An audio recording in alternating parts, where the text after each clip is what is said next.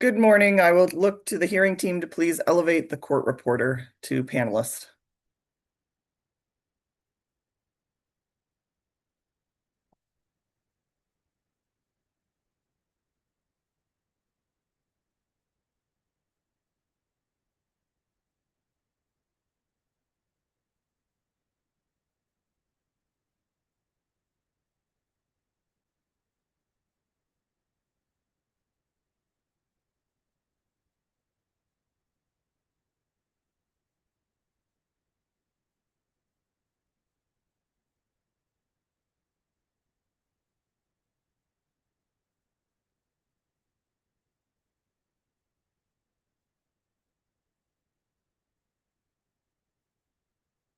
And are we able to elevate the court reporter to panelist, please? And if you're the court reporter, you may have to click an accept.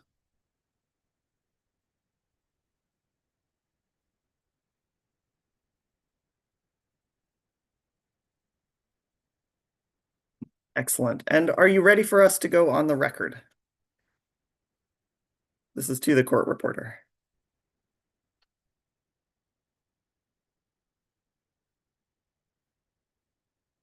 I can't hear you, but you could also give us a thumbs up or a hand raise if we're good to go.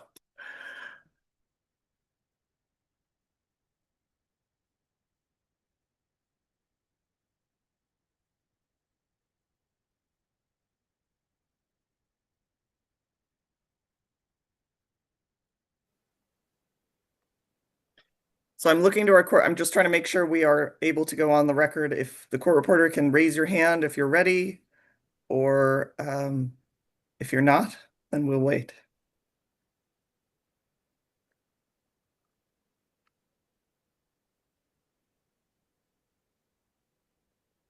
We can't hear you if you're trying to speak to us. I see you're off mute, but we can't hear you.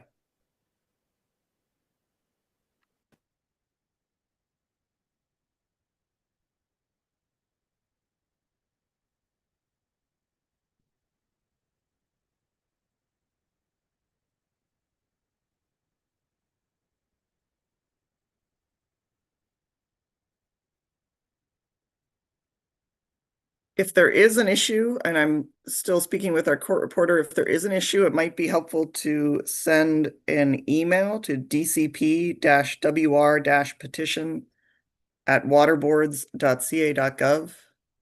That's one way we could communicate with you.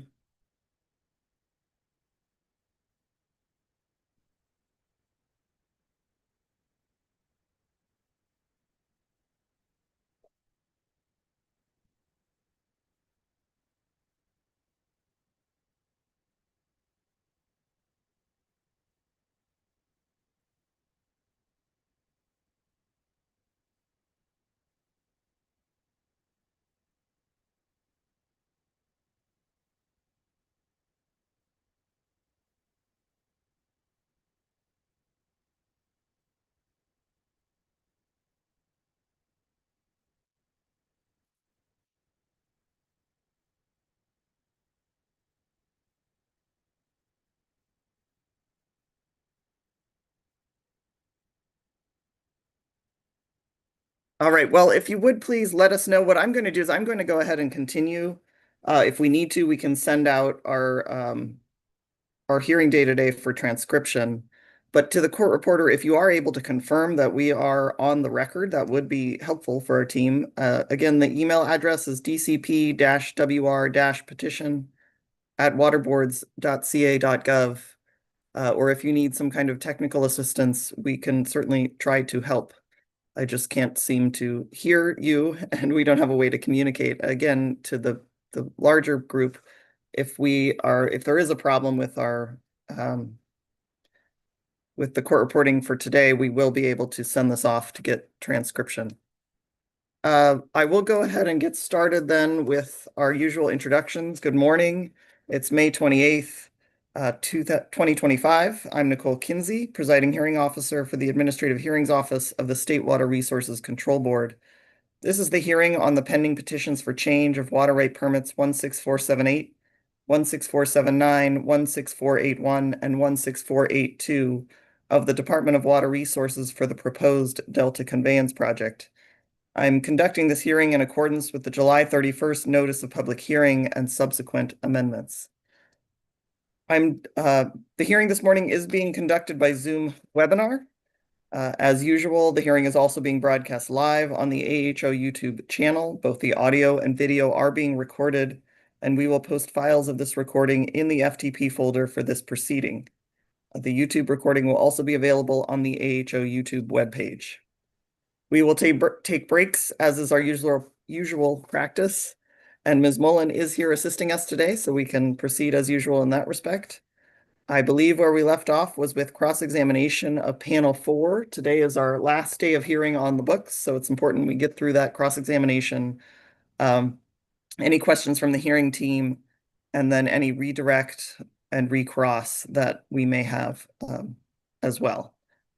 I think this is essentially today going to be the close of our DWR's case in chief. We do have hearing days scheduled in June with respect to the supplemental information. We did receive that information from DWR yesterday, and it should be available on the FTP site soon, if not already. It will be available shortly. We're moving it over to all of you. And we can talk a little bit more about that and other procedural issues at the end of our day today. I just want to make sure we get through it all. And then we can address any other matters that we need to prep us for the rest of our hearing going forward. With that, Mr. Spain, you are welcome.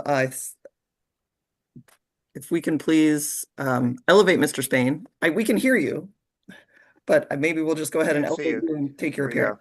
Here we go. All right.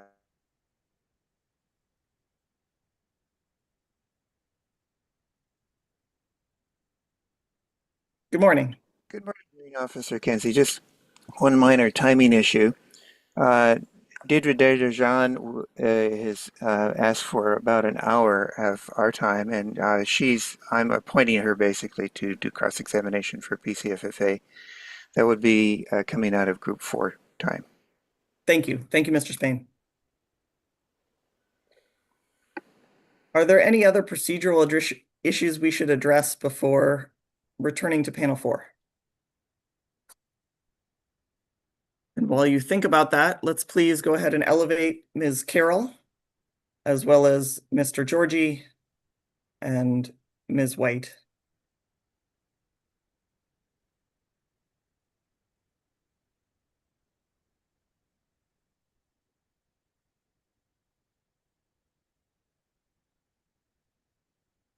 Good morning, Mr. Georgie. Good morning, Ms. White. Welcome back. Good morning. And I believe we have Ms. Morris as well. Good. And Ms. Carroll. Good morning. And I believe our usual practice is to have Mr. Krieger. We can please elevate Mr. Krieger.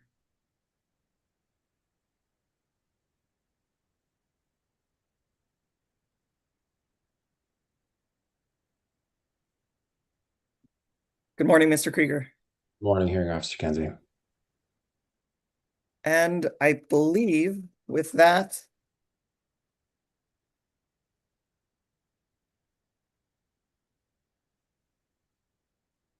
I'm looking for my order here. Who do I have next? Who is cross-examining this morning? Who's first? I'm taking volunteers. This is John Herrick for South Delta Water Agency. I think I'm up first. Wonderful. Well, it's not wonderful for everybody, but. Good morning, Mr. Herrick. Good morning. Let me see if I can get the camera set up here before I mess things up further. Thank you. I'm ready. Then to you, please. Thank you. Good morning, Mr. Georgie, and long time no talk, Ms. White. How are you? I'm well, thank you. And you? Morning. I'm old, but that's a different issue. Let me start with some of the limited number of questions during the modeling panel were deferred to by the witnesses to this panel on operations. So I just have some background questions that I don't think are very complicated or will take long. So Ms. White, the DWR in conjunction with the Bureau operates to meet D1641 requirements, correct? Correct. And I don't want to overstate that, but does that include all D1641 requirements, or some of them, or most of them, or what? What per number? We have requirements that will change throughout the year. So depending upon the time of year and what those requirements are is what we would be operating to, as well as our CISA and ESA permits as well. Is it your understanding that there are agricultural beneficial use objectives for salinity in the South Delta? That is my understanding set forth by the State Water Board. And is it your understanding that there are, in the South Delta, there are 3 compliance locations where compliance is measured or monitored? There are 3 South Delta salinity compliance locations. Does DWR operate to meet those 3 salinity compliance location mandates? DWR operates to meet D1641, and those are part of D1641. What operational changes does DWR make if the salinity standards in the Southern Delta, those 3 we were just talking about, are not being met?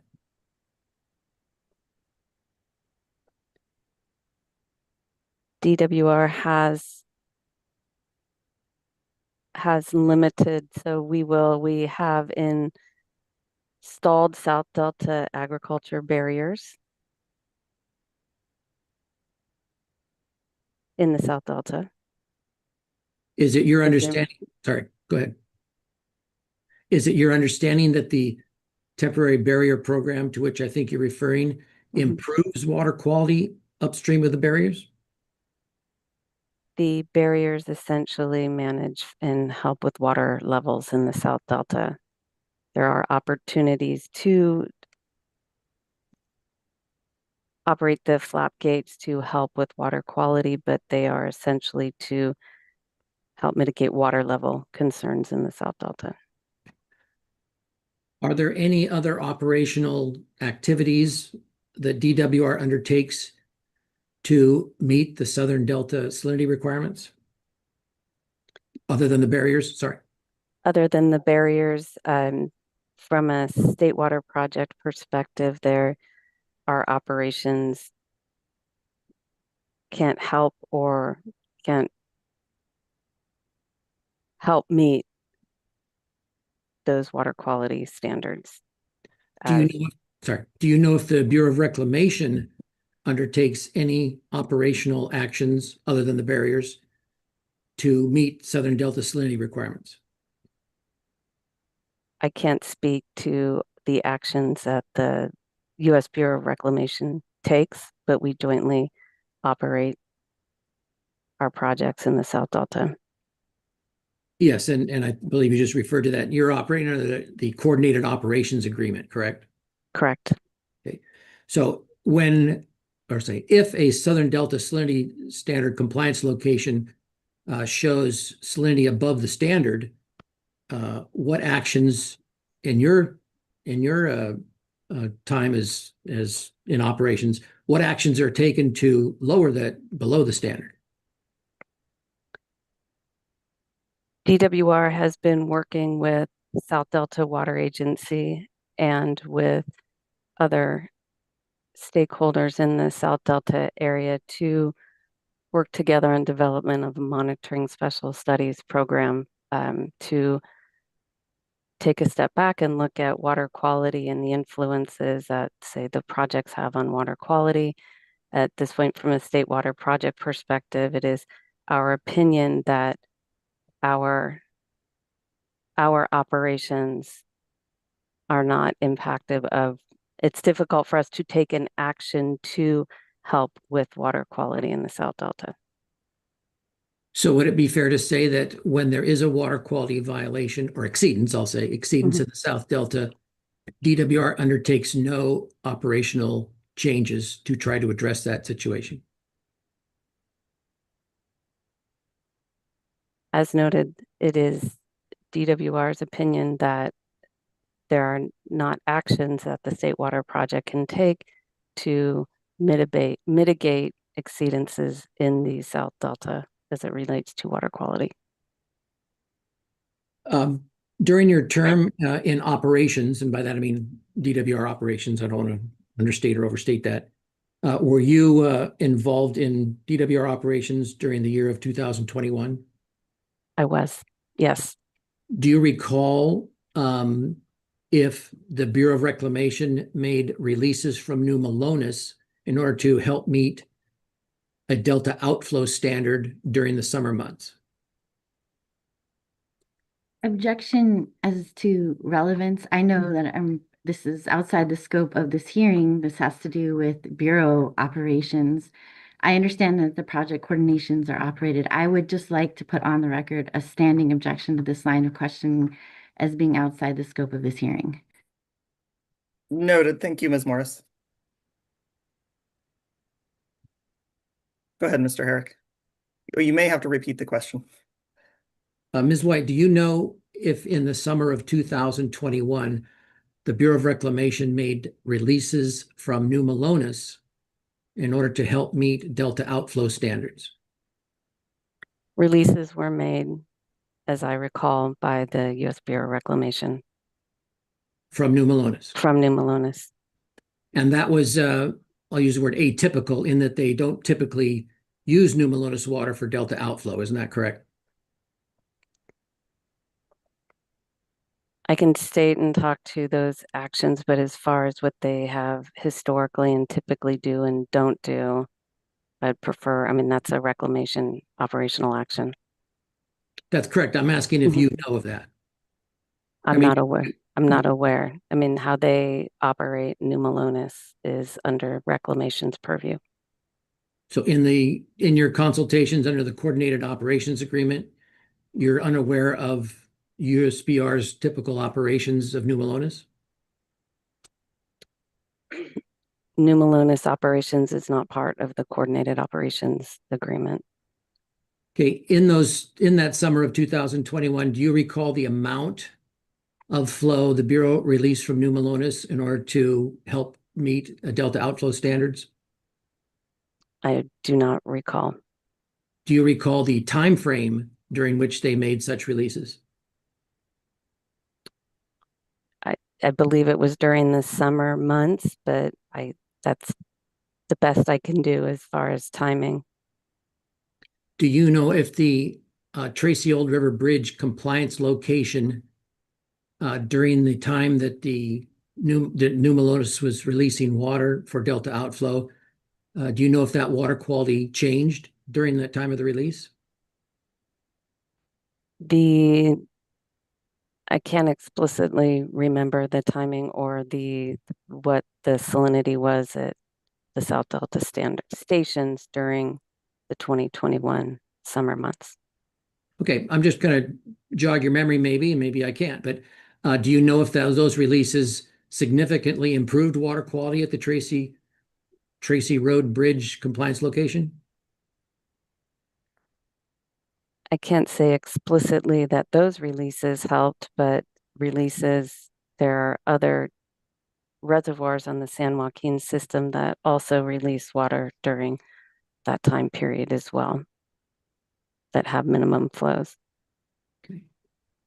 In your discussions with the Bureau under the Coordinated Operations Agreement, I'll say procedures, have you ever discussed with the Bureau how the joint obligations of the Bureau and DWR for meeting Southern Delta salinity standards might be met using New Melones water?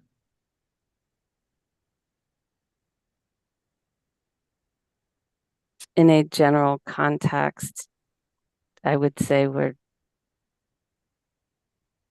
think Mr. Herrick, as you noted, the reclamation made releases during the summer of 2021 outside of that operational period. They have not. So maybe you need to restate your question. That's fine.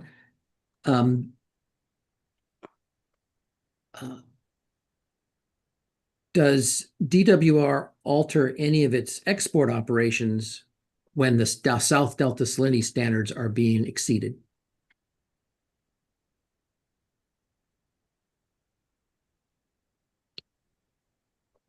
We will look at, did you want to look at, okay, we will look at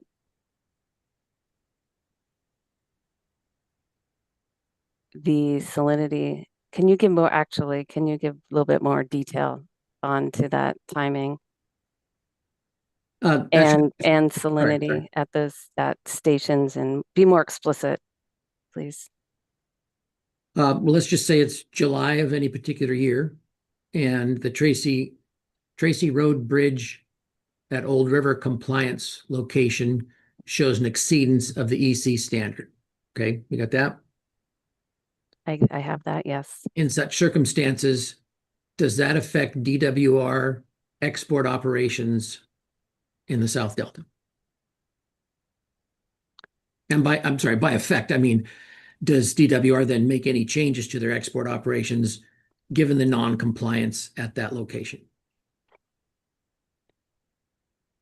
I believe, as I answered earlier during this line of questioning, that it is DWR's opinion or my opinion, and through studies that we have been conducting over the course of through the monitoring special studies program, that our export operations, there's really not much that the State Water Project can do to help manage salinity standards at that specific station. Okay, that's a comprehensive answer. Doesn't that mean no to my question?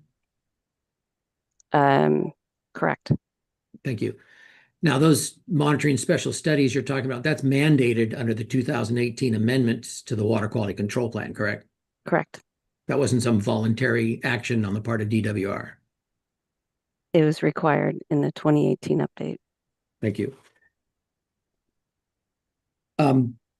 Ms. White, are you aware of any problems, and I'll define that, any problems in the South Delta with regard to the stage or height of the water with regards to local diversions local diverters making their diversion? Sorry, I can almost talk. I am aware, and Mr. Herrick, I know you are as well, that there are concerns with siltation buildup in the Southern Delta, in the South Delta. And there's I want to misstate that there's a system whereby if somebody is experiencing a low water level problem or can't divert, they can report it to an email site at DWR. Is that correct? That's correct. Objection, vague and ambiguous as to problem and as to time frame. Well, the time frame's irrelevant. The problem is what we're talking about, which is the stage of the water. So I don't think that's a valid objection. But And I think we're through it. So we Okay. got there. Thank you. Now, Ms. White, when such complaints are, I'll say, forwarded to DWR through this process, do DWR operations with regard to exports change in response to those complaints? Objection is to time frame, vague and ambiguous as to the types of complaints. Well, I think we just described the complaints, and the time frame is any time the complaint is made. Can you just, Mr. Herrick, just for the record, will you describe the types of complaints you're referring to? Okay, let's make a hypothetical, Ms. White. Let's say that Pescadero Reclamation District reports to DWR's complaint site for water level issues that they're unable to divert from their pumps. You understand that so far in the hypothetical? I understand. And so that, in the hypothetical, that typically occurs starting sometime in July. You understand that in the hypothetical? In the hypothetical, this case is starting in July. Yes, thank you. And so after they make the complaint to the DWR website for such complaints, or email address, whatever it is, do the DWR operators make any changes in export operations?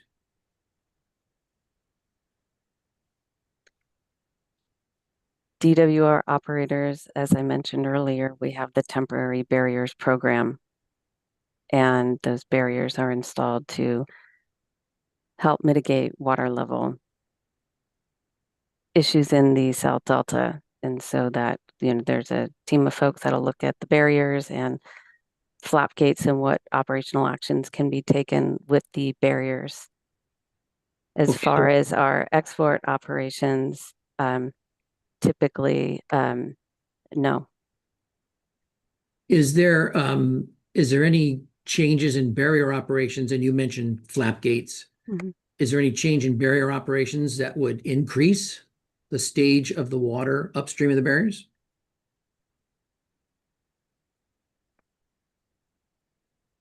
Can you give a little bit more detail on that, or? Yes. Do you understand that? Do you understand if when the barriers are operating, there are a number of culverts in the middle of rock placed across the channel, such that when the tide comes in, the water flows through the culverts, and when the tide starts to turn to flow the other way, the culvert flap gates stop to hold that water that came in on the tide. You understand that's how they operate? Very generally, but yes. Generally, yes. So you mentioned as a response to a complaint about water levels that DWR's people would look at flap gate operations on the barriers. You recall that? Yes. Okay. So is it your opinion that there's anything to do to those flap gate operations that will increase the water above what it was under the operations that were going on at the time? Objection vague and ambiguous as to where the water is increased. Now, this is, we have to have some level of rational thought here. We just talked about the barriers increasing, Mhm. the water flows in and the water level is increased upstream of the barriers. This is pretty clear.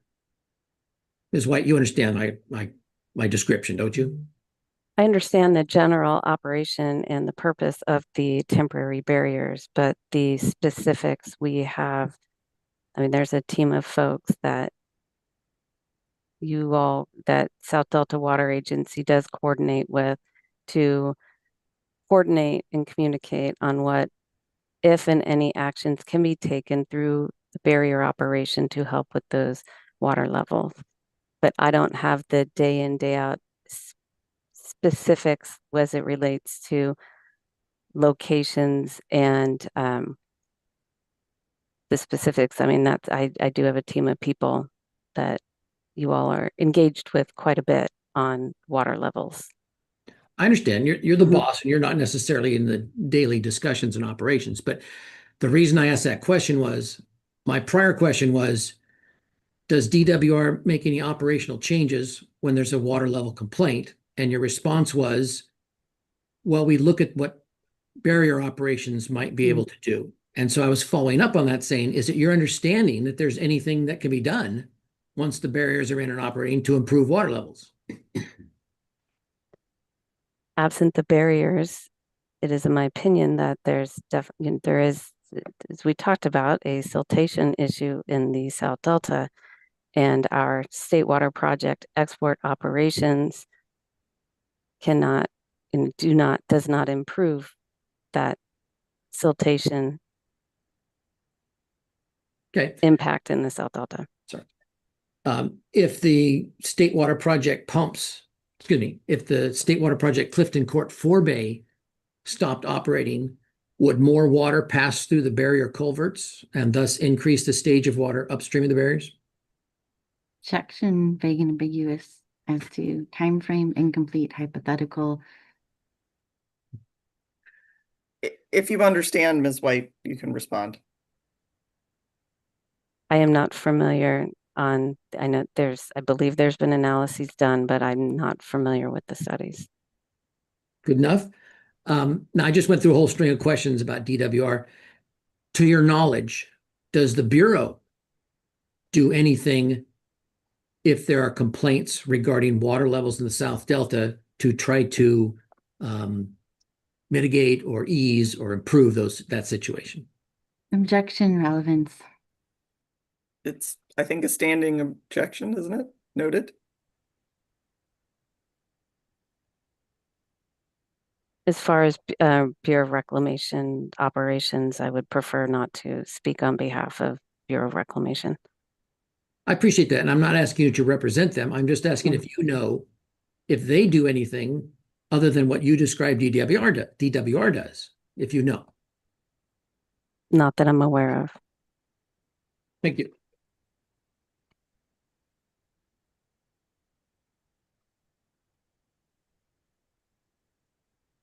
Pardon me for being blind in my own notes. Ms. White, your testimony includes a brief description of how you calculate delta outflow. Is that correct? I'm not trying to test you on your knowledge of that, but my testimony does refer to the net delta outflow index calculation. and as I understand it, net delta outflow is a calculation to comply with permit conditions to maintain a certain outflow. Is that right? Correct. It's not a measured amount, it's a calculation, correct? It is the calculation. And the calculation is how much water is coming into the delta from whatever source, how much water is being exported, I guess at all places, and how much water is being lost in the delta. Is that correct? I'd probably want to defer to Bryant if you want to go down the specific path of exactly what is in the net delta outflow index equation. Sure. Mr. Georgie, do you understand the question? Yes, that's generally the concept of the delta outflow indexing. Sum up the inflows to the delta, subtract the diversions and the consumptive use within the delta, and what remains is the outflow. Okay. And it wasn't really clear. If you could speak a little slower. You said the in delta consumptive use was one of the calculations or inputs. Yes, it's one of the components of the calculation. And do they still use the Delta Island consumptive use model or some other method of calculating that? I don't know. In DT-1, it calls for the use of the consumptive use from the day flow calculations, and so that's what's used. And day flow, that's part of a model, correct? Yes. Does the calculation of the interior delta consumptive use have any decreases due to any specifics where people aren't or shouldn't be diverting, or is it just a summary of the whole area?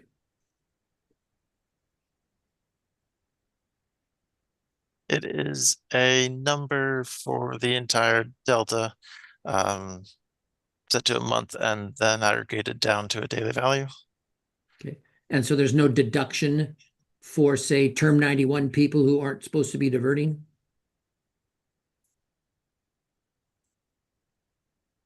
Objection to the extent it calls for a legal conclusion.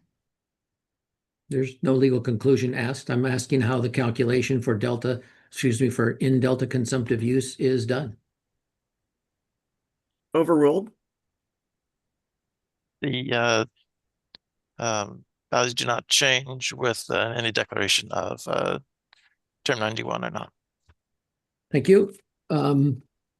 My next question's dealt with what I think, I'm looking at Mr. Reese, I think DWR just supplied us with additional information that deals with permit, maximum permit diversion rates and volumes. And so I won't ask those questions because it's my understanding that there are hearing days later in the month that will deal with that additional information. So as long as I'm right on that, I'll cut out some questions, much to everybody's joy. I think that's right, Mr. Herrick. Thank you. All right. Okay, back to Ms. White. You on page 4, we don't have to go to it, but page 4 of your testimony, you talk about the WOMT, the WOMT group. You recall that? Yes, I recall that. And does the WOMP group, is that a public process? I mean, is the public invited to their notices, or is it a agency meeting? It is an agency meeting. And are the discussions in that agency meeting, oh, excuse me, do the discussions in the agency meeting, do they result in decisions about upcoming operations? Is that the purpose? Generally, yes, operations and upcoming operations are discussed at that meeting. And are those discussions and or conclusions then passed on to the state board? The state board participates in, they're one of the agencies that participates in the water operations management team. Is there any way for a member of the public to be part of those meetings, discussions, and decisions? There are other meetings and forums where the public can participate. The public does not participate in the WOMT. Do those other meetings you reference have any impact on the decisions made in the WOMT group?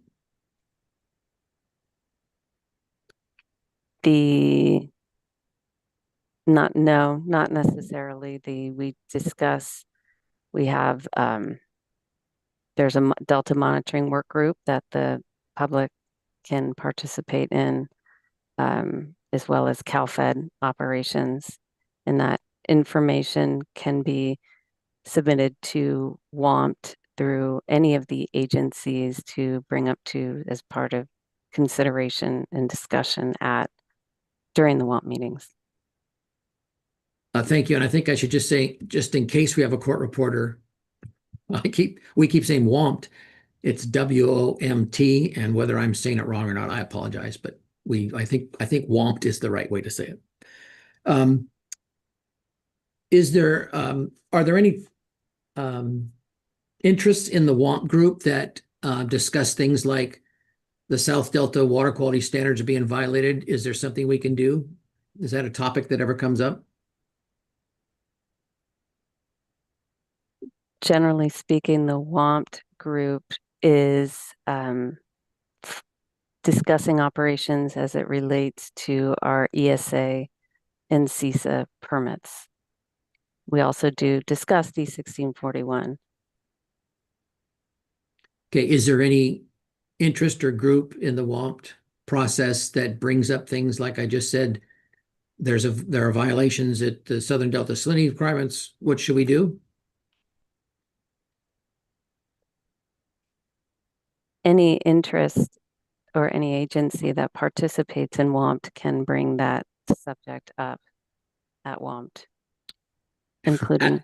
Sorry, has it ever been brought up? I don't recall. Have water level concerns in the South Delta ever been brought up in the WOMT meeting?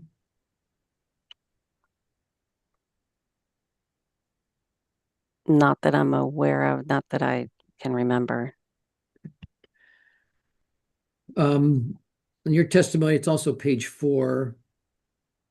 You talk about how the DCP operations plan is a living document. Do you recall that?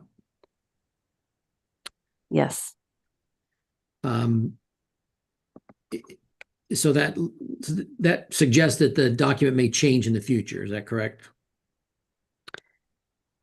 Yes, it is a living document in case requirements, commitments, in case planned operations will change. If any changes are proposed or thought necessary, is there any process by which the public can participate in those changes to the operations plan? Can you be more specific on what types of changes for instance, if we have an incidental, our incidental take permit had new bypass criteria that was different than the original different than what was included in the original operations plan. So DWR updated the ops plan to include that refined bypass flow criteria, which was a changed regulatory requirement. And so that are the type of examples of how the operations plan would be updated.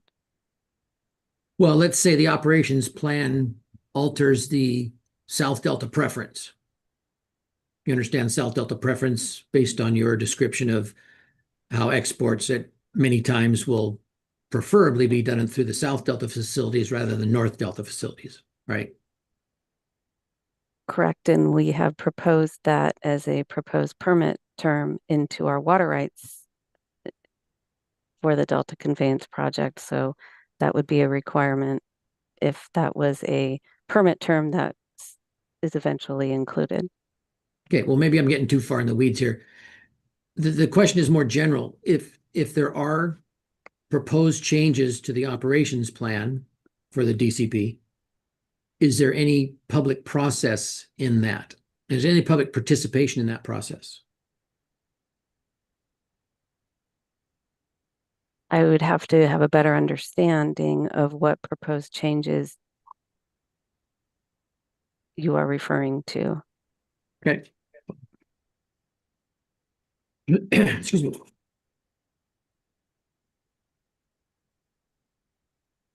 What's my time going here?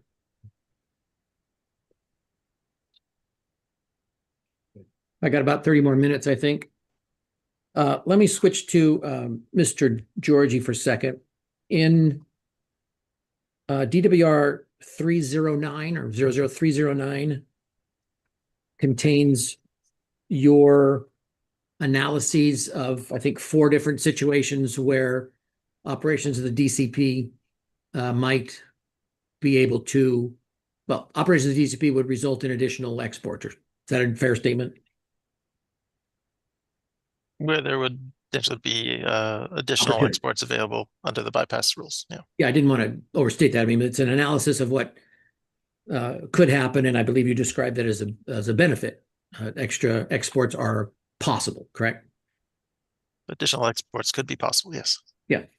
Can we bring that up? I'd like to get figure 3 on page 6.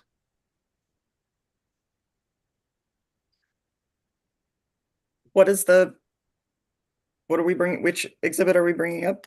DWR 00309. Thank you.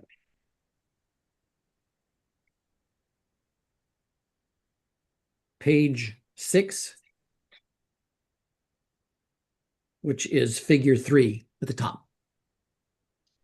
That's 1. So it must be, sorry.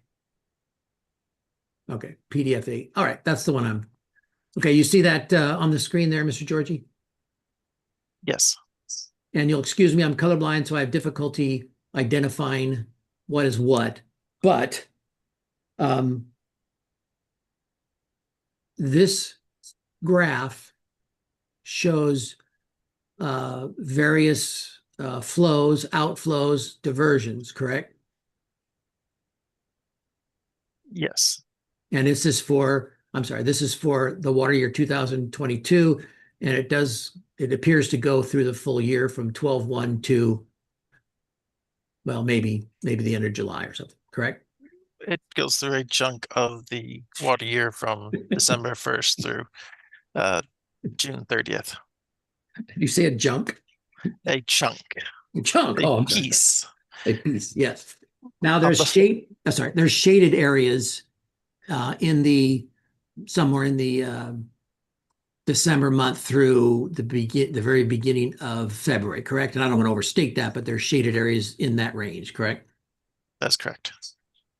And the shaded areas span about from December 20th through about February 1st of 2022. Is that generally correct? I don't want to get a dot wrong or anything. Generally collect probably January 31st. Yeah. Or possibly 2 days before. Sorry. And those diversions are based upon the ITP application conditions, right? It's not the original Delta Conveyance. It's with the ITP, I'll say further restrictions. Is that correct? It is based on the bypass rules submitted in the ITP application. Thank you.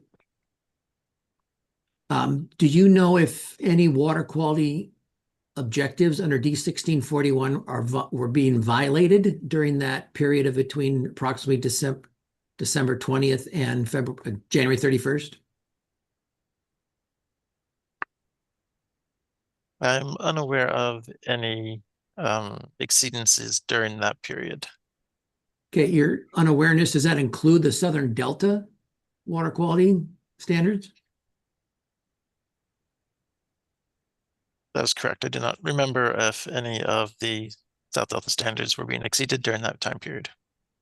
To your understanding, would DWR be able to use the North Delta intakes during this time frame, even if the Southern Delta standards were being violated?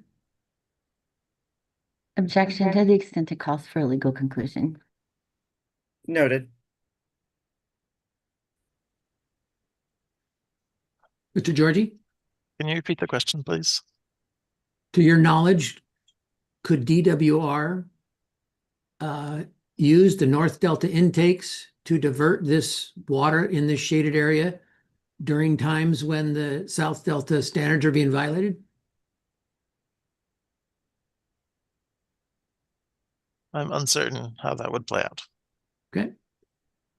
Ms. White, would that be a discussion in the WAMP group?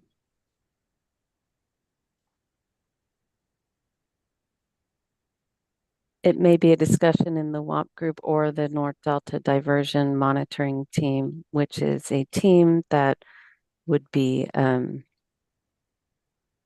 will be formed pursuant to the our incidental take permit. And is that team, is that the one that includes the, what is it? I don't want to misstate it, the Sacramento Regional Wastewater Group or plant or whatever it is? That team, it'd be DWR and CDFW. It's certainly has not been formed yet. So exactly to the extent of agencies that are participating in that team, I don't have an answer for that, but it is at least DWR and CDFW. Do you know if that team would include the South Delta Water Agency?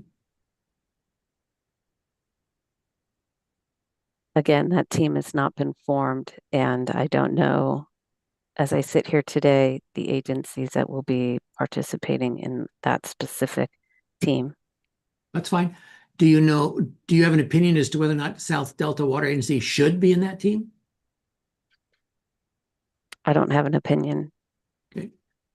Mr. Georgie, I'll say the opportunity for use of the North Delta intakes on your figure 3, again, that's the water year 2022, correct? Yes, a portion of that water year. Thank you, a portion of that water year. Sorry, I realized that when I said it. Do you know if there is a TUCP requested by the DWR and granted by the state board during that year? Yes, I believe later, beyond the point of the excess flows, there was one TUCP submitted and a TUC order issued. So did your analysis take into consideration that during a dry water year, the DWR might squeeze a little bit of additional water out before having its requirements relaxed later in the year? That seem odd to you? Objection argumentative. I think it's kind of funny. I don't know if it's argumentative. Mr. Herrick, you can please move on to your next question. Okay.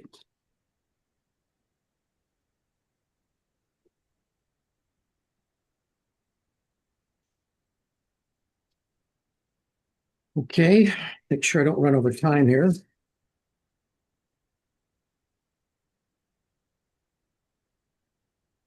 Ms. White, I think this was covered, so I hope I don't spend too much time on this. On page 8 of your testimony, you talk about wheeling and transfers. Do you recall that?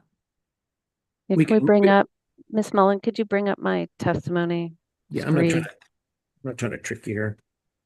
I have it on page 8, lines 10 and forward.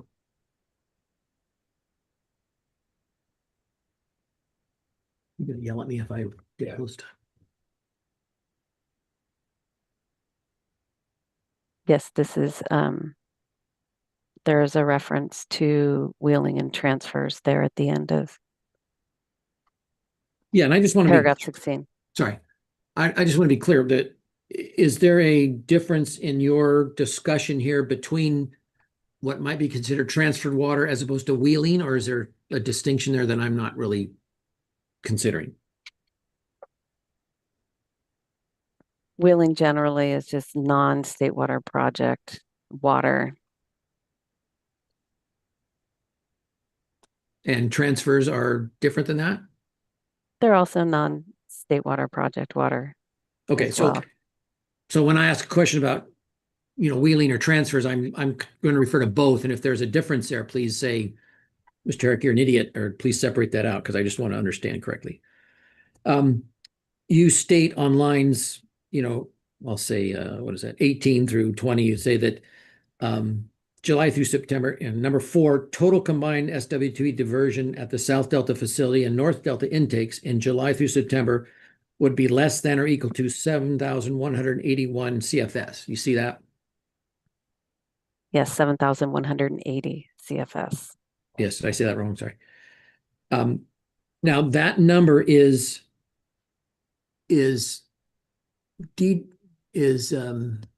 DWR's exports of either DWR or Bureau water. Is that correct?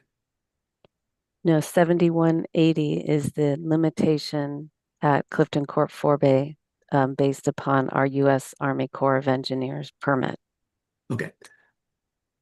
But according to the footnote, that doesn't include transfers or other additional exports. One of them is listed as wheeling. Is that correct? I'm trying to understand. The 7180 isn't the limit because there can be transfer water, right? The 7180 is the limit of that DWR has committed to, that our combined exports between the North Delta intakes and the South Delta intakes would not exceed 7180 CFS, as that is our current South Delta export limit capacity. And that's Okay, what we are committing to. Okay, but on line 20, you say that's 7180, but then you say excluding diversions for transfers and wheeling. Does that mean there could be transfers and wheeling that increase the 7180?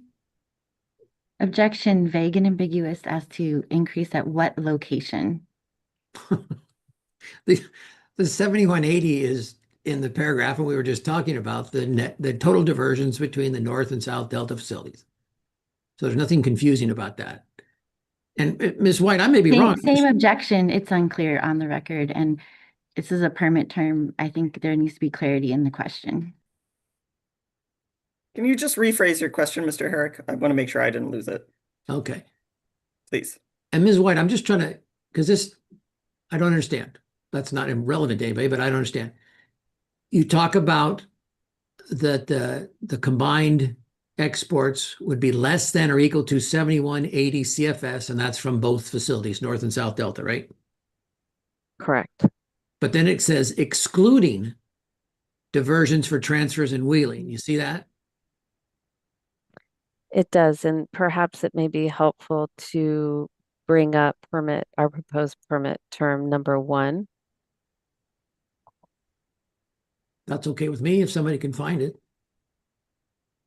It's, what is it? DWR. 11 1101, is that right? I think so, yeah. Ms. Mullen might remember. We had it up yesterday. It's 1101. Thank you. Thank you.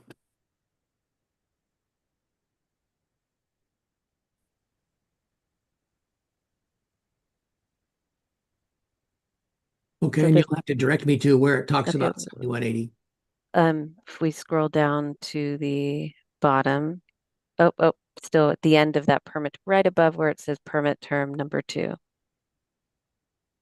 That last bullet is our Clifton Court permits, and as prescribed now, the limitation for exports by our Clifton Court permits is the 7180 in that July through September period. Okay. Let me back up.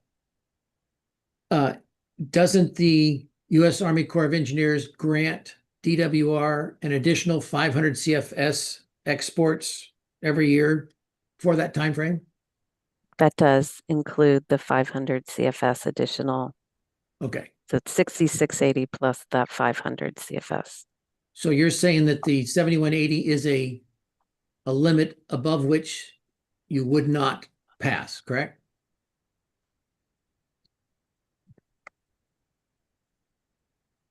The 7180 is our limit based upon our current operations and our commitment based upon our current permits that we are bringing forth during the July through September time period.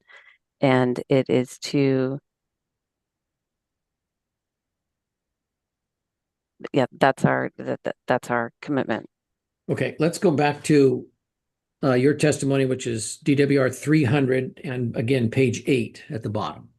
Excuse me, Hearing Officer Kinsey, our clock shows that Mr. Herrick has been going for 45 minutes, and as of yesterday, you said you would be holding people to their time estimates.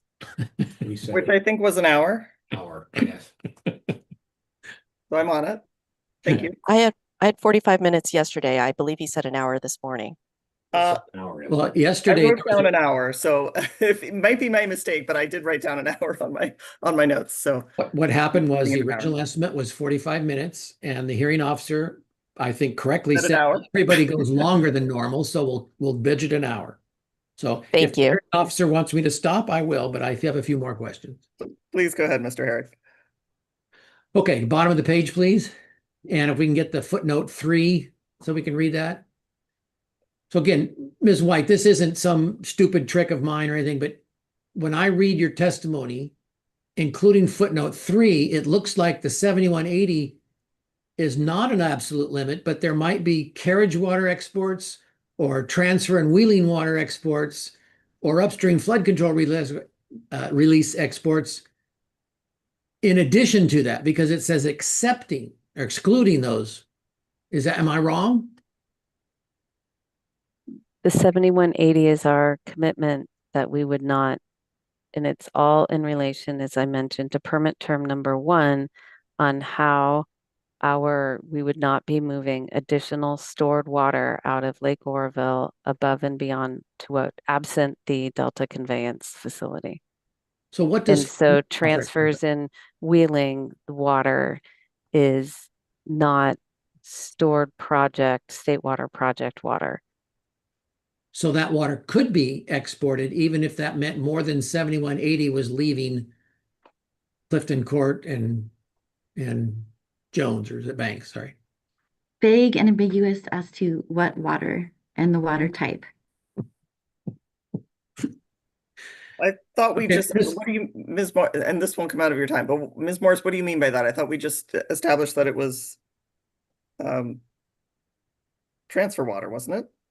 What do you mean by what type? I'm confused. The problem is that in the question, it just said water. Previously, Ms. White stated non-SWP water. So I'm asking for clarification as to the second question that was asked on this. What type of water? I see. Mr. Herrick, did you mean water not diverted under the SWP water rights? Well, I think that's what I asked, but let me try again. Ms. White, I'm trying to determine if the 7180 limitation means that there won't be more than 7180 exported. And so is it correct to say that the 7180 CFS is a limit on DWR's diversion of its upstream stored water, but that exports of, according to paragraph or footnote 3, of carriage water savings, transfers, or flood control releases might still be exported, even if that means more than 7180 is being exported by the state? Is that what that means? Yes. Thank you. Okay. All right. Okay.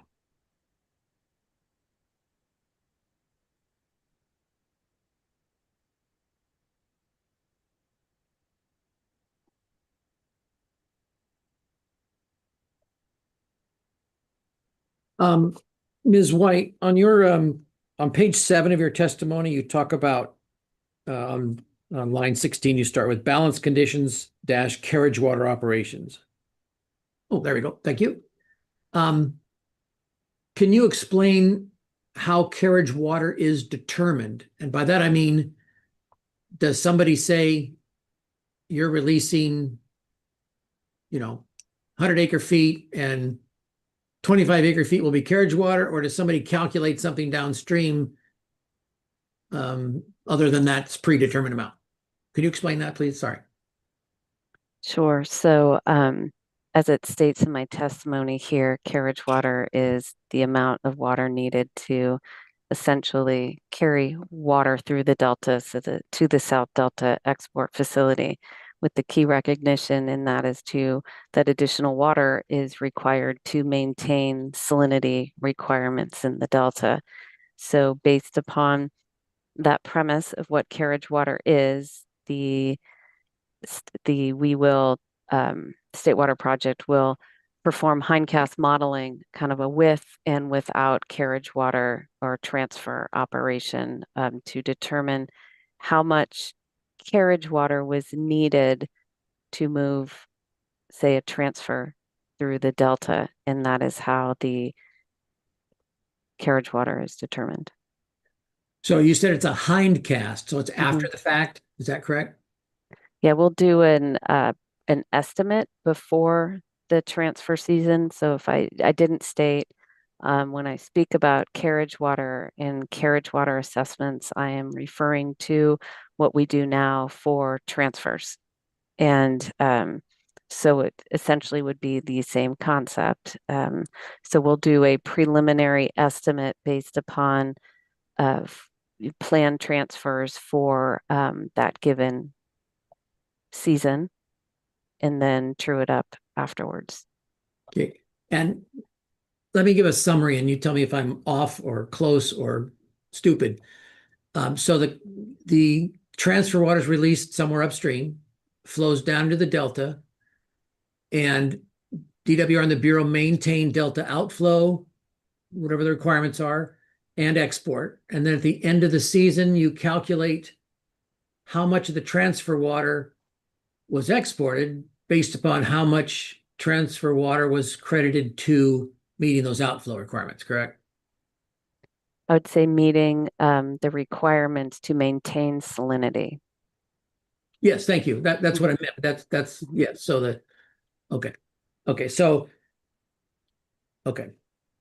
and that calculation is based upon both hydrologic conditions and temperature, air temperature and stuff like that for some determination of loss, right? It's based upon flows and conditions, of actual flows and conditions in the delta. Okay, thank you. I think that's it. Let me just quickly. Let me just add, I think somebody covered this as my last question or set of questions. Ms. White, the preference for North Delta exports, because they save carriage water, will always be greater than the preference for South Delta diversions, correct? Can you restate that? I'm not following that question as you relate to preference for North Delta. Sorry, one of the things you talk about is operational opportunities to shift exports from South to the North Delta intake. And one of the things you mentioned is if you use the North Delta intake, you save carriage water. That's one of the benefits of the project. You recall that? Yes, that's one of the shifting conditions that we look at. Excuse me for having my head back. I'm looking at the screen on the thing and I notice now we're staring at my nostrils. The incentive to do that is always there, right? Because you will always save carriage water if you use the North Delta facility, won't you? As opposed to using the South Delta facility. By shifting from the South facility to the North facility, would provide for carriage water savings, but it's not always going to be an operation that we will do because we'll be assessing conditions just within the delta to determine whether to actually make that shift. Do any of those assessments include a consideration of Southern Delta salinity? We'd be looking at all conditions within in the delta. Would those conditions include water stage in the South Delta? As I understand it, Mr. Singh did in his testimony did provide modeling results for, say, water levels, the with and without delta conveyance facility. And there was no, excuse me, there was not any difference in water levels. But we would be, yeah. Well, I would just say that the modeling speaks for itself. There weren't, Mhm. I'll assert there weren't no differences. But anyway, with that, since I'm running out of time, I will defer to the view of the rest of the world that I should stop. Thank you very much, Officer Kinsey and panelists. And I look forward to more discussions with Ms. White in the future as we stumble forward trying to solve some problems. Thank you. Thank you, Mr. Herrick. Let me find out first who is next. Who from the protestants is next to cross-examine this panel? Ms. Meserve. Good morning. If you're next, I was going to give us a 5-minute break so I can get some more coffee, but I wanted to make sure I knew where we were going. Wonderful. All right, Yes. let's go ahead and take 5 minutes and we'll be back at 10:13, please. Thank you.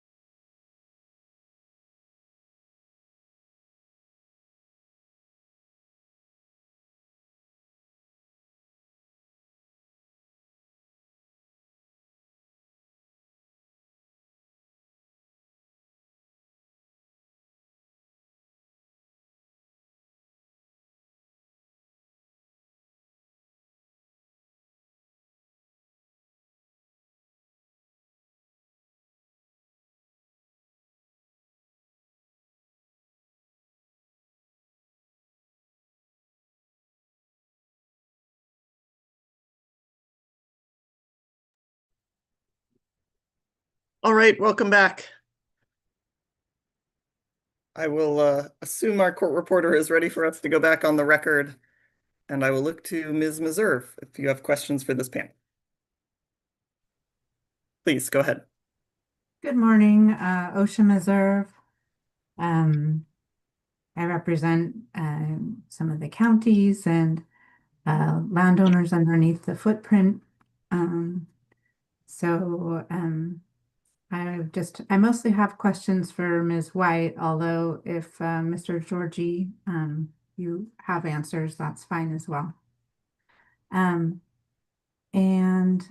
so Ms. White, I wanted to start out first of all with you had some questions already about emergency situations in the operations plan, where there's that reference on page 16, section 6.0 about changes in operations due to emergencies. If Ms. Mullen, we could bring up an AHO exhibit, which is the EIR chapter 1, it's 1001. And it's the introduction chapter to the EIR. And I would like to go please to page 17.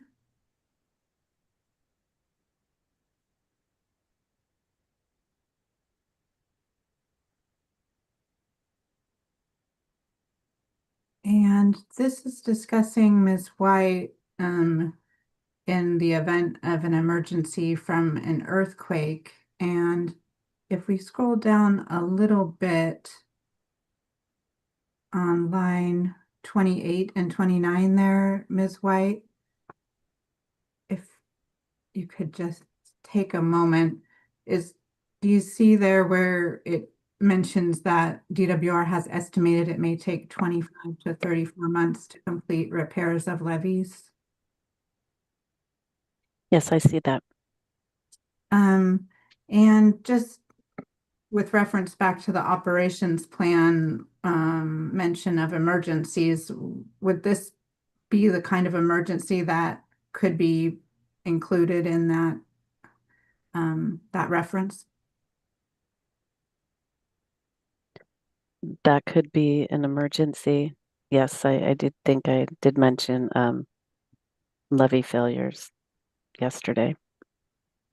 And then in such a situation as is referenced in this introductory chapter of the final EIR, in your opinion, would DWR likely pump solely from the North Delta diversions proposed in this change petition for that time period?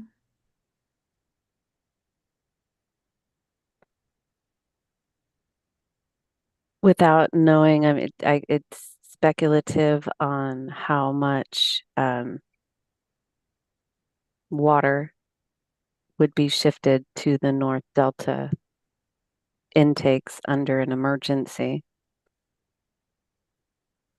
without knowing, say, what the South Delta salinity issues are. And I'm just reading, one part of this document. So without understanding, say, the exactly what the conditions are around this, say, this scenario. Sure. And just, again, I'm just going off of what was in the EIR. I think this is in the introduction describing some of the reasons why DWR has proposed the project is my understanding, but is it possible, in your opinion, that the pumping could be for this length of time solely from the South Delta in the future if this hypothetical scenario in the EIR was to occur? I would say, in my opinion, under a scenario of an emergency, as I'm reading, where the water quality far exceeds M&I standards, say in the South Delta, DWR would look to use the North Delta intake for waters to be able to divert water that is not, that is, yes, we would look. Again, it's my opinion, how much or when, I can't exactly state without knowing the actual conditions, but yes, we would be using the North Delta intakes. And to your knowledge, has DWR analyzed the water quality effects of an operation like that, where in this example in the EIR, diversions may be occurring potentially solely from the North Delta for 2 years or more?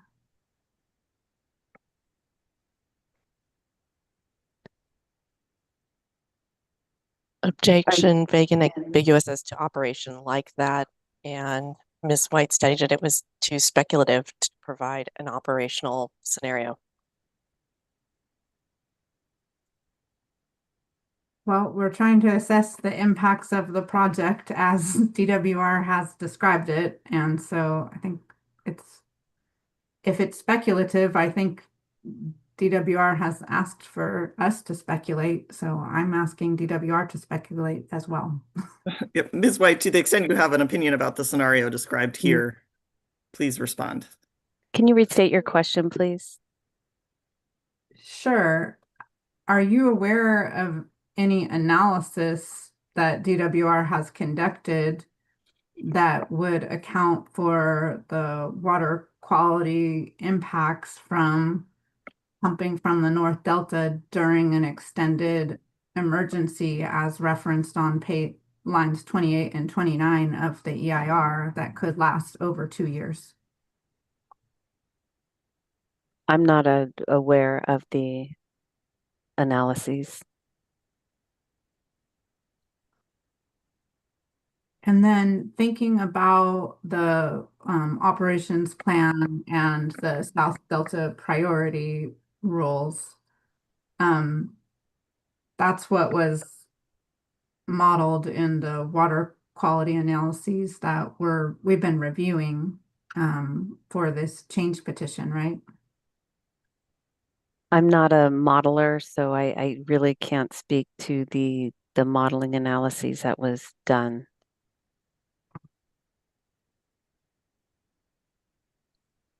Thinking about your reference to the North Delta being used in the event that the M&I standard, for instance, in the South Delta was exceeded, would pumping from the North Delta assist with meeting M&I standards for a water diverter like the city of Stockton in the South Delta?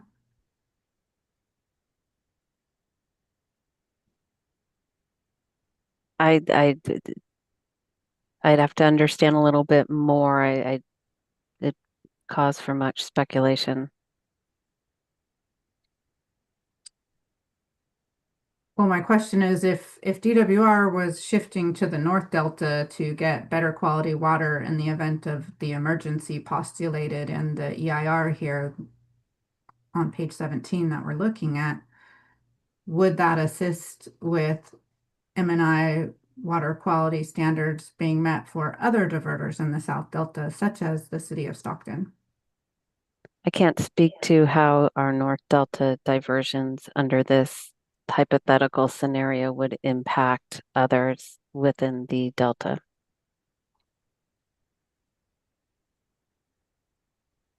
And isn't that because DWR hasn't actually provided information about water quality impacts from an extended period of pumping in the North Delta under the scenario postulated here on page 17 of the EIR?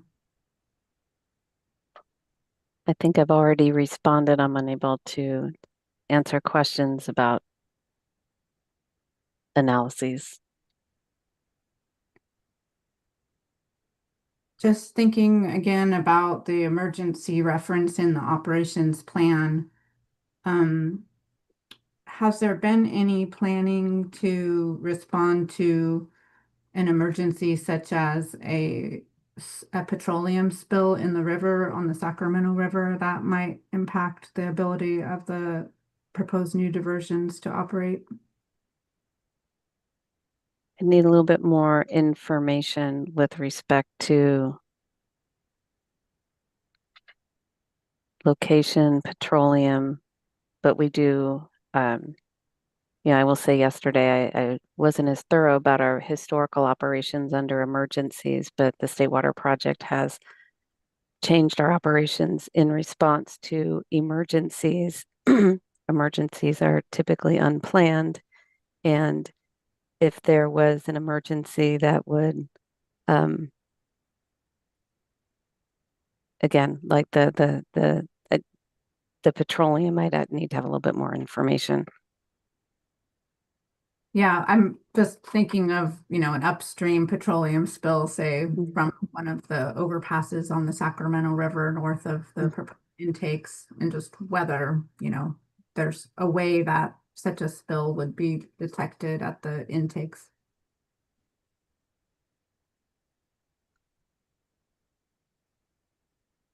It would be, again, as far as with depends upon how much, when, timing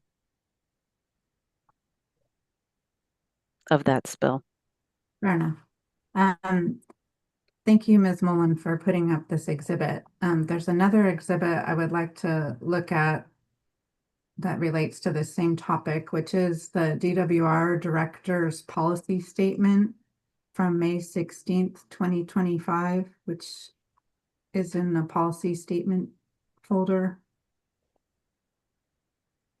So that will be Ms. Namath's policy statement. Correct, yes.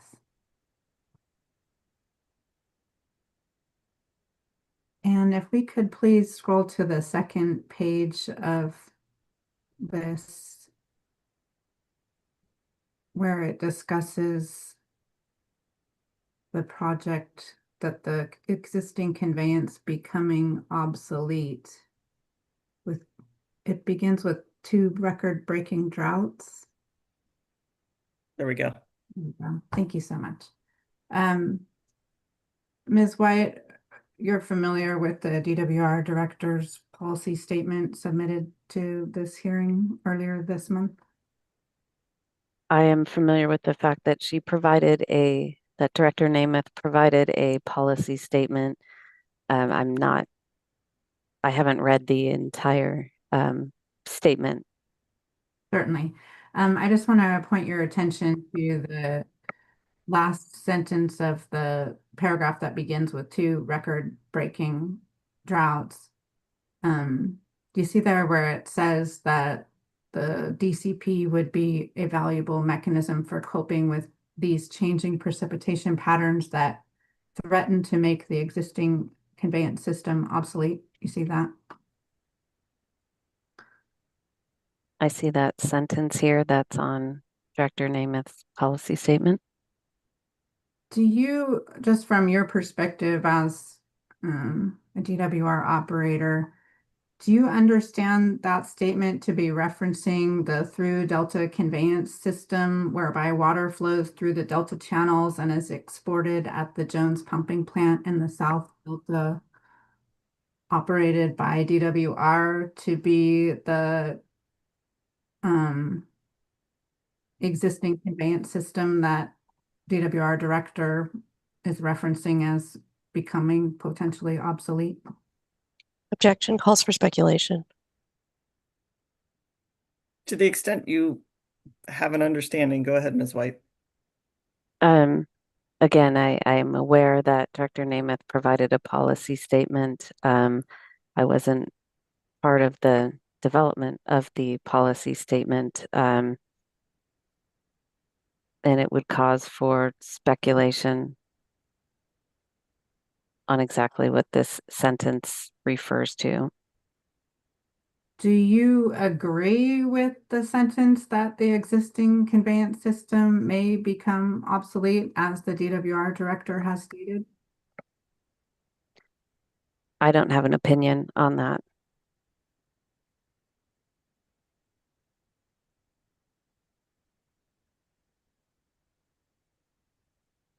as the manager of utility operations at DWR, have you conducted any planning with respect to a time period when the existing conveyance system may become obsolete as described by the DWR director?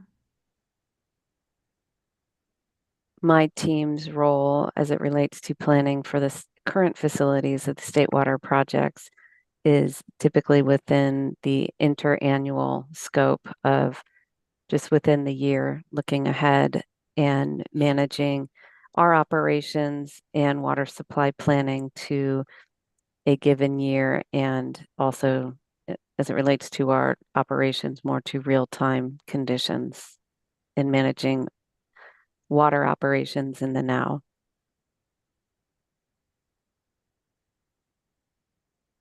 But your testimony relates to a project that would be built in the future, right? My testimony refers to for the information that we know now on how the Delta conveyance facility could be or would be integrated into state water project operations.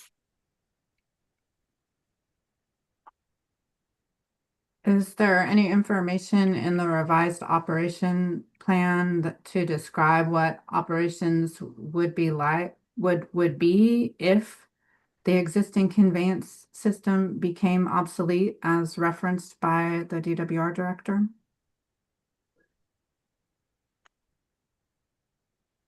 I am not aware within the operations plan on the conveyance system existing conveyance system becoming obsolete.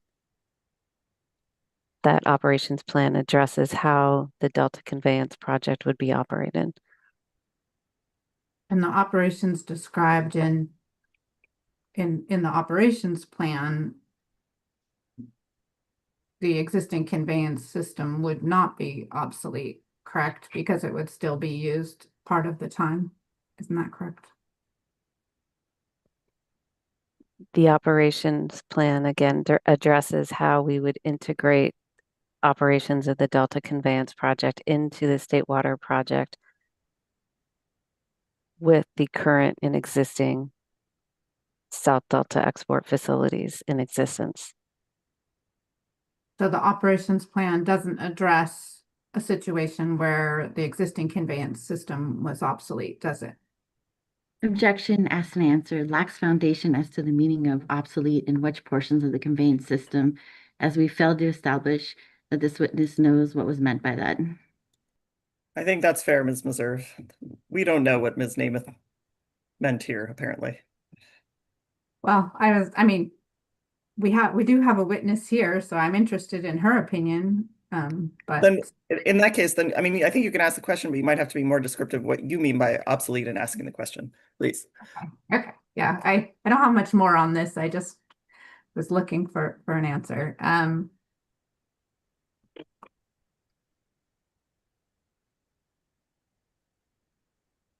I guess so.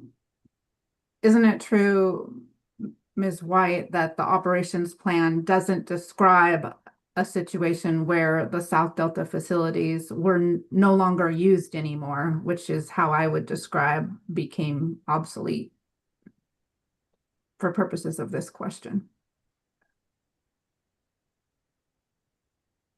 I do think in my mind I have answered this question that the operations plan addresses how the Delta conveyance project, North Delta intakes, the operation of those intakes would be integrated into the existing state water project.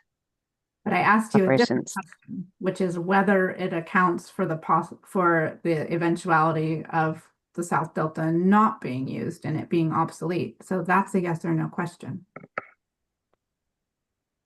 We no. Thank you. And just to cover it as well, are you aware of any other analysis besides the operations plan that's been submitted with DWR's change petition that would describe operation of the DCP if the existing conveyance system became obsolete or was not used anymore? Same objection as to definition of obsolete in existing water system. Existing conveyance system is the through delta system whereby water flows to get to the South Delta pumps that DWR currently operates. But above, we described obsolete and Miss Meserve's opinion as no longer operating the South Delta pumps. Using my definition, yes, I would like an answer to the question. If any materials have been submitted to your knowledge, Ms. White, with DWR's change petition that describe what the operation of the DCP would be in that scenario.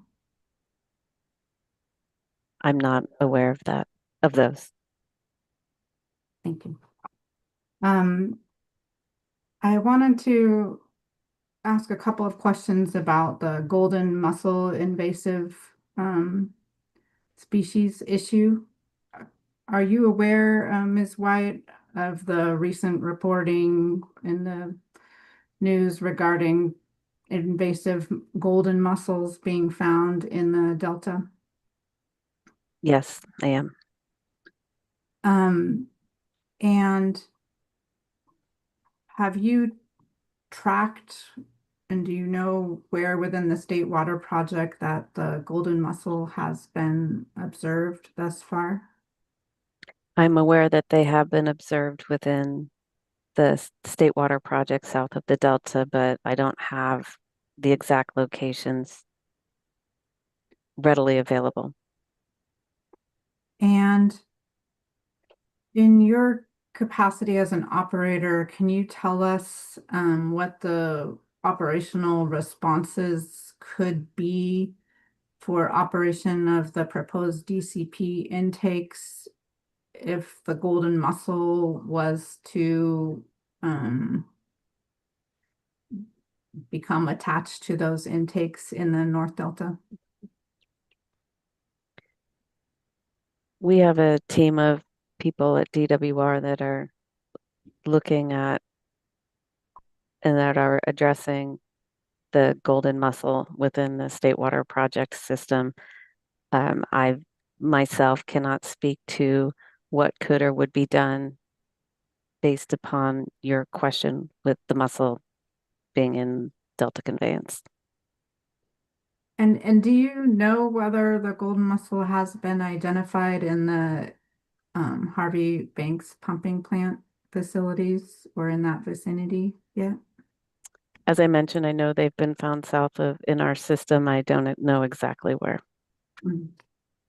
And isn't a problem with the golden mussel that these species tend to aggregate on screens of water intakes?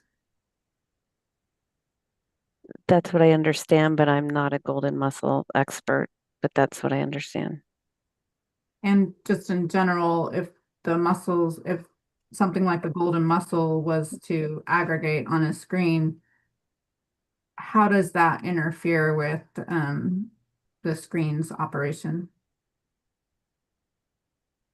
Again, I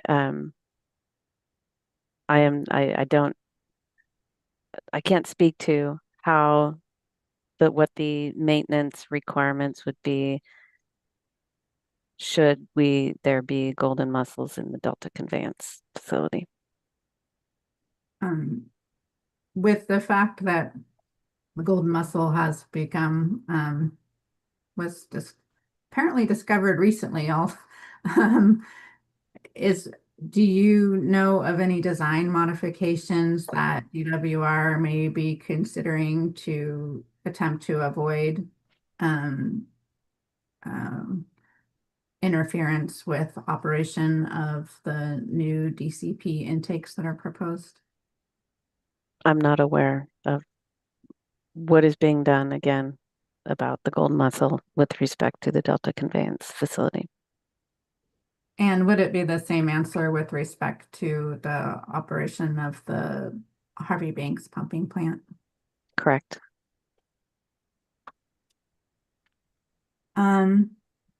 And you may have gotten a question about this, but I wanted to ask about the operations and lifespan of the proposed DCP. Do you know what the planned life of the DCP intakes would be? Meaning how long those facilities would be designed to operate? I'm not familiar with the design and lifespan of the intakes.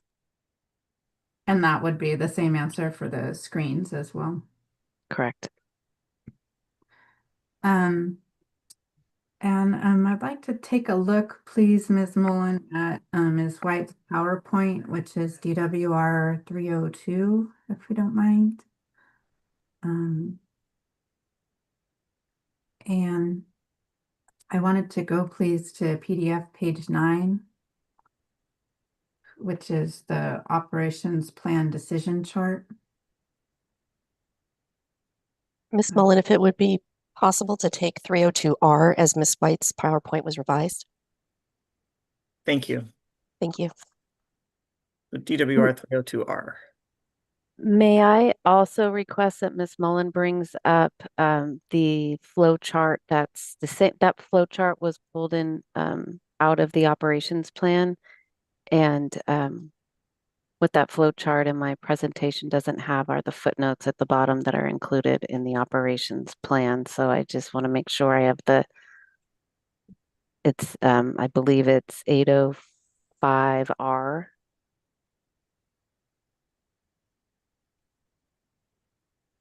Can we go to, or maybe you'll recognize where, do you know a page number in 805R?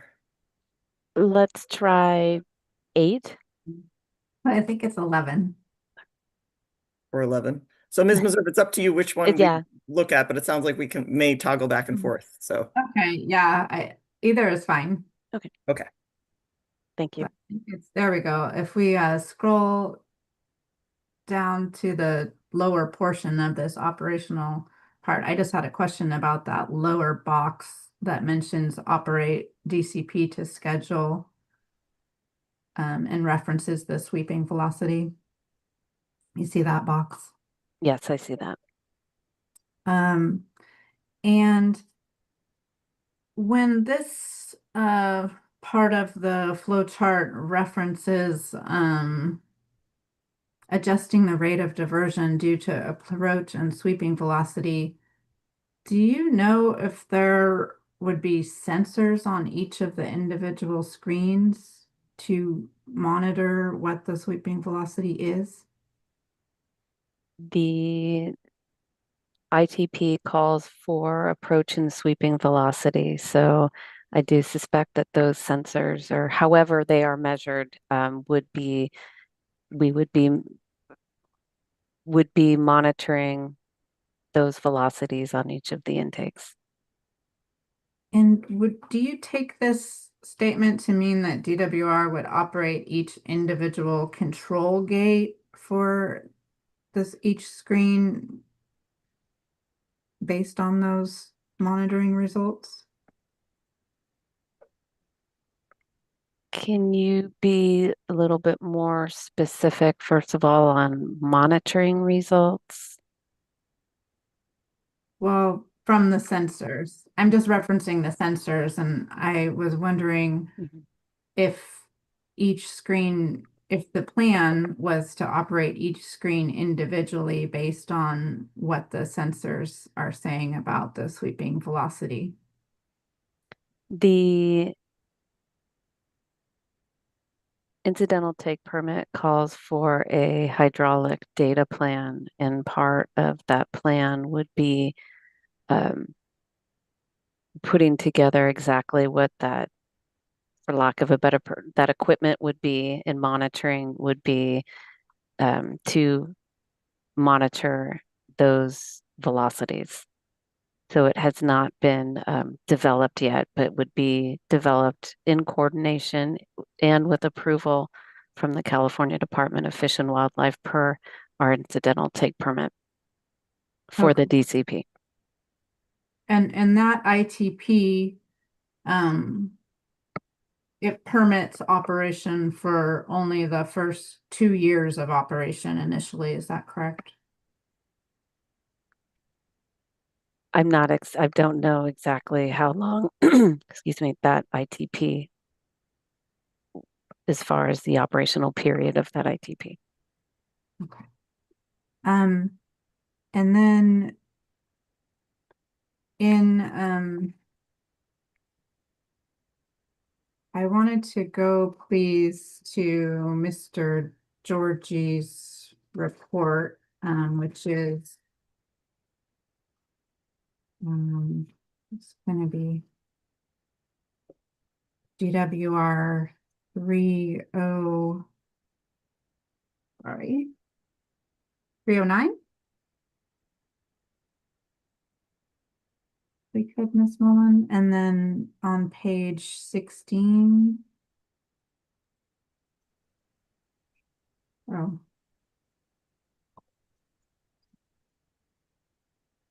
It's actually page 5. Thank you. And then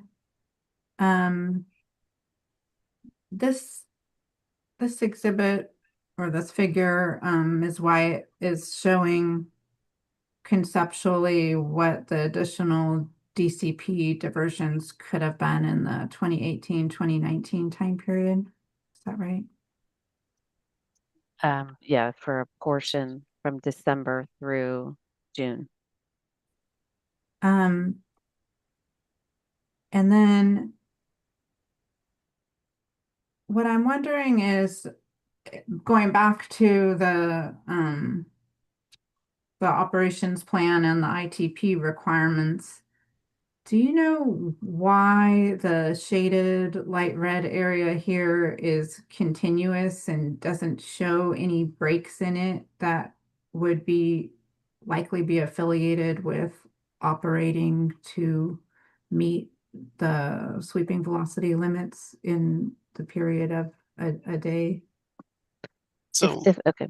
I'll comment on that as my analysis. This analysis does not include any considerations of sweeping or approach velocities. So it doesn't account for the fact that the tide is changing each day and there being slack periods at the time when the low is changing to the high tide. As I just said, this does not take into account any sub-daily effects. And so in with it not taking account of those daily effects, would this shaded area tend to overstate the amount of diversions that could potentially be taken from the North Delta?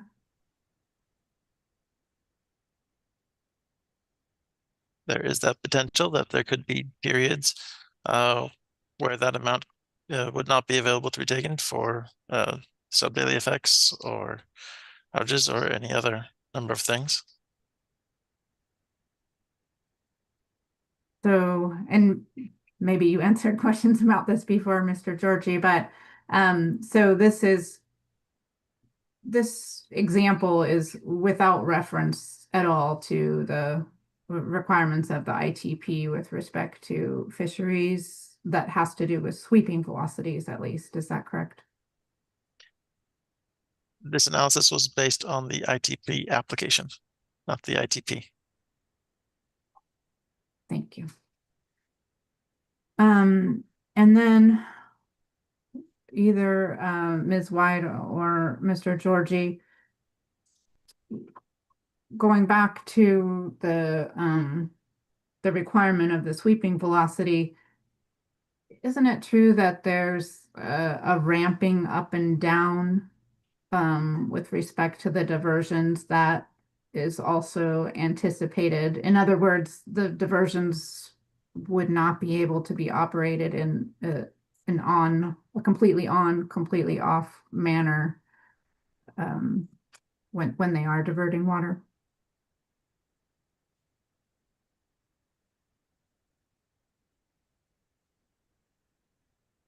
Could you restate your question, please? I guess I wasn't tracking all the way through it. Thank you. Certainly, yeah, I was just referring, I believe there's description somewhere of the ramping requirements with respect to operation of the diversions. Does that sound right, Ms. White? Yes, it's in my testimony as well as in the operations plan. Okay. So, so I guess this wouldn't also, this example also doesn't take into account the ramping requirements or plans of the diversions. Correct. This does not take into account any sub-daily limitations like that. Okay.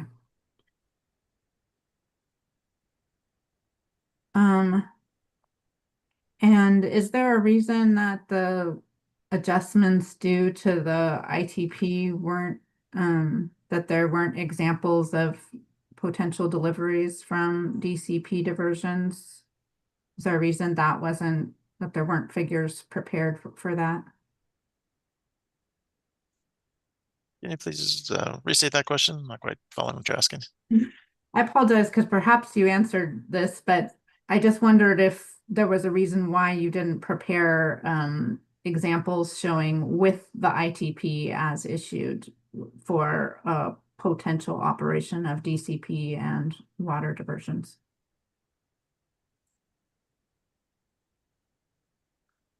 When the ITP was released in February, there were too many other activities occurring to get through a proper analysis before the submittal for the documents. And would you think, Mr. Georgie, that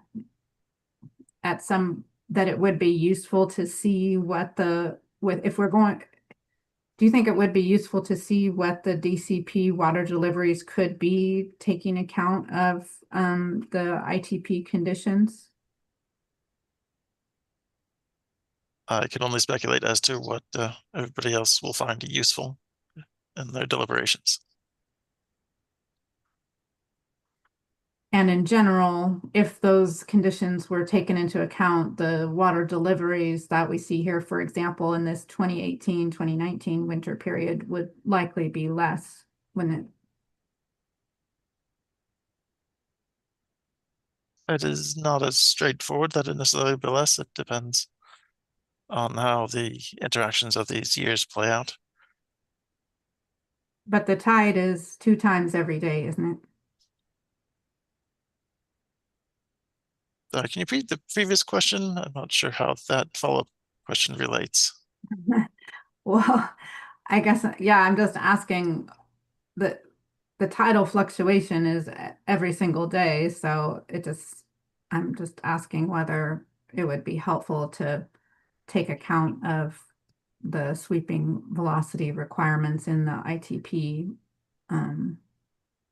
more clearly when discussing the possible diversions from the DCP.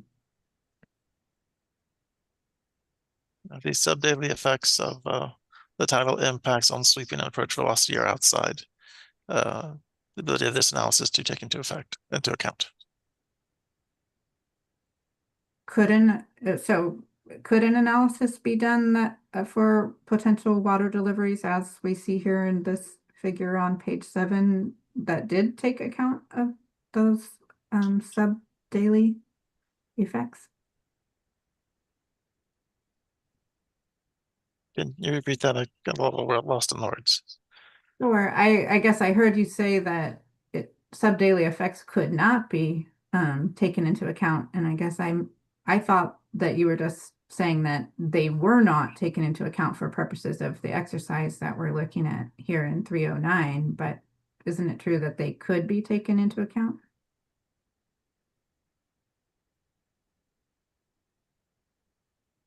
This exercise uses only mean daily flows. So in relation to this in particular, it cannot be calculated as part of it.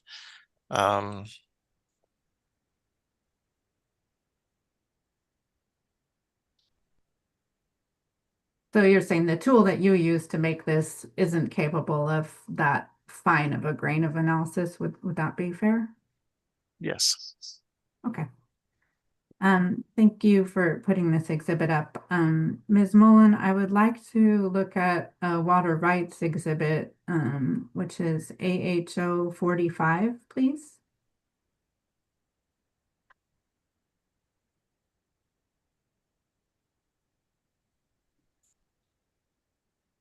Thank you. And Ms. White, this is one of the 4 permits at issue in this change proceeding. Do you recognize this permit?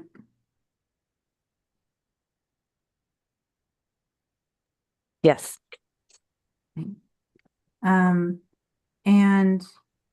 you testified earlier, I believe, that DWR operates to comply with permit terms generally, correct?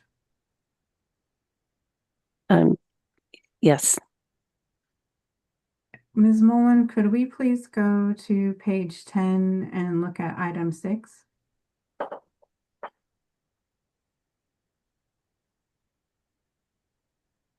Do you see, what does it say there on item 6, Ms. White? Construction work shall be completed on or before December 31st, 2000. That's item number 6. And so in your opinion, as a DWR operator, has DWR complied with this term with respect to completing construction of the facilities that are within the permit that we're looking at here in AHO 45? Objection, it calls for a legal conclusion, regardless if it's Ms. White's opinion. Noting that Ms. White is not an attorney, if you have an opinion, go ahead, Ms. White. Excuse me. Yeah, I can't speak to item number 6. Was the Delta Conveyance project constructed by December 31st, 2000?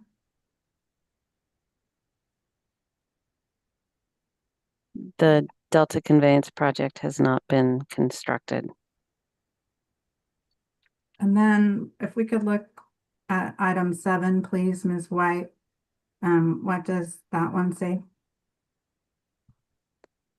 Item number 7 reads as follows. Complete application of the water to the proposed use shall be made on or before December 31st, 2009.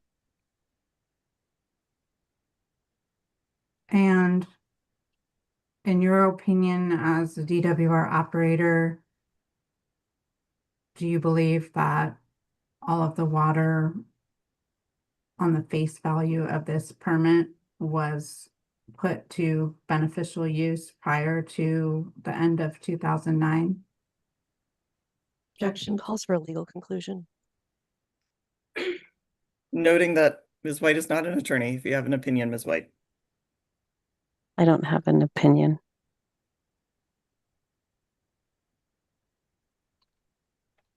So you don't have you have no opinion about whether DWR has complied with term 7. I can't speak to that. And if we could please scroll down a little bit to item 11 on this one. And this item, Ms. White, refers to upon request of the board, DWR, the permittee, would make measurements and furnish the board with records and information regarding compliance. You see that sentence? I see that item 11. And to your knowledge, has the water board or its designee ever requested such information from DWR with respect to this permit in AHO 45?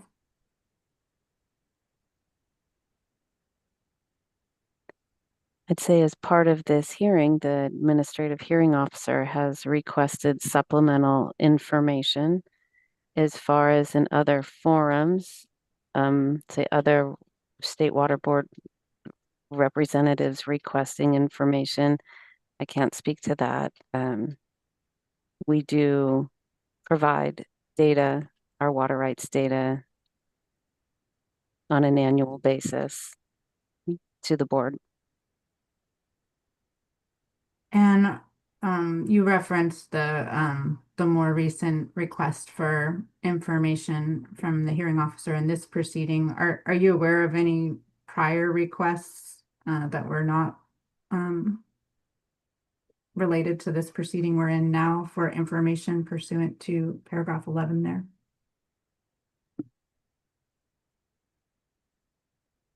Asked and answered. Overruled. I think I just went through and provided an answer to what I knew with respect to the water board requesting information. So you're not aware of would it be fair to say you're not aware of a prior request besides the one that we're familiar with that was in the last year? Is that right? Not that I'm aware of.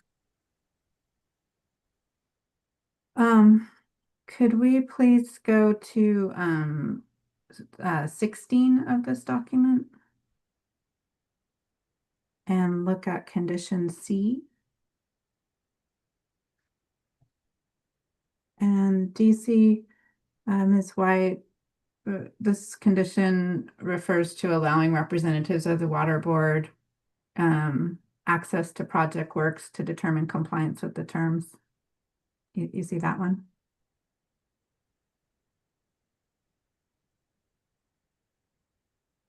Yes, I see that. Are you aware of representatives from the water board ever coming to DWR's project works, for instance, at the Banks pumping plant to check on compliance?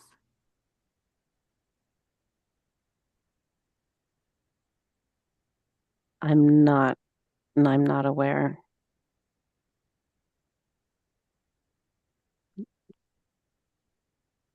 Let's see. Okay, thanks. That's all I needed for this exhibit. Now I believe some of the prior questioning talked about as we referenced, DWR's plans to follow permit conditions. Now we've been discussing the state issued ITP, which was issued in February of this year. And isn't it true, however, that there's been no take authorization issued by the federal fish and wildlife agencies, such as NOAA Fisheries and U.S. Fish and Wildlife? I am not aware of that process. I'm not involved in that. And is it possible that, so is it your understanding that DWR is in the process of attempting to obtain authority from the federal fish and wildlife agencies for construction and operation of the DCP? Again, as I mentioned, I haven't been involved in that process.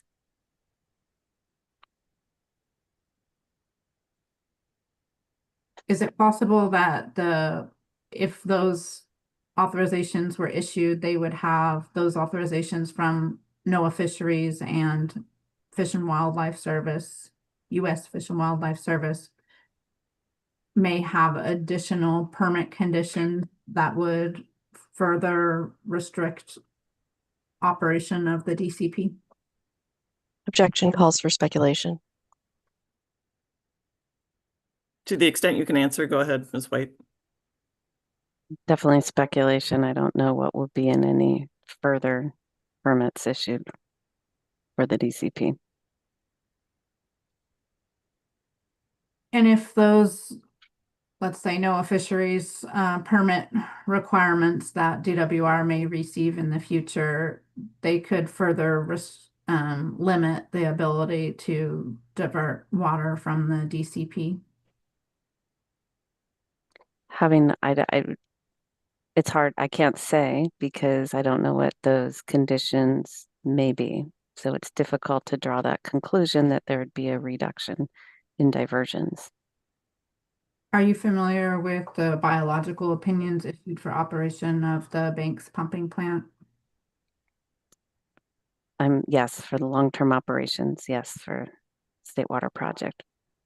And those restrict the operation of the Banks pumping plant with various conditions, right? Those biological opinions provide for flow requirements for fishery-related protections. So isn't it reasonable to assume that a biological opinion, if issued for DCP, may do the same thing and restrict in some manner the operation of the DCP? I can't essentially draw that conclusion as our ITP may be sufficient enough. So I just can't draw that conclusion of what any federal permit would require. But the like NOAA Fisheries, for instance, that's a separate entity than the California Department of Fish and Wildlife, right? Correct. So NOAA Fisheries has separate authority under a separate statutory scheme than California Department of Fish and Wildlife. Isn't that true? Very true, yes. Okay. Ms. Mullen, there was another exhibit I was hoping to take a look at. It's the land use chapter of the EIR at AHO 1121.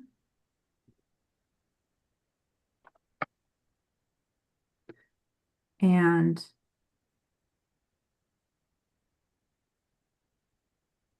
hopefully this is right. Is there on page 2 of that?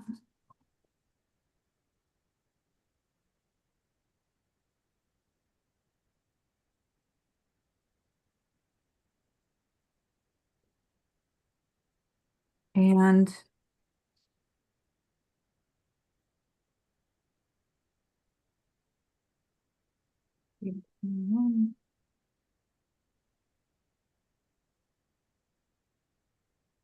I'm sorry. I got the wrong number, Ms. Mullen. It's AHO 1021. I'm sorry.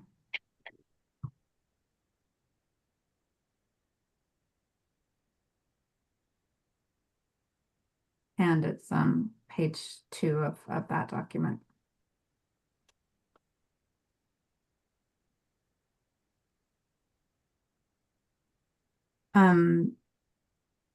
Are you familiar at all with the area surrounding the proposed intakes for the DCP?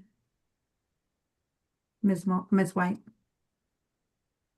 To what respect? I know the approximate location in the area, but that's about it. Have you driven by the proposed intake locations in the North Delta? I have not. Can we scroll down just a little bit, Ms. Mullins, so we could see the a little bit more till we get to where it shows the proposed intake B. And this is the one, so this map book figure is the one just north of the town of Hood. Ms. White, have you ever been to the town of Hood? I may have been there for lunch one day, but not on my work hours. Fair enough. Let's see. So, and could we zoom in just a little, Ms. Mullen? And then if we could scroll down a little bit as well, just so Ms. White can see the scale of this map. There's a little marker just down a little bit further in the page. See that where it shows how far is 2,000 feet, Ms. White? I see that scale at the bottom, yes. And then if we could scroll back up just a little bit so we can get a little more of the surrounding area. Can you see from the aerial, Ms. White, that there are residences just to the north and across the river that are kind of indicated by the bunching of trees and the buildings that you can see there? I see buildings on the map, whether they're residences or not. I can't, I'm not that familiar with the area. And looking just for purposes of these questions, I will represent to you that these are residences. The scale, the quality of the map is slightly fuzzy, but we could just assume that for purposes of the questions. But would that be all right? Okay. So thinking of the scale there, the bunching of trees and the paved areas that you can see to the north of the proposed intake site, does that look like it's 2,000 feet away based on that marker we looked at the bottom of this page? Is it more or less than 2,000 feet away in your opinion?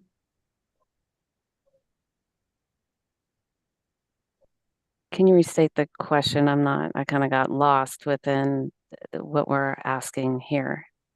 Sure. I was Yes. just trying to get your opinion on whether what appear to be residences, and we will represent that they are for purposes of these questions, whether that's farther than 2,000 feet away from the edge of the proposed site. Looking at the scale at the bottom and where the buildings are, as pointed out, are within that 2,000 foot range based upon the information that you're sharing here.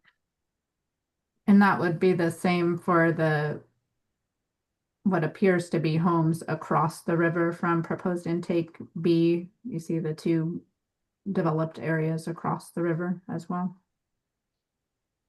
Okay, to be honest, that's what I was referring to in your first line of question, where the buildings across, right, where it states intake B. Okay, yeah, and I was also referring to the bunching of buildings to the north of intake B as well on the same side of the river. And if we could please look at the next page, Ms. Mullen, which shows proposed intake.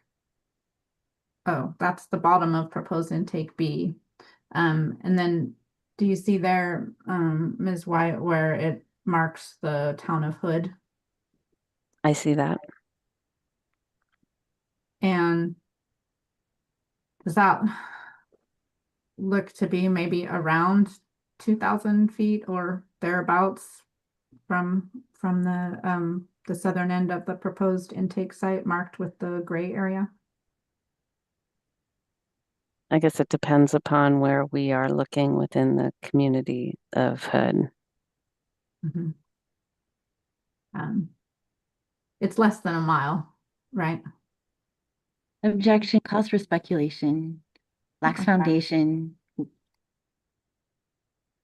This is DWR's map book, so I believe this is decent foundation, so I'm not quite sure. There's been no foundation that the witness is familiar with this document, and we haven't looked at a scale on this particular page. We looked at a scale on a different map. Oh, let's scroll down and look at the scale then, by all means. Thank you, Ms. Mullen.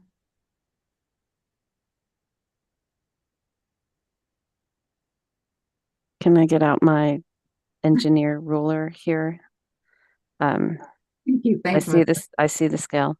Yeah, I believe it's the same. I'm sorry, I apologize. Please scroll up again. And I just wanted in your work as in operations for the DWR, do you spend time at the Banks pumping plant in the South Delta? No, I do not. Have you been to that facility? I have been to Banks pumping plant Do you know whether there's residences in the near vicinity, let's say within 2,000 feet or so of that Banks pumping plant? To be honest, it's been quite a while since I've been out at Banks Pumping Plant. I don't recall there being residents, but I haven't, it's can't with 100% certain, but I don't recall there being residents. So from what you can recall, there would be fewer residences in the vicinity, meaning in the range of 2,000 feet in near banks, for instance, as compared to these proposed facilities. Is that fair? Objection, relevance lacks foundation, but this is not a pumping plant like Banks. Can you say the question again, Ms. Meserve?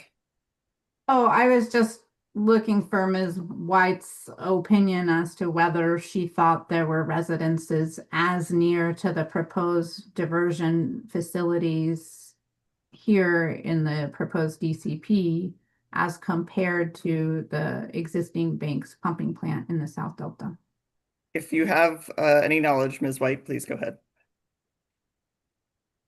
I believe I answered. I don't recall residents around Banks, and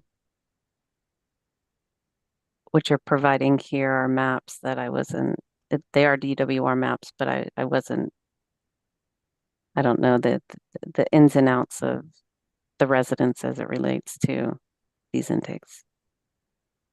And do you know anything about the security that is necessary for protection of water diversion facilities such as the proposed DCP to ensure that the public can't access the facility? I'm not familiar with the security needs of the DCP. Are you familiar with the security at the Banks pumping plant? I am familiar. We do have security at Banks Pumping Plant. And does that include like high fencing with barbed wire, for instance? I'm not as familiar what type of fencing is around our Delta Field Division facilities where Banks Pumping Plant is located. Do you think that would you, in your experience, would you think that the DCP would need to be fenced with a fairly with a fence that would keep out the public? Certainly there would have to be security for any facility like we have in our other state water project facilities, but to what extent that looks like for Delta Conveyance, I cannot, and I'm not aware of what's planned. And is the same thing true with respect to lights for security? Are you not aware of what would be required? Correct. Okay.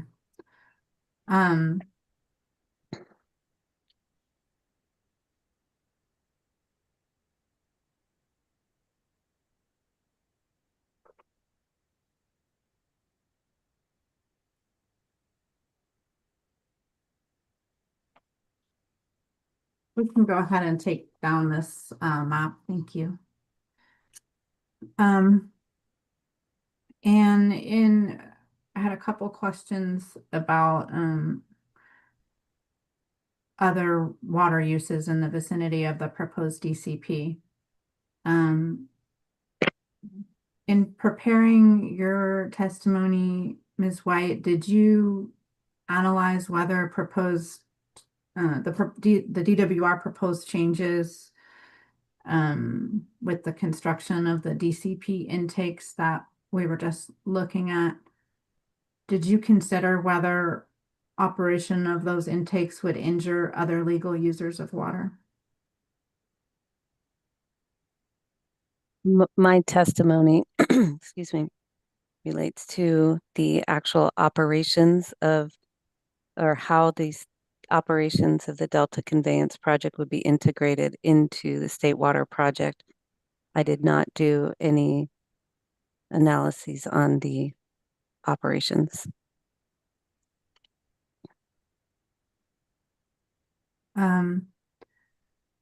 Could we please, Ms. Mullen, look at AHO 73, which is the Stillwater Orchards protest?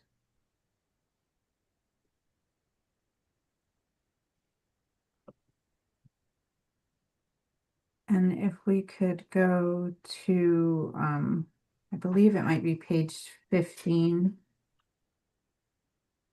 It's where the scroll, maybe 16.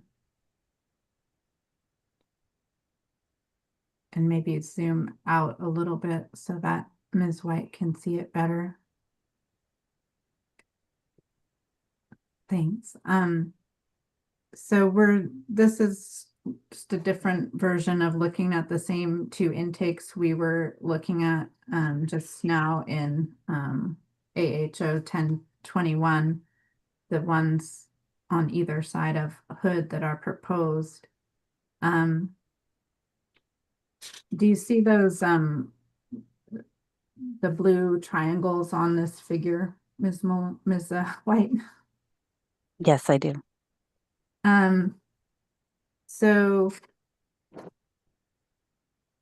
is it true then in your analysis that, or in preparing your testimony, that you didn't consider whether operation of the intakes shown in orange here on this figure would have negative impacts on the diversions that are downstream, such as the ones that are shown with the blue triangle here? Objection, calls for a legal conclusion, lacks foundation. Ms. White already testified she didn't do any analysis as regards to legal users of water. Well, let's make sure, I'm not sure Ms. White, can you confirm that that's correct, that you did not undertake an analysis of the impacts of the diversions on other legal users of water? Correct. I did not do that analysis. Okay. Then with that, I think we can move on, Ms. Meserve.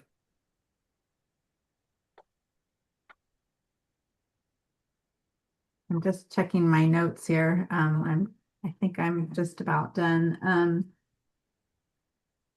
We could take this figure down, Ms. Mullen.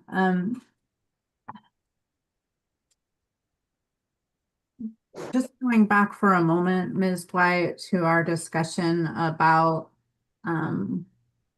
operation of the proposed North Delta diversions in the event of an emergency, such as the levee failure discussed in Chapter 1 of the EIR that we looked at just a little bit ago. You mentioned about if the South Delta intakes, if the M&I standards were not being met, then perhaps shifting to the North Delta in the event of an emergency would be done. Do you recall that part of our discussion? Yes, I recall. Do you have in mind a level of salinity that would, in that scenario that we're discussing in Chapter 1 of the EIR, what level of salinity would be enough to trigger that shift to the North Delta in the event of the levee failure discussed in the EIR? Objection, calls for speculation. If you have an opinion, Ms. White. I want to clarify that when I mentioned salinity at the South Delta facilities, it was in reference to a emergency levee break where under that scenario, there was quite a bit of salinity intrusion into the Delta. So no, I do not have, it would be speculative on what those salinity concentrations would be that would under an emergency situation, it was just more an effect of, in my mind, a decent bit of salinity intrusion into the delta because of that break. Do you have in mind as an operator a level of salinity in the South Delta that you find that you try to operate for? In other words, that you would try to only divert water if it met a certain level, like even today? We have salinity standards that are required per D1641 at different locations and beneficial uses throughout the Delta. So what's governing our operations with respect to salinity standards will vary throughout the year based upon those standards. Just thinking about the diversions at the South Delta, though, the salinity of the actual diverted water from the South Delta facility, is there a salinity level that you have in mind that you would prefer not to take, that the water contractors may find is more difficult to treat, for instance? We have salinity standards in the South Delta. We could bring up the D1641 kind of summary of water quality standards that we operate to. I don't have the specific information based upon our South Delta contractors' treatment facilities.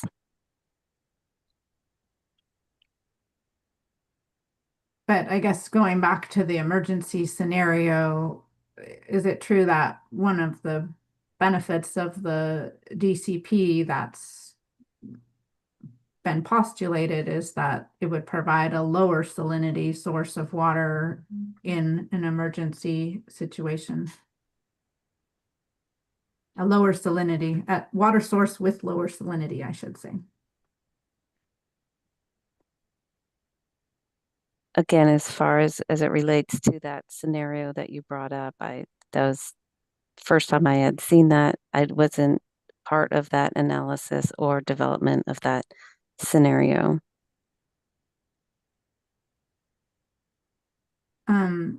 And just thinking back to just your current operations of the Banks pumping plant, do you receive feedback from the state's water contractors about levels of salinity for which there are treatment concerns ever? We report out to the contractors, and we have a water quality group that reports out on what type of water quality is within the California aqueduct. And is there any kind of target that you try to reach in terms of the quality of that water that is exported through the California aqueduct? Again, we have our D1641 standards that we operate to for our South Delta exports. But does the D1641 standard to apply to the exported water? Isn't the D1641 standard for compliance locations in the Delta that are not the exported water? There's I'll push it over to Bryant to dive into the details of that.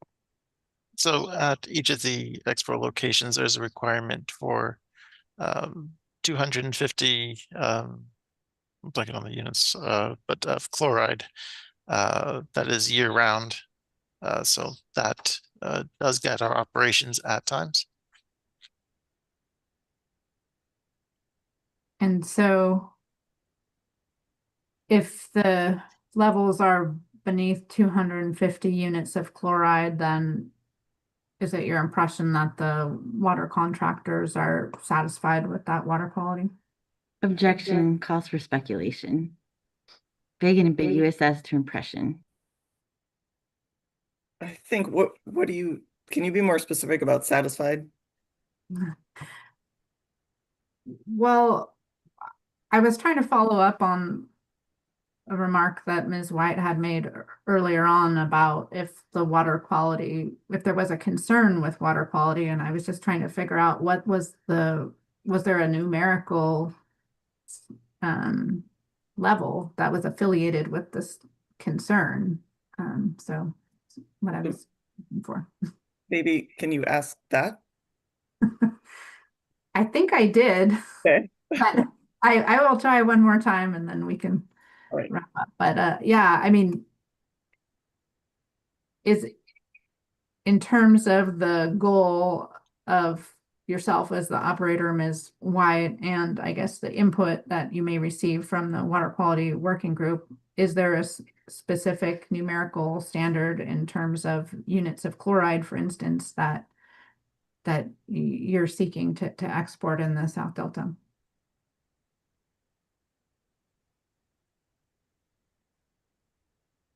I think I've answered that question as far as there are salinity standards, and Bryant had referred to the 250 milligrams per liter. As far as, again, the scenario was in regards to an emergency type situation that causes for much speculation. And so that's a different scenario. Or, I mean, I presume we're still talking about that scenario under an emergency situation. Yeah, that's what the follow-up dealt with, but I see the So hearing. maybe, can I ask of just a follow-up to see if I can clarify, Ms. White? Am I accurate to understand your testimony that in an emergency situation, you don't know what water quality standards might be considered adequate or appropriate in that kind of a scenario for export? I think that's a fair statement. Yes. Okay, thank you. Thank you. Back Thank to you, you. Ms. Meserve. That's all the questions I have. Thank you so much for your patience. Thank you. Thank you, Ms. Meserve. I believe I have Ms. Desjardins and Mr. Moore remaining. I think it makes sense for us to go for another half hour before we break for lunch. So let's see. I see Ms. Desjardins is in the hearing room. So if we can please elevate Ms. Desjardins, and I apologize in advance. If you do have an hour, we'll probably have to break for lunch in the middle, but then we can finish up when we return.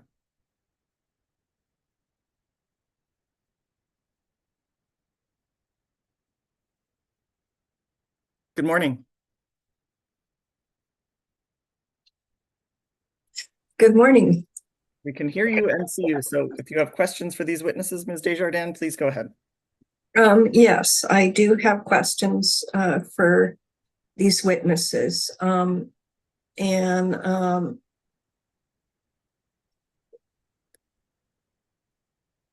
wanted to ask, first of all, Deirdre Desjardins for Pacific Coast Federation of Fishermen's Associations. And I wanted to ask if Ms. White, are you familiar with hydroacoustic flow sensors used in the Delta?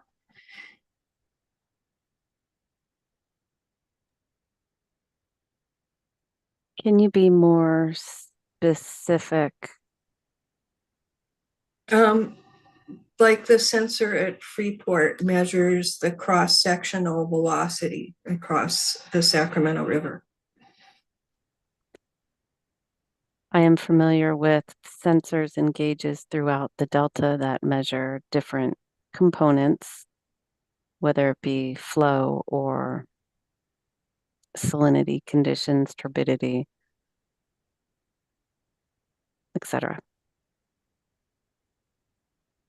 I wanted to know how you're going to use flow sensor measurements to estimate flows near the east bank of the river where the fish schools are. The incidental take permit calls for a hydraulic data plan that kind of lines out the what information that still needs to be developed as it relates, say, to the instantaneous flow station requirement that will be installed to measure and inform our operations, but that plan is not developed yet and will be in accordance with the, approved by the California Department of Fish and Wildlife. Ms. Mullen, can you please pull up exhibit DDJ 008, page 1?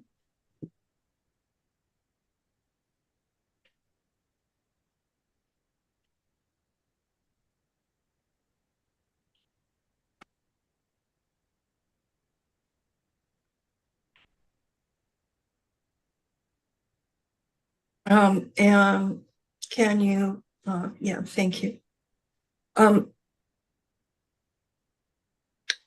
Ms. White, are you familiar with that there has been planning and recommended studies for over a decade for flow profiling in the Sacramento River, and that there was a work plan created?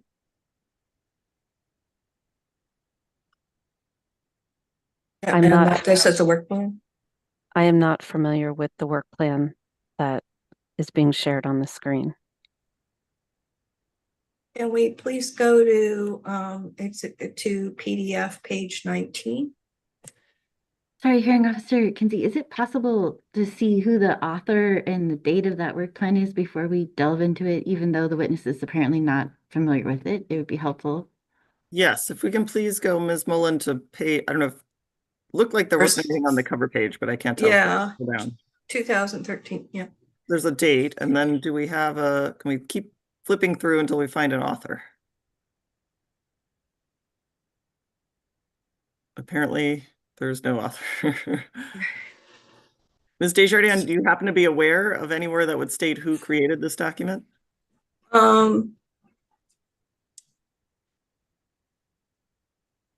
Just a sec.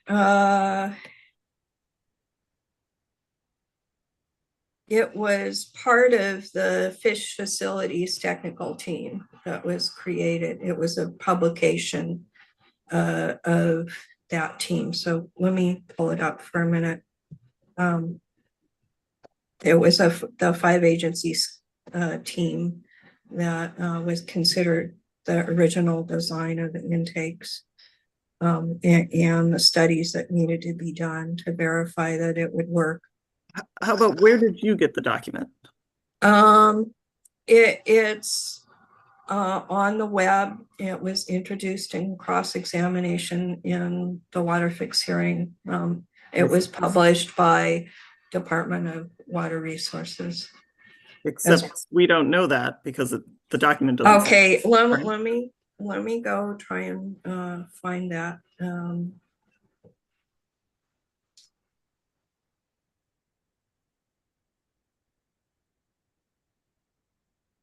I'd introduced this report previously on a previous cross, and there wasn't a concern at that time with it. So I wasn't anticipating these kind of questions when it was reintroduced. Right. I did introduce it, and Gwen Buchholz did recognize this as being produced by the on cross-examination of Gwen Buchholz, and she did recognize the document as being produced by the fish facilities technical team. Let me see if unfortunately we have we might have a Zoom transcript of that.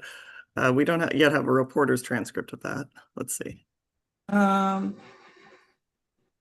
Yeah, I can try to look at the metadata if like that.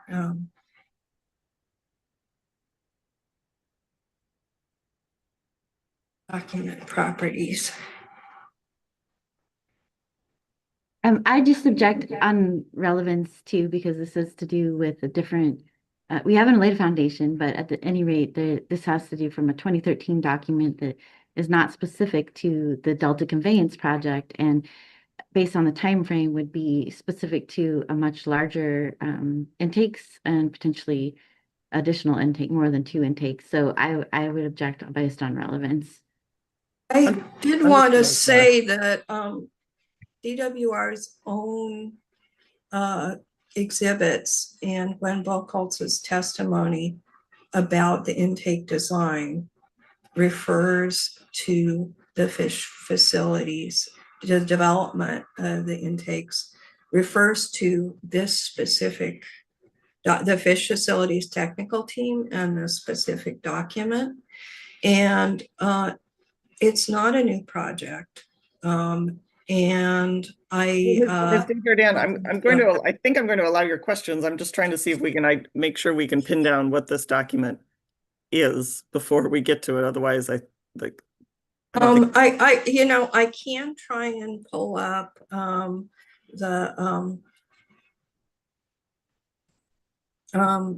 I just let's it is the fish facilities technical team. If you want, we can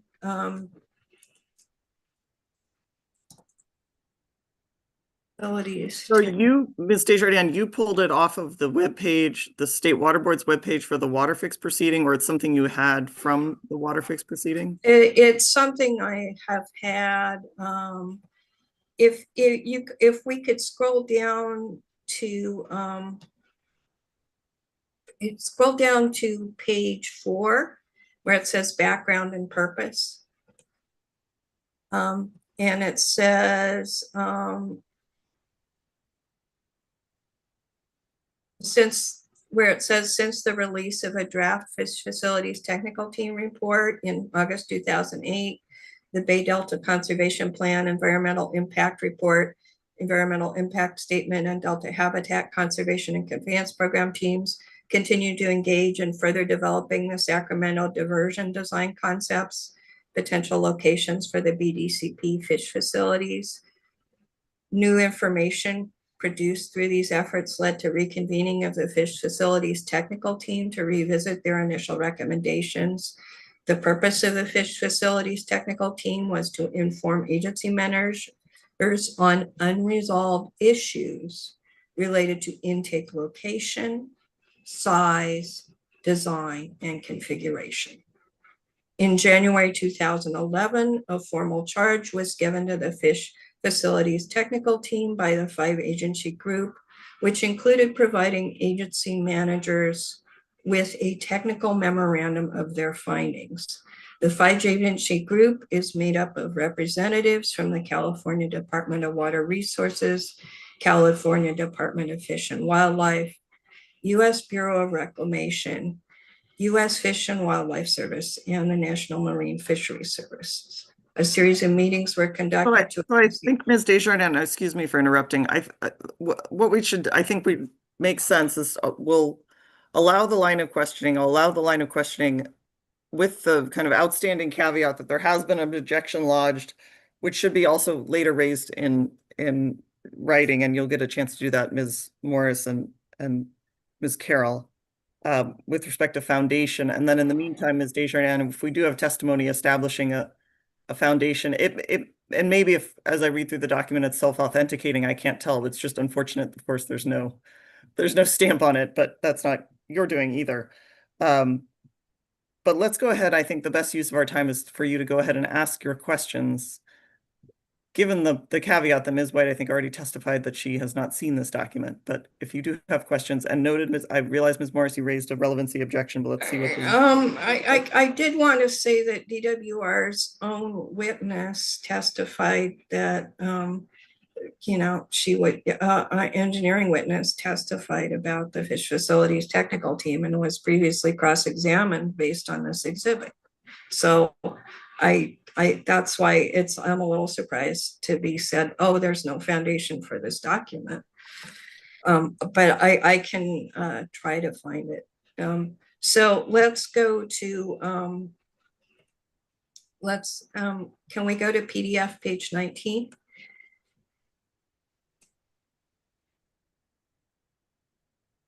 And just a sec, let me to expand my Zoom window.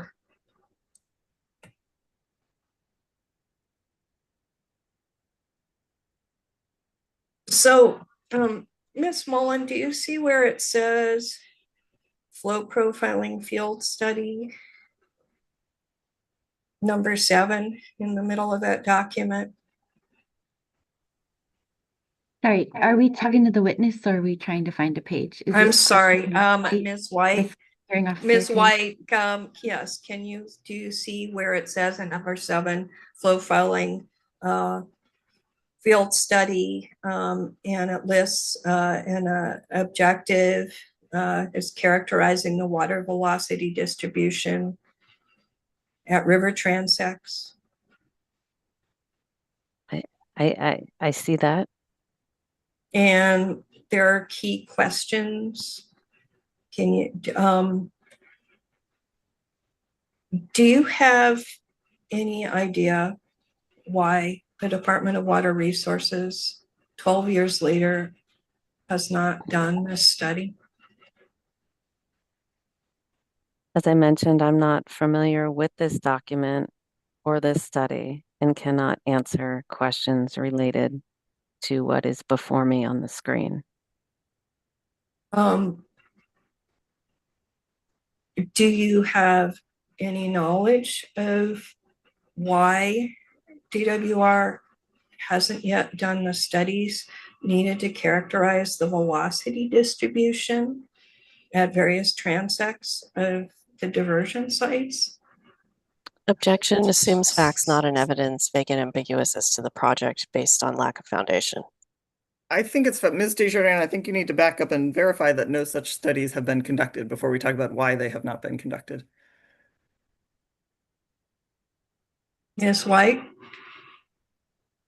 Well, I'm looking to you, Ms. Desjardins, to formulate the question about what kind of studies you're asking about.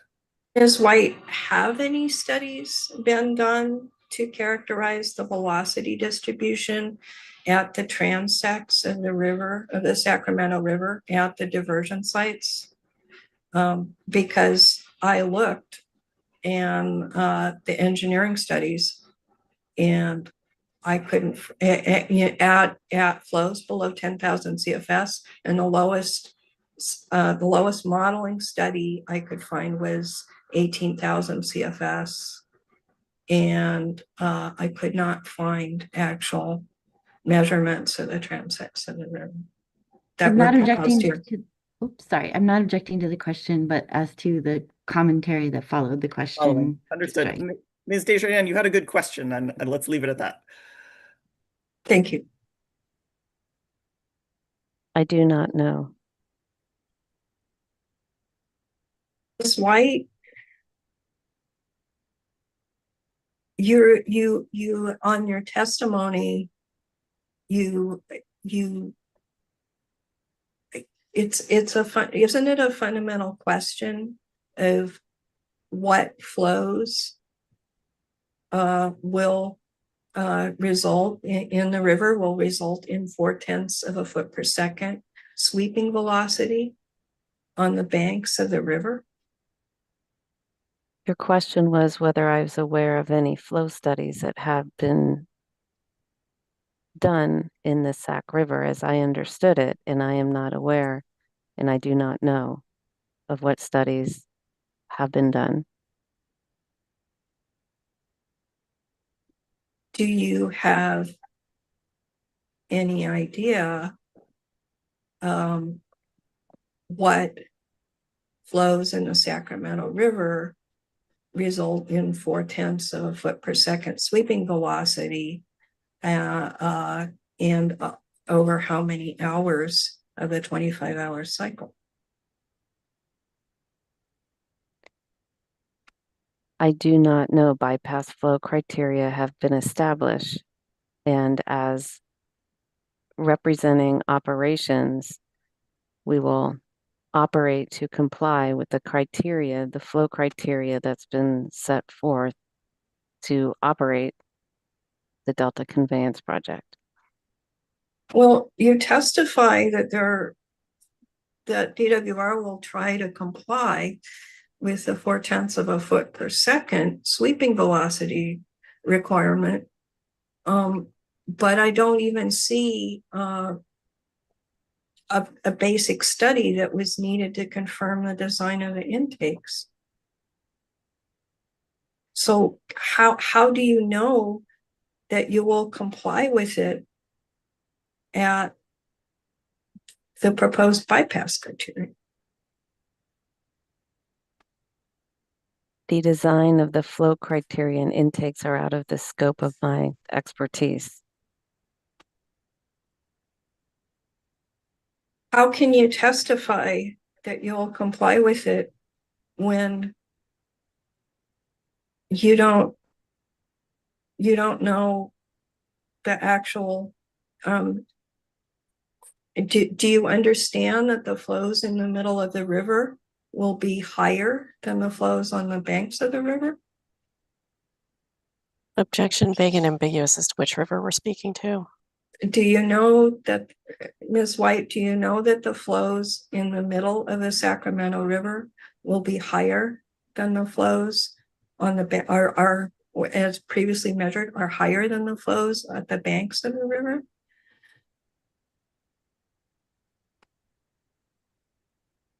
Generally, I'm generally speaking, where are we talking about on the Sacramento River? And as stated, there'll be, as an operator, there will be prescribed flow criteria that we will operate to.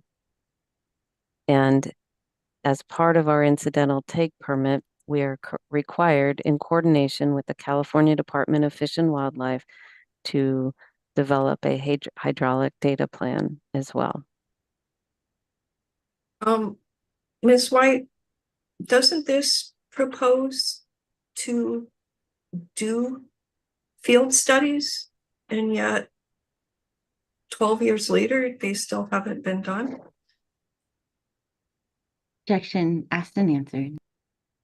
I think that's fair. Let's move on, Ms. Desjardins. Okay, thank you. I think, let's see, what time is it now? It's 11:50, and I was going to move on to another topic, so this might be a good time for a break. Great. If it's a good time to break, let's go ahead and do that. Thank you, Ms. Desjardins. Okay. Is there anything we need? My proposal would be to break until 12:45 and then reconvene. Are there any other procedural issues that we should address before we break for lunch? Ms. Carroll, please. Yes, we do have a few questions for you regarding the latest information request that we would like to go through with you before the conclusion of today's hearing. Great. Do you have any, I guess my sort of general preference would be to get through what we need to get through today, although you probably have questions about that, and then address. And I have a couple of follow-up procedural issues about, and I'll flag this for all of you, evidentiary rulings and an offer of evidence, which I wouldn't propose we do today because that would be springing it on you. And then also an update on, to the extent you have one, Ms. Carroll, on reporters' transcripts and just clarifying that. I can do that last one easily. We still don't have any. Right. Okay. And do you have any estimate of when they might be arriving? I don't, but we are checking. Okay.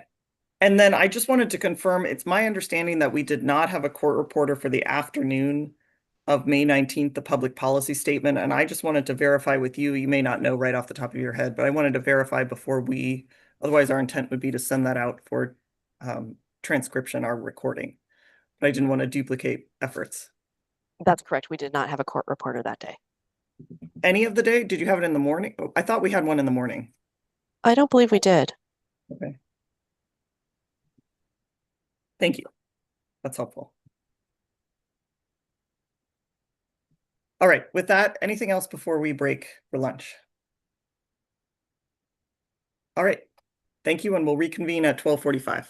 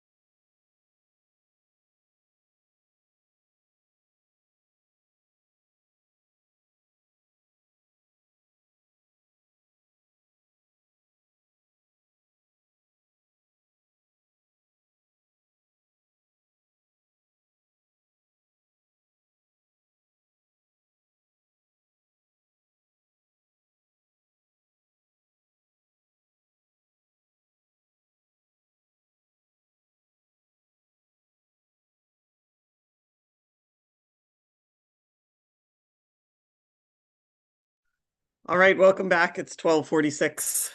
I am here. Great, wonderful. Thank you. Yes, and I was able to report everything. I just wasn't able to communicate with you. Yes, no, and I apologize. We didn't realize initially that you had another line in the attendee room. So now we can communicate. That's great. Thank you. Yes.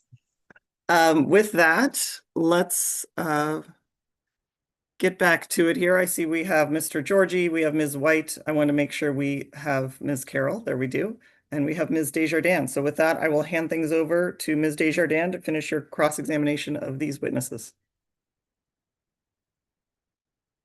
Before we start, I wanted to ask, what's the procedure for introducing an exhibit that was a document that was produced by the petitioners, for the previous project and was introduced and authenticated in the hearing on the previous project? Because I did look back. It is the exact same document that I introduced. I simply relabeled it with a new exhibit index for this hearing.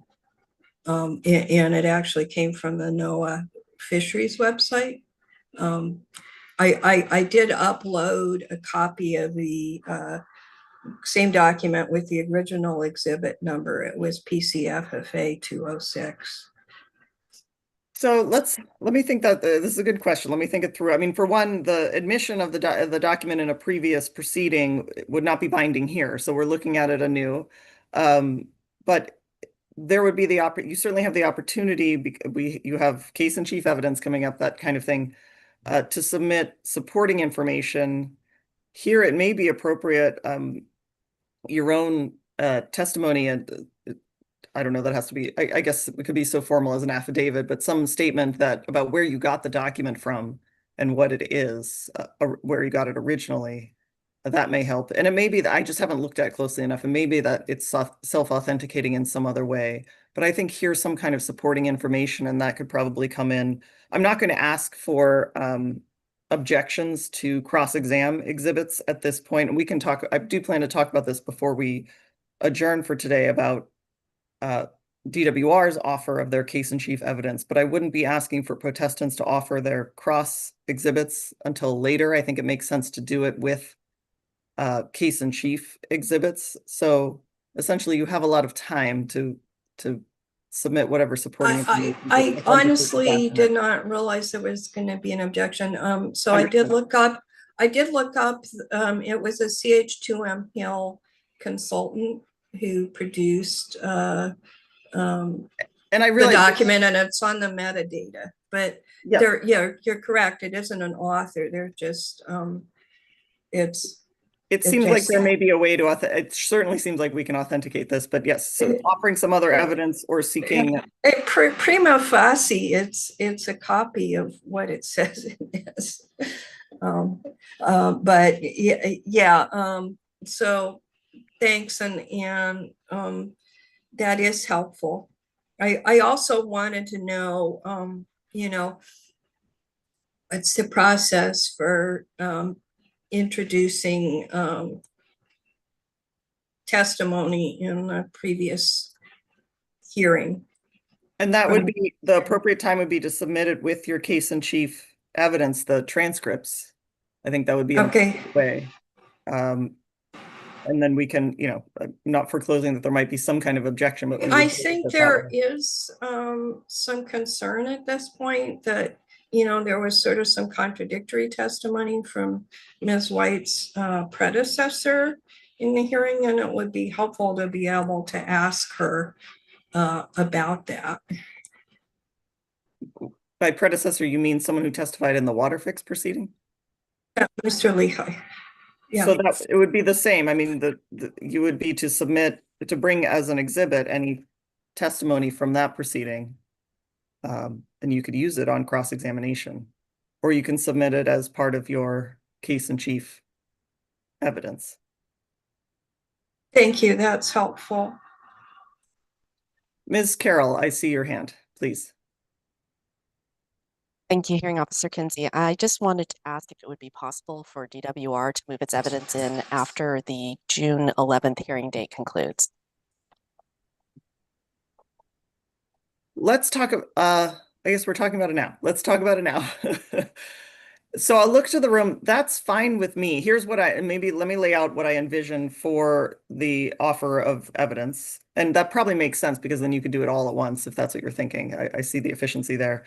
But my thought would be to have DWR offer in writing, and by that it can be an email, just something very, just something we have written down that says exactly what the exhibit numbers are that DWR is offering into evidence. I was thinking, I don't mean to complicate things, we want to focus on DWR, but I was thinking the AHO might make an offer of the exhibits we have so far at the same time, unless there's another thought about to do this more efficiently, just so that we do this in chunks, and if there's any objection to AHO exhibits, we can deal with those instead of, what I don't like is getting to the end of the proceeding and having 200 objections to deal with. So it's kind of nice to break, even if we have 200 objections, it's nice to break them down. So I was thinking about doing those two in batches, but that DWR would make an offer in writing. About a week later, I would ask, I would ask that a week later, submission of any objections by the protestants be made in writing. I would want those to be summary. I'm not looking for long arguments by any means, and I would want them to be in table format. We did this process in the cites proceeding, and there are examples of evidentiary objections, responses, and rulings in that proceeding posted on the webpage so you can take a look. But the ideal would be a very summary objection, a very brief response, and it would all be in table format. And then I will have the opportunity to respond, and that has worked pretty well and been pretty efficient. So I would think DWR makes their offer. A week later, we receive those objections in writing. A week after that, DWR responds to those objections, and then I would get a ruling out. The issue with waiting until after June 11th, it may not be an issue, is that we won't have rulings before case in chief submittals by protestants. But from where I'm sitting, I'm not sure that that matters. But maybe you're going to tell me it matters. So that is the one thought I had about that. So Ms. Meserve, I see you're here. I'll turn to you first. And yes, there may be other thoughts on this. I'm just hearing this schedule for the first time, but my initial reaction was actually that with the deadline for case in chief for protestants and the large amount of evidence that I assume DWR will be moving, requesting to move into evidence, I think protestants would appreciate additional time because we really need to be wrapping up our case in chief, which I would note also is going to need to respond to the information we just received last night. So we have a lot to deal with already. So if there was an orderly way to do it where the objections aren't due before the case in chief, personally, I think that would be better, but I would be interested in other views. Thank you. So that an alternate approach, and I know Mr. Schutz, you had a hand, but an alternate approach would be for DWR to make their offer of exhibits on or around July 11th when the case in chief for protestants is due, and then roughly a week later, I realize it's vacation season too. So I know that's an issue. But let's just put it out there for discussion. A week later on 7/18, let's say, objections, and then a week after that, 7/25, responses to objections. That's an alternate, and that would get us done before we pick up with the hearing in August, which would be, at least we'd have the responses. I might not be done. Maybe I'd be done. I could probably be done. And have those out to you before we pick up in August, which would be nice, so we don't have it trailing. Mr. Schutz, if we can elevate Mr. Schutz to panelist, please.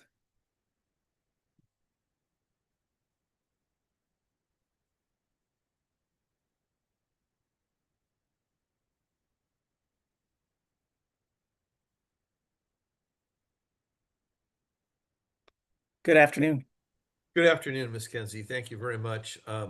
Ms. Meserve covered a number of the points that I wanted to cover. I still think that, especially after having to prepare testimony, a week is not a really long time to respond to the volume of exhibits and testimony that DWR has presented in its case in chief. So I'm asking to consider a somewhat longer time period. I understand the constraint on the far end, but well, I think I'm going to interrupt you, so I apologize for that. But because you're going to have a thoughtful response to this, but you know what DWR is going to offer now, right? You've had the evidence this whole time. It's not as if you have to wait for the offer from DWR on what their evidence is to know what evidence they're going to offer. It's sitting on our FTP site, right? That's true. On the other hand, in light of the cross-examination and so forth, some issues have come to light that put the evidence per se in a somewhat different light, or may occasion objections to specific pieces of evidence or testimony. And so that sort of review process has to go on. And as we're absorbing the amount of material that was posted last night, we also have other I mean, there's 20 odd exhibits or something like that, perhaps a little bit less, but we have that kind of in front of us and on a deadline, and so it doesn't give us a lot of time. So, and speaking of vacations, some of us would like a week somewhere in there while all this is going on. And if you'd consider that, I'd appreciate it. Thank you. Well, how about this, Mr. Schutz? I happen to know you have a hearing in the middle of the day. Well, I think you do. I think you're I participating in that hearing in the middle of the dates I just laid out. So, Yes, okay. there's that as well. Yep. So, All right. Anyway, it's plates are full, and if you could keep that in mind, I'd appreciate it. Thank you. Thank you. Ms. Meserve. I heard Ms. Carroll mention about the transcripts again, and I guess I would also note that without hearing transcripts that are readily usable, the exercise of crafting the objections that relate to what we heard in testimony and cross is that much more difficult. And I guess I wondered on that issue, is we do have the court reporter here. Is there some update that the court reporter herself could provide about what is going on with the transcripts? Because it really does interfere with our ability to work with the massive amount of evidence and material in this proceeding. I understand, Ms. Meserve. I doubt I'm not going to ask the court reporter. I'm not going to put her on the spot because we've had a variety of them. I will just reflect. I've had a similar experience with this, which is why we did not retain a court reporter for this proceeding, but the state seems to use the same throughout seems to use the same service. So I think you make a very good point, which now that I'm thinking about it, I would be generally inclined to wait until we have transcripts before going into this exercise, even if it means pushing it back somewhat. I think it would be more efficient for everybody, and very much including me, because I will want to go back to the transcripts as well. But Ms. Carroll, do you have another thought on this? Well, my thought is, though, that these transcripts are not the official record. The official record is the Zoom transcripts and the video and audio that we've been recording throughout the proceeding. So while it is nice to have a clear transcript from the court reporter, it's still not the official record, and we're all having to rely on the Zoom transcripts at this point. And I will clarify, the Zoom transcripts are not official in any way. They're very much unofficial, and we are not responsible for anything that's in them because they're much better. Actually, with the Zoom webinar, I've noticed they're much better. I don't know if it's all throughout Zoom, but sometimes they're very humorous and not at all official. So with that clarification, but noted. Ms. Desjardins, do you have a comment on this point? Yeah, I just think that it's hard, it's easy enough in testimony or cross-examination to quote directly from transcripts, but when each individual protestant has to try to, I think it introduces an irregularity in the proceedings when they have to either paraphrase or do their own, or use a quote from the Zoom transcript, which is not an official transcript. So I don't think we should proceed to rebuttal or do any procedural things until those transcripts are available, I would expect that they should be available within a reasonable length of time. We certainly had them before rebuttal and previous hearings. We had different court reporters. So at the risk of setting out a deadline that may not be met, here's what I'd like to do. I'm not going to go through this evidentiary exercise. I will say no deadlines on the responses to an offer of evidence, and I won't set a deadline for offering the evidence until we get to that point. Until I'll go ahead and set it out until after protestants' cases in chief are due. I realize that's a push and there's a lot going on, and I don't think it's necessary here. I would like to revisit at some point. We'll see if we know more on June 10th and 11th with respect to transcript timing. And if so, we can reconsider it there and we'll check in on this. But it does strike me that the transcripts would be quite helpful if available, noting we have the Zoom the Zoom transcripts are helpful to guiding you to the right place in the recording. But it will save me a lot of time to have a better transcript. So I'm going to defer that question. But this was a very helpful conversation and I appreciate it. Hearing Officer Kinsey, one Please. more thing on the submittal yesterday. We noted that the Janice Wu report had some corruption in the links that were included in the document when we converted it to PDF. So we are going to be updating the submission with an errata, excuse me, that just corrects the text of the corruption to the appropriate figure or whatever reference that the link had originally gone to. And that will be marked with an E at the end of her exhibit for errata. Great. Thank you very much for letting me know. I appreciate that. Ms. Meserve, did you have something else? Yes.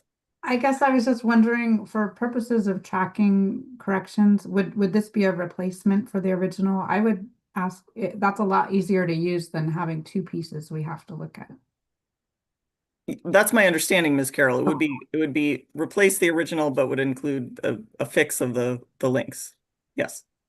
Well, we actually marked it as the same exhibit number, but with an E, just as we've done previously for revisions. But if you would like us to just keep it as the same exhibit number, if that's okay with everyone, we just wanted to make sure that everyone knew we were making a replacement and didn't want it to be perceived as trying to submit something else.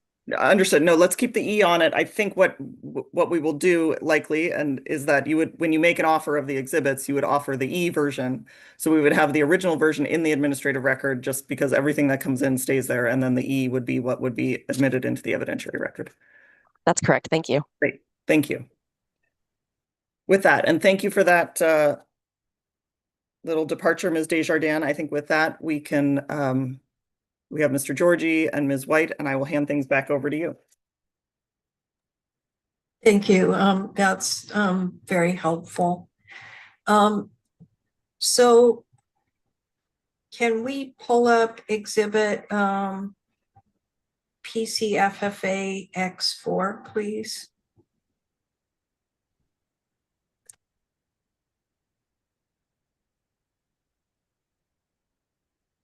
Small. And while we're doing that,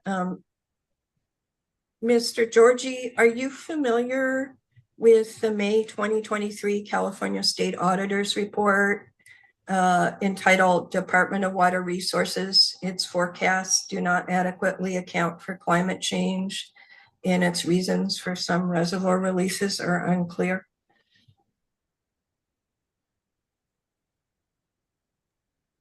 I am aware of a state auditor report.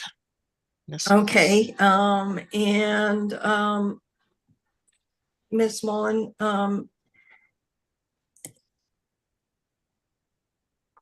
Mr. Georgie, this is from the state auditor's website, and it shows the DWR's response to the auditor's recommendations. Can you summarize DWR's response, please? Objection. This document doesn't necessarily show a response that has dates on it. I'm not sure what we're referring to in what's being shown on the screen. Well, for Ms. Mullen, can we increase the size on this, please? That will help me. Maybe others. Mr.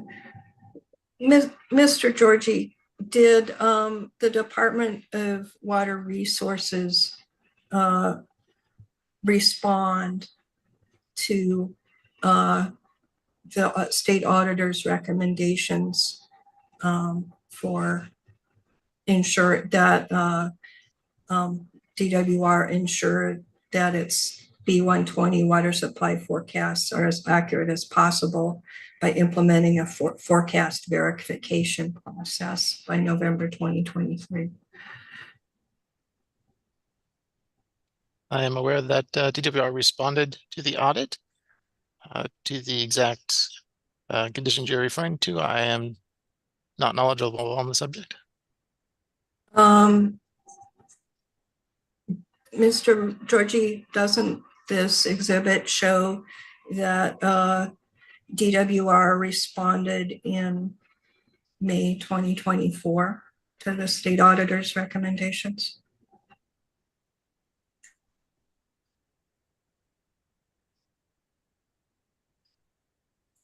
The last line at the bottom says response date was May 2024. And doesn't it say that it's established a website where observations, forecast information related to snowpack, annual evaluations, and progress on forecast improvements are posted? The document has language to that effect. So are you aware of this website?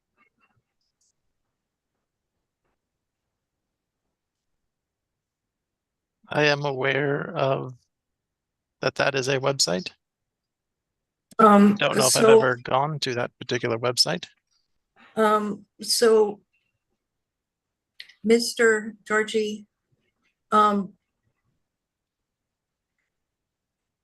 you actually reviewed the accuracy of DWR's runoff forecasts?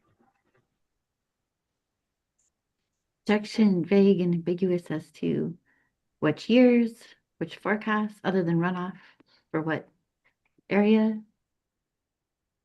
Can you be more specific, Ms. Desjardins?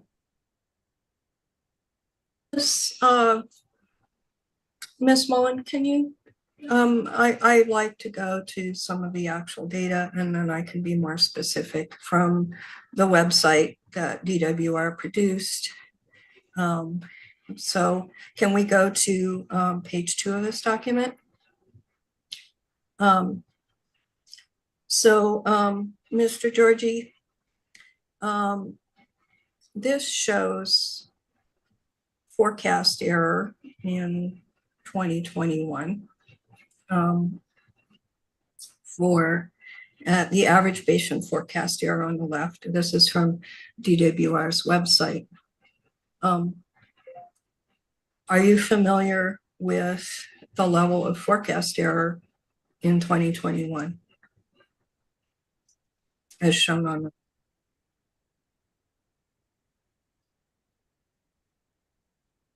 I have not been part of production of this website, so I cannot comment on its contents. Are you familiar with the level of error that was in DWR's runoff forecasts that as shown on this website? I cannot comment on this generally, website. I have not been part of its production. Are you familiar with the error? Are you familiar with the errors in the very significant errors in the runoff forecast Objection. in 2021? Asked and answered. So let me see if I can try this. This is as close as I can come to providing facts and evidence, is using DWR's own accuracy let's back up a little. Well, one is you characterize it as significant, which is what is sort of a non-objective characterization. But Ms. Mullen, can you scroll in so we can read the legend here on what it is we're looking at? Or at least I can, maybe others can. No, on the other, I was focusing first on, I have that one separately, but let's Okay. go on left. I'm just looking at the one on the left. Okay, with the red on it. So Ms. Yeah. Mullen, can you scroll that way? Yep, perfect. Yeah. Okay, So and I see.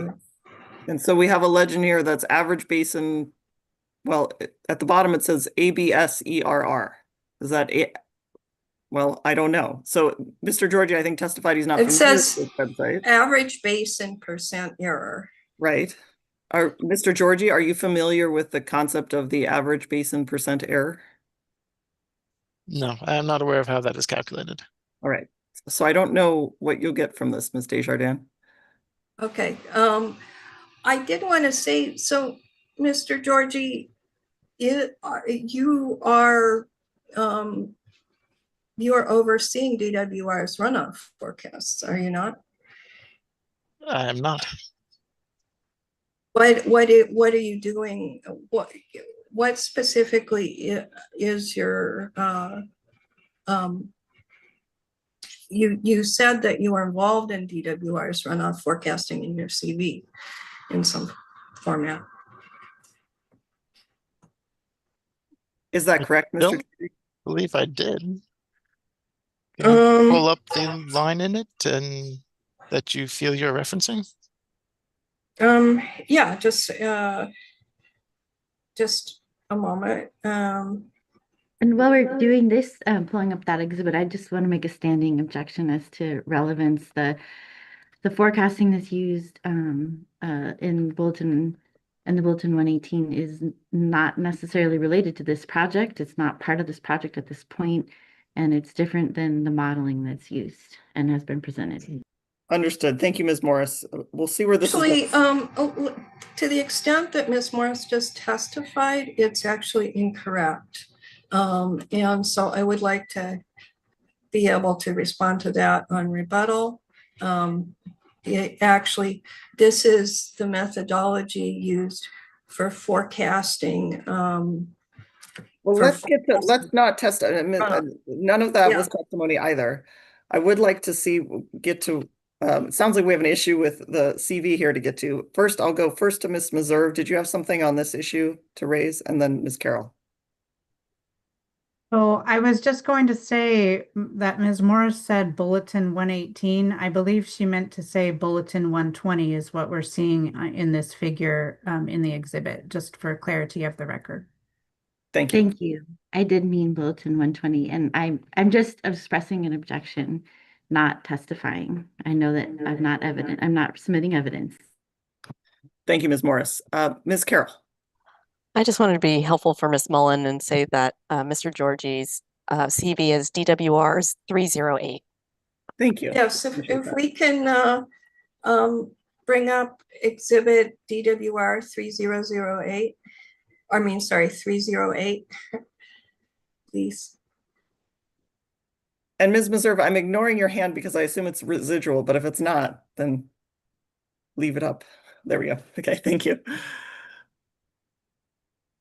Okay, so can you read what it says below supervising engineer, water resources, water operations, scheduling, Mr. Georgie? Well, let me maybe I can cut to this a little more. Mr. Georgie, when you have the word forecasting here on your CV, what roles does that entail?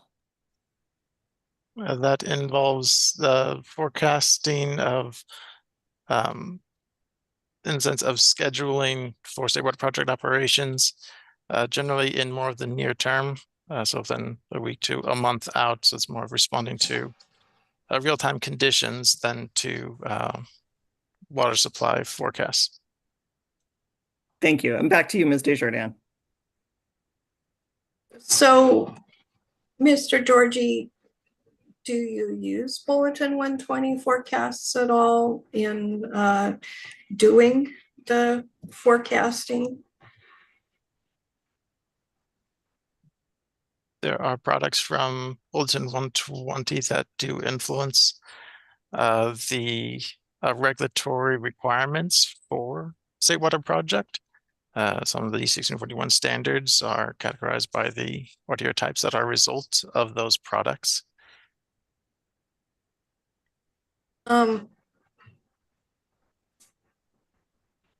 Mr. Georgie, if you're not, aren't Bulletin 120 runoff forecasts? What are not my CV? No, my CV is not a Bulletin 120 runoff forecast. Isn't Bulletin 120 a runoff forecast, Mr. Georgie? Bulletin 120 contains a lot of information, including unimpaired runoff forecasts. How can you plan? Isn't that isn't that a foundational piece of information for State Water Project operations? Yes, the Bulletin 120 is important for State Water Project annual planning activities. My activities focused on a more short term that plays less of a role. Mr. Georgie, isn't so you don't use seasonal runoff forecasting? Isn't Bulletin 120 seasonal runoff forecasting? That is some of the products that come out of it, yes. So do you use seasonal runoff forecasting in operations plan? DWR in general does use seasonal runoff forecasts in the operational planning. I do not significantly use it within my role on the within the scheduling section. Well, I also see that below this, Ms. Mullen, can you scroll down a little more? So where it says Senior Engineer Water Resources Delta Scheduling Unit, and it says analyze and monitor hydrologic, hydraulic, water quality, fishery distribution, and other conditions in the Sacramento-San Joaquin River Delta. Is that only in the Delta? In my role in the Delta scheduling unit, my area of focus was in the Delta. So you didn't monitor or you didn't consider runoff forecasts or watershed conditions? Again, that role again was a more short-term scheduling role. So these seasonal forecasts did not play a significant role in planning for the next week. It was more short-term hydraulic forecasts. Okay. Can we, Ms. White, I wanted to ask you about the Bulletin 120. Are you familiar? Do you use Bulletin 120 in your do you use Bulletin 120 in your forecasting in your consideration of operations? The Bulletin 120, yes, I am familiar with Bulletin 120, and the water operations planning team uses the Bulletin 120 for forecasting of available water supply. Okay, so can we go back to exhibit DDJ X4, please?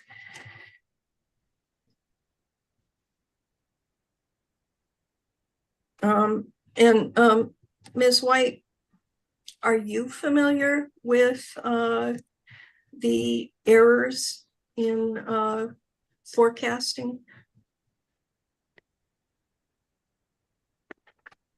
Based upon, I'm not familiar with how the errors are calculated as it relates to errors with respect to the website snapshot you are provided before me. So as an operations chief, let's go back to Ms. Mullen, can you scroll back to PDF page 1? So Ms. White, how exactly as an operations officer, this is how DWR said they implemented a forecast verification process to verify their Bulletin 120 forecasts. Do you see that at the do you see that there? Can you point exactly where you are referring to on this? Okay, so under recommendation 1, the State Water Project operator said on the top, to ensure that the Bulletin 120 water supply forecasts are accurate as possible, DWR should implement a forecast verification process by November 2023. That includes the following. And DWR's response was to provide that website.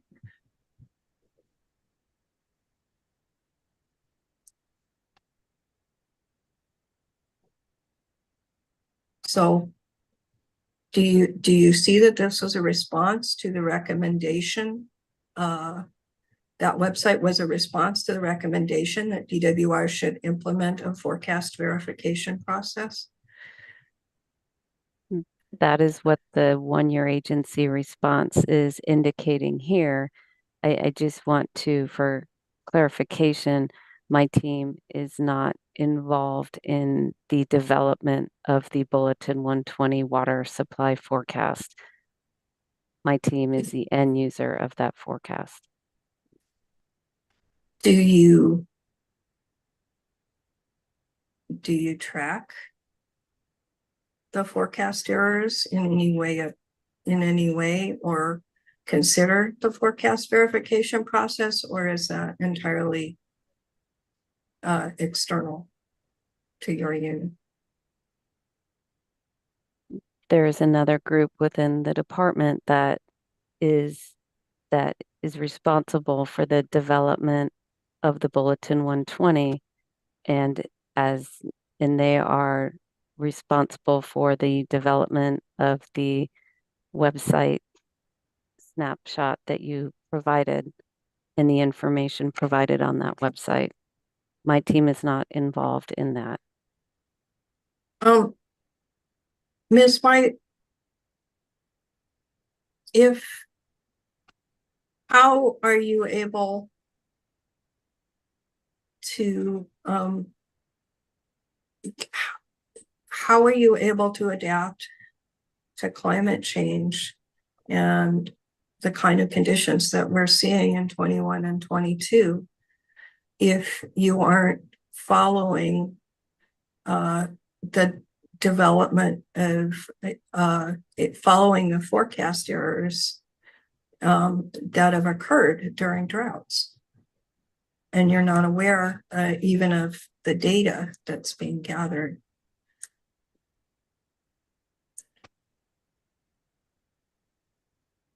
We are the end users of the forecast, and again, there is a team of folks that are responsible for the tracking and the verification of all their forecasts.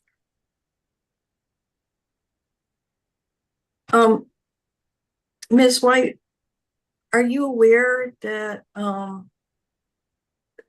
there was a huge overestimate of runoff in 2021 that caused that triggered the state auditor's investigation? I am aware of the forecasts, and I'm aware of the forecast from 2021 and the change in the forecast throughout that water year. What kind of process do you have currently for ensuring that that kind of error doesn't occur in the future? Objection seems facts, not in evidence. Overruled to the extent you can answer, Ms. White. Again, there is another team at DWR that is tracking and verifying the forecasts in response to recommendation number 1. And what they do in response to recommendation number 1 is shown on this specific response. I'd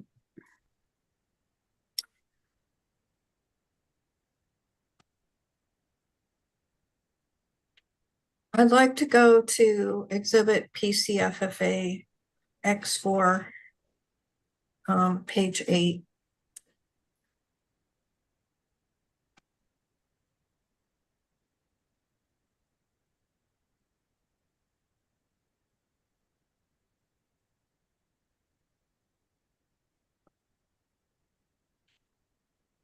Smaller.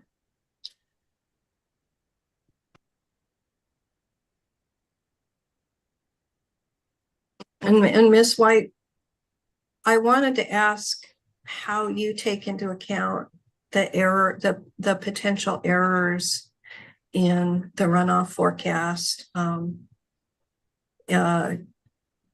given given what happened in 2021 and 2022. Could you be more And- specific on your question as it relates to how the error and in what? There was a significant overestimate of runoff in 2021 and 2022, which resulted in the need for a TUCP.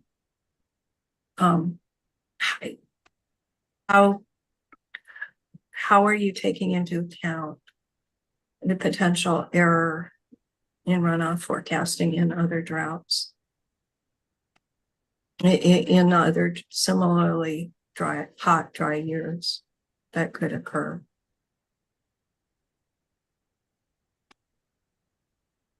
My team uses the Bulletin 120, and the Bulletin 120 provides for a range of potential hydrological exceedances for each given water year that the forecast, the B120, is developed for. And we plan for our water supply forecast based upon that range of potential exceedances. And as the year marches through, that Bulletin 120 is updated on a monthly basis, and we update our forecasts to reflect the updated forecast of the Bulletin 120 based upon real-time conditions that we've experienced in the previous month. Now, to the level of how, again, we don't develop the Bulletin 120, we use the Bulletin 120 in the differing exceedances. So can we pull up exhibit PCA X5, please? And is this where you were looking for page 8? I'm sorry, Ms. Desjardins, I think. Yes, I was looking for page 8. Yeah, and so it's X5. Got it. Thank you.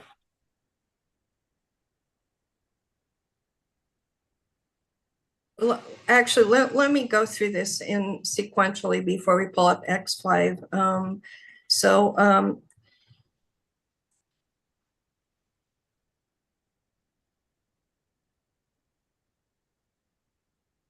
And I think that's not did I manage to, just a minute. We're looking at X4 right now.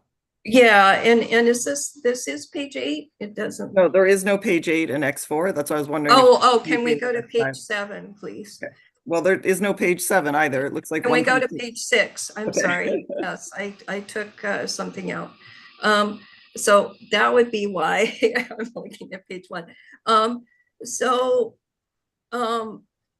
Ms. White, are you familiar with the recommendation of the Department of Water Resources that DWR improve their update their water supply forecasting model?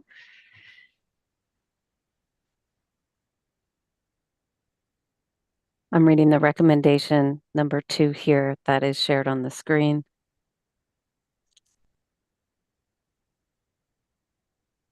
And that is the looks like the high level recommendation here. And doesn't it say in response that DWR is developing a work plan to provide additional details on the process and requirements to assess and document for past improvements?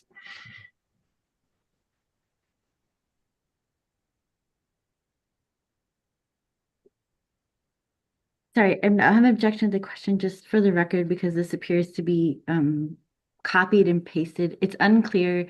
This is not the full recommendation. This document contains several different pieces which appear to be from different websites. So can we just be clear what we're looking at here? Is this a piece of? This is, I tried to produce a whole PDF of the state audit. This is from the state auditor's website. And I tried to do a PDF of the entire recommendations and I couldn't, so I copied each one, and they are, the state auditor says they're verbatim from DWR's recommendation. And I might have heard wrong, Hearing Officer Kinsey, but it sounded like Ms. Desjardins said she took stuff out. So I'm just wondering if this is it just a screenshot or is actually what was fully contained on the website? And I apologize if I heard wrong. No, I think you heard correctly, Ms. Desjardins. Can you clarify whether this is? This is the recommendation to response with the entirety of the 1-year agency response, and which is the most recent response. And I can testify in case in chief that this is the entirety of the most recent response. This was the state auditor's recommendation and the entirety of the most recent response. Understood. And you pulled this from as you said, from the state auditor's webpage? Yeah, on the follow-up, May 2024 follow-up, which on implementing the auditor's recommendations. Okay, thank you. Go ahead, Ms. Desjardins. So, Ms. White, do you see where it says the estimated completion date for implementing updated forecasts is in 5 to 10 years due to budget constraints? I see where it is noted when the estimated completion date will be. Are you familiar with that timeline for updating the Bulletin 120 forecast models? I am not familiar with that timeline, as my team does not develop the Bulletin 120. Do you realize that that could mean that there are significant errors in forecasting, continuing due to not fully taking into account climate change? Objection. Ms. State's testimony assumes facts not in evidence. Try that a different way, Ms. Desjardins. For example, is it possible? Might be helpful here. Ms. White, given if the models aren't fully updated to deal with the climate change impacts that resulted in that caused this runoff forecast errors in 2021 and 2022. Don't you don't you think that there could be significant errors in future years? I can't respond. It causes for speculation on a product and a forecasting. I'm not an expert on the development of the Bulletin 120 water supply forecast, and I'm unable to surmise what has and hasn't been done and respond to opinions on errors. Can we bring up exhibit DDJ X5, please?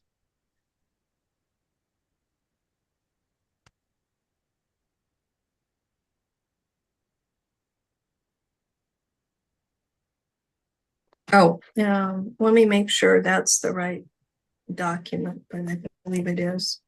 Well, we're at X4. This is X4. And you're Yeah. asking for X5, so we haven't Yeah. brought it up yet.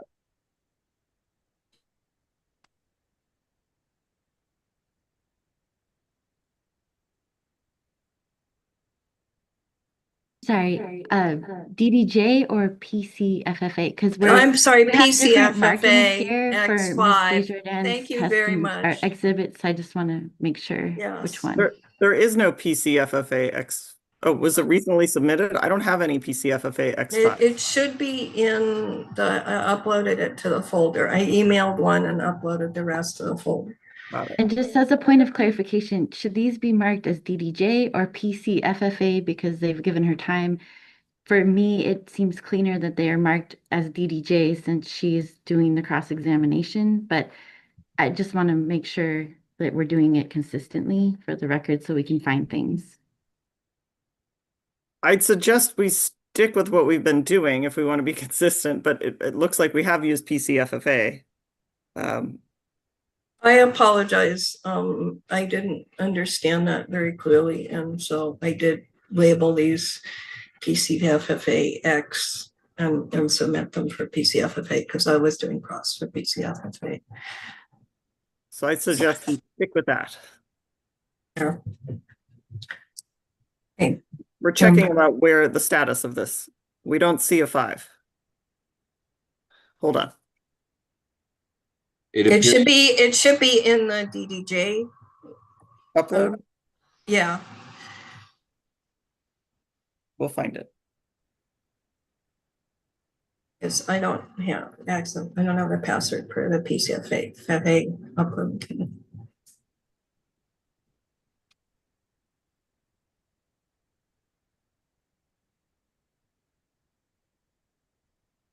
There we go. So, Ms. White, are you aware that the USDA Forest Service did a study of the causes of the forecast error in 2021? And they, this is the publication that came out of that study. I'm not familiar with that study or this paper either. And so to your knowledge, just to summarize this,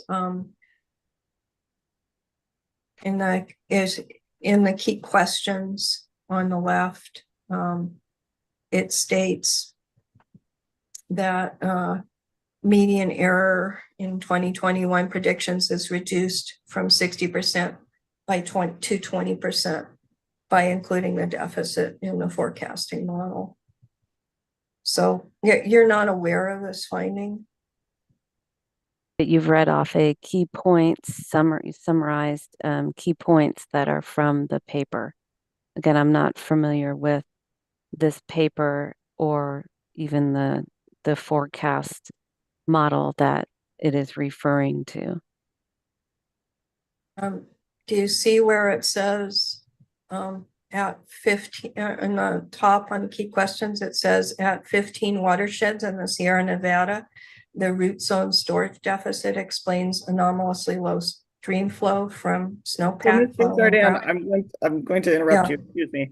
I Yeah. just want to make sure we're focused here because I actually don't, we've gone on quite some time on this and I'm not sure I understand the relevance of this Okay. level of Okay. forecasting to Ms. White's testimony and what you're trying to get at here. It's yeah, I just there is very specific scientific and technical information on the causes of the errors.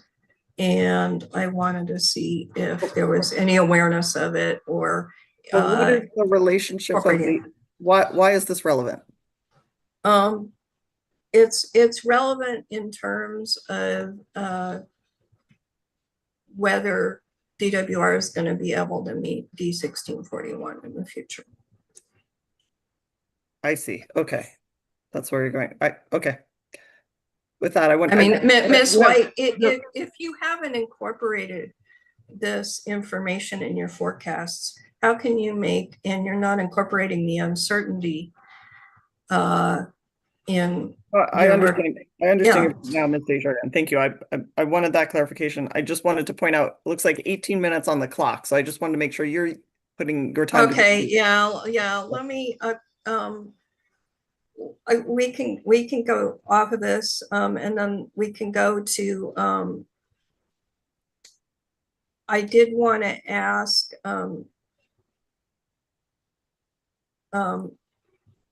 Ms. White, if, actually, I would like to ask that question. I don't have too many other questions, but Ms. White, if you don't know the error of very recent forecasts, very recent years, and you don't know whether known issues have been incorporated in the forecast modeling, how are you able to assert that DWR is going to be able to meet D1641 requirements?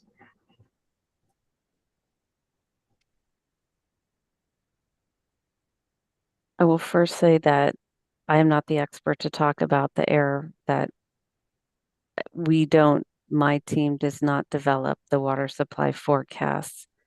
We have a team of folks at the department that are responsible for that, incorporating and improving the forecasts in tracking and verifying the errors, as you had brought up earlier on that website. When we are planning our operations from an annual perspective, we use the water supply forecast, but that forecast itself provides for an extremely dry scenario and an extremely wet scenario. And so we use that ranges of hydrology to plan our operations.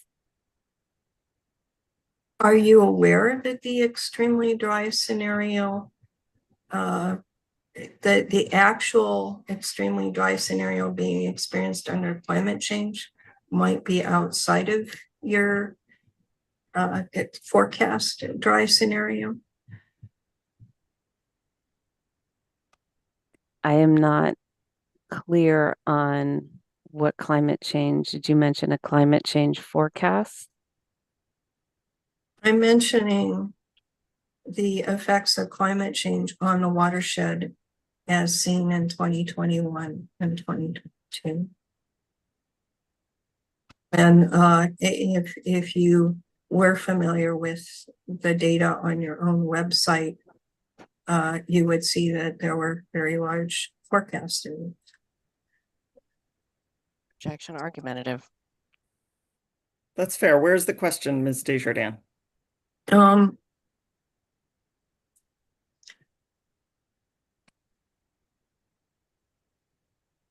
you aware that the auditor, Ms. White, are you aware that the auditor's report showed that this was, you know, that DWR did not adequately take into account climate change in their water management?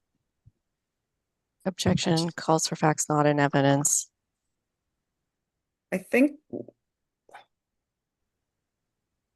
well, I'll allow that question. Ms. White, it may be repetitive, but Ms. White, if you would please answer that one. Can you restate your question, please? Are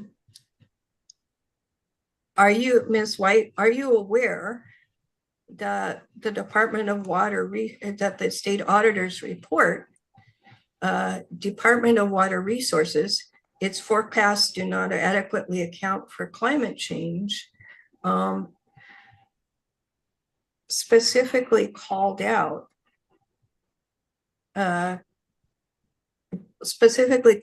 these issues in state water project management?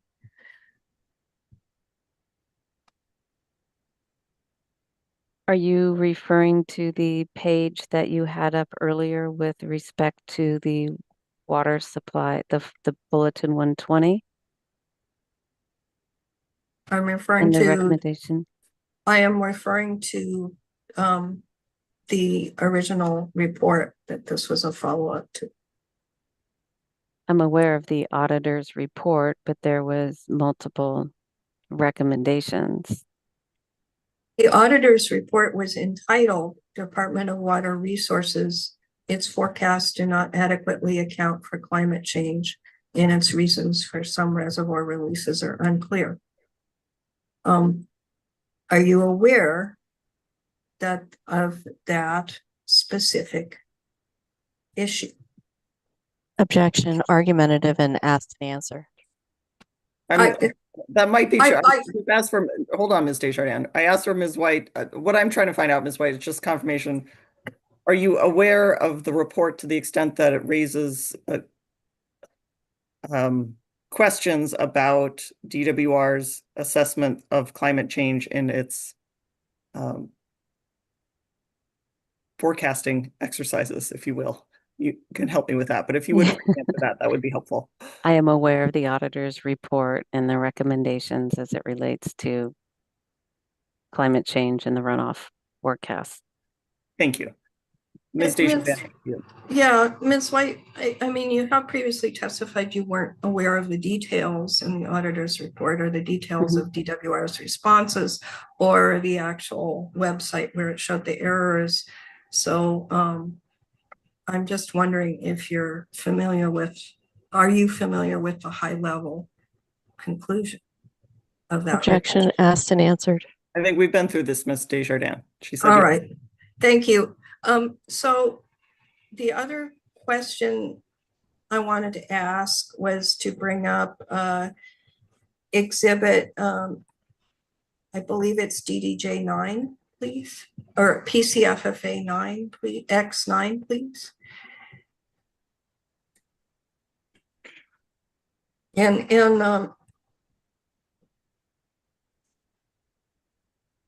Ms. White, I wanted to ask you about you're taking the position that John Lehi held for quite a few years, are you not?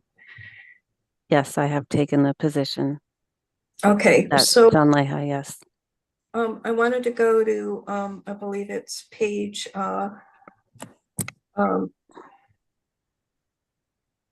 96 of this report, PDF page 101 of this transcript. And I wanted to ask you,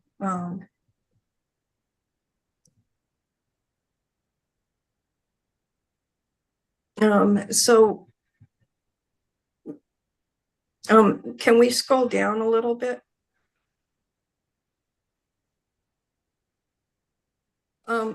So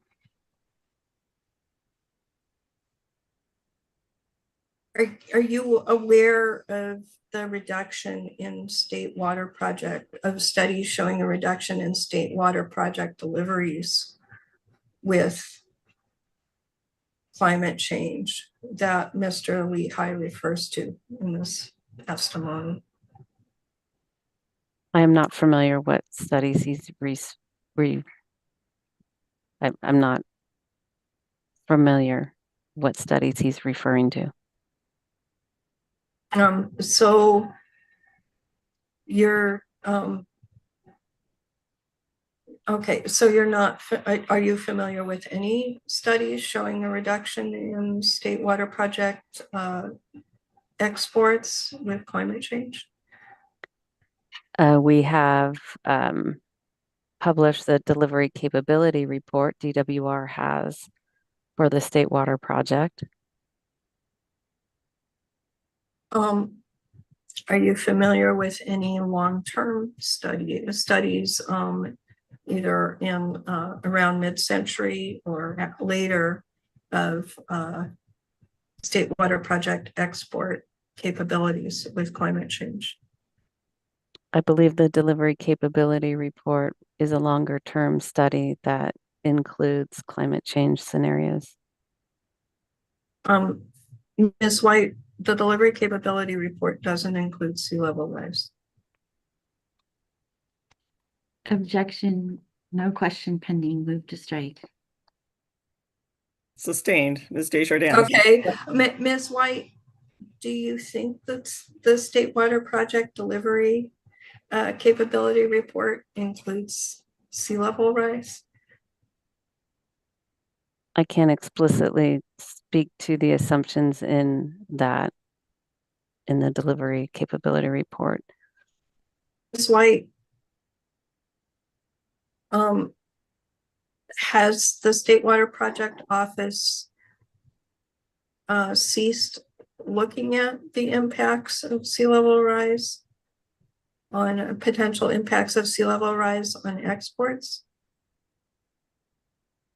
Objection, vague and ambiguous as to ceasing, and I don't think there's any evidence on the record of what was being ceased, or that there was even something. Specifically, Mr. Lehigh was referring to studies that he was aware of that showed a significant reduction in exports. And I was wondering if you'd ceased looking at those kind of long-term studies. I thought Ms. White testified that she was not aware of those particular studies. Is that accurate? Yes. It just as a follow-up question, have you just ceased looking at those kind of studies? I think Ms. Desjardins, believe her testimony would be she has not. So ceasing, maybe try a different verb. Well, ceasing would be since you took over for Mr. Lehigh, Ms. White, have you done any kind of looking at long-term scenarios for operations of the state water project? I mentioned that there is a delivery capability report that looks at the longer term capabilities of the state water project. I believe it does include climate change scenarios. That likely would include sea level rise. But again, I am not part of the development of that report itself. So in what Mr. Lehigh was testifying to, all I have here is a couple paragraphs. So I'm not sure the context with his previous testimony. Okay. I actually, I think that's all I'm going to get out of this panel. Thank you very much. Thank you, Ms. Desjardins. We're about soon due for a break, but I would like to turn to Mr. Moore and find out whether you have questions for these witnesses. So can we please elevate Mr. Moore to a panelist?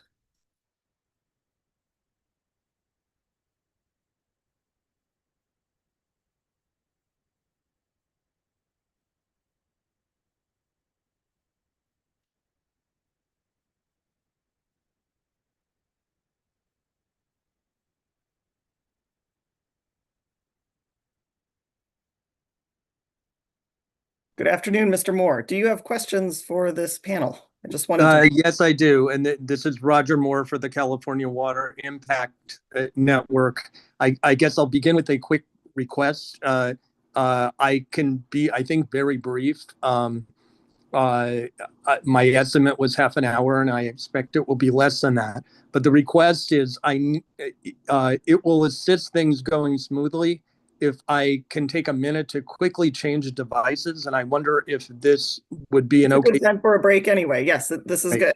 So let's go ahead. We might as well take a 10-minute break, and we'll come back at 2:07, and we'll pick up with you, Mr. Moore. Thank you. I appreciate it.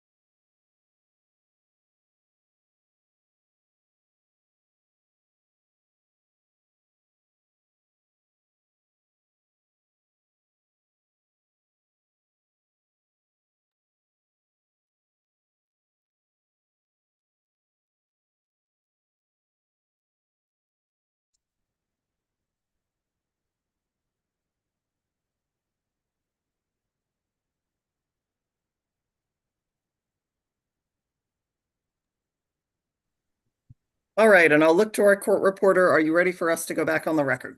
I am indeed. Great, thank you very much. I see we have Mr. Moore, and you hopefully are on your preferred device. Thank you. I am on my preferred device, and can you hear me okay? I can hear you just fine, and I just want to make sure we have Ms. Carroll, and then we will go to your questions. And we have Ms. Carroll, thank you. And we have Mr. Georgie and Ms. White. So to you, Mr. Moore, if you have questions for these witnesses. Thank you, and thanks to all the witnesses as well for sticking it out on some pretty lengthy and complex testimony. I want to begin by briefly returning to everybody's favorite subject, the May 2023 California State Auditor's report relating to the Department of Water Resources and climate change that was the subject of much of Ms. Desjardins' testimony. And I can be brief about this and will do my best not to repeat things that have already been covered. But there is one, I believe, fairly simple question that I didn't hear asked directly. So I want to get to it. If I followed what I heard earlier, one of the witnesses, I believe it was Mr. Georgie, referred to the response from DWR that is contained within this May 2023 report. Do I remember that correctly? That DWR had included a response that is in this report. DWR did make responses to the report. And my question is a simple one. Are you aware of whether the California State Auditor in its May 2023 report found DWR's responses to be adequate to address the concerns it raised?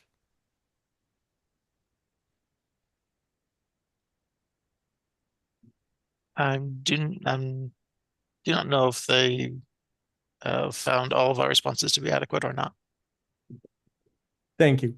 Now, I need to apologize to Ms. Mullen because I would like to pull up the report, and I unfortunately do not have Ms. Desjardins' numbering, but this whole report was previously submitted and noted, I believe, as CWIN Exhibit 1, so I am hoping we can pull that up. So we'll go with C11, which, and Mr. Moore, to your understanding, that is the actual state auditor's report itself, the underlying report? Yes, it's what I believe it provides is a full copy of the May 2023 report itself, which includes DWR's response and a response to the response. Understood. Thank you. And now I would like to go to page 45 of the report, which I believe is on page 51 of the PDF. That's 51 of the report. What I need is 45 of the report.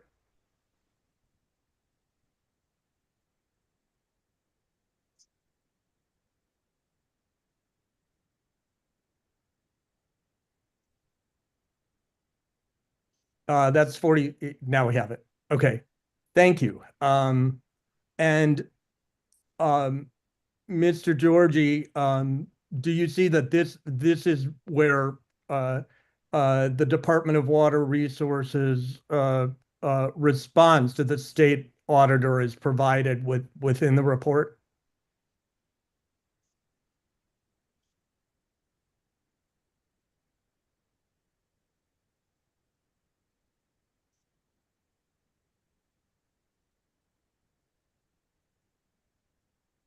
Are we? I'm reading the documents rather lengthy. I'm unfamiliar with this particular response, but this does appear to be a letter from the Department of Water Resources to an auditor.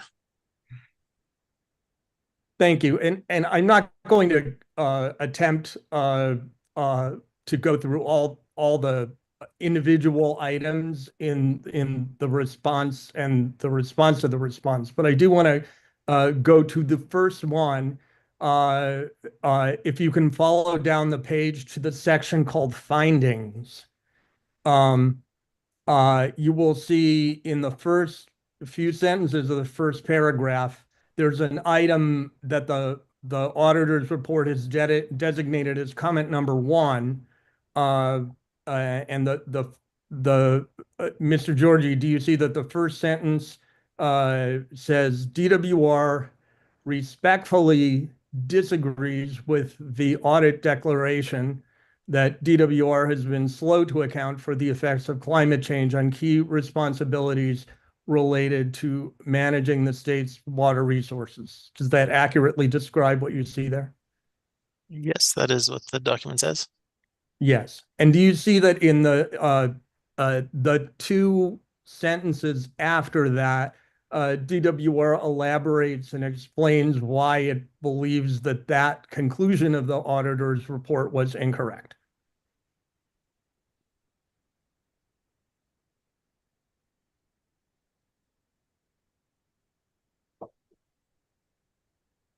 Ms. I don't Mullen, necessarily. I'm sorry to interrupt. Ms. Go Mullen, ahead. can you scroll down a little just so we can see this full paragraph under findings on this page? Yeah, if it wasn't clear, I'm only referring to the to this comment number 1. Well, how do you know it's comment number 1? Now I'm confused.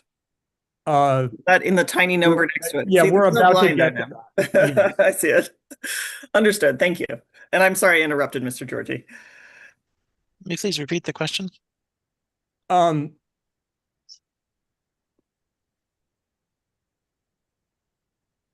We already ascertained what was in the first sentence. I guess my question is, do you see that in this comment number 1, DWR provides a couple of additional sentences elaborating on the reasons why it disagreed with the conclusion of the audit declaration that DWR has been slow to account for the effects of climate change? I can see that in the next 2 sentences, it states that DWR established a climate change program and has updated its action plan. Okay, thank you. And now I would like to go to page 53 of the report, which I think is page 59 of the PDF, if that helps. May just make it more confusing.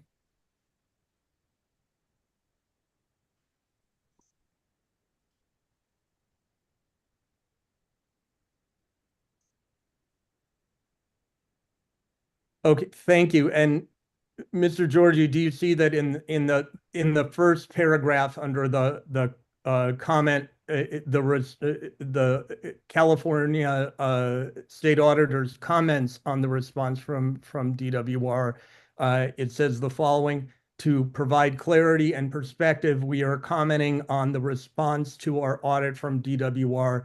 The numbers below correspond to the numbers we have placed in the margin of the response.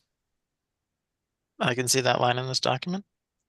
And can you see that just below that in the right margin, there is a number 1 that corresponds to the comment number 1 of DWR that we were just talking about?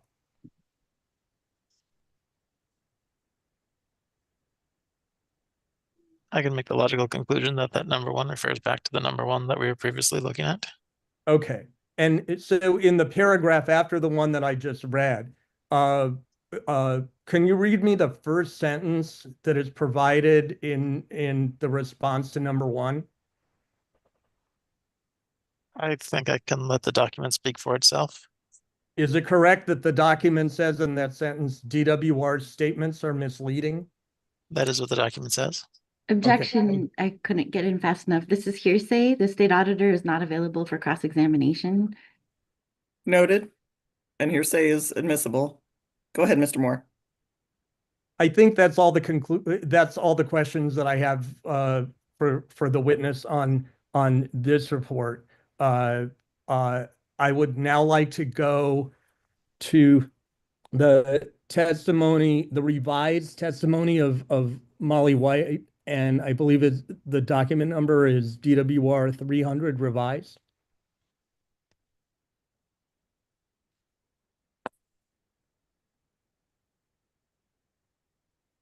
And Ms. Mullen, as always, I appreciate your promptness pulling things up. And let's go down to the second paragraph on the first page of this testimony.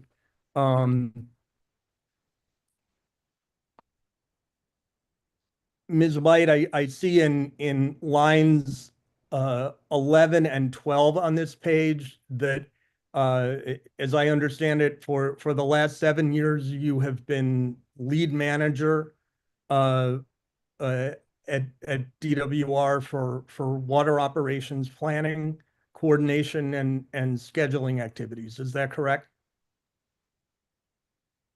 Yes, that's about right.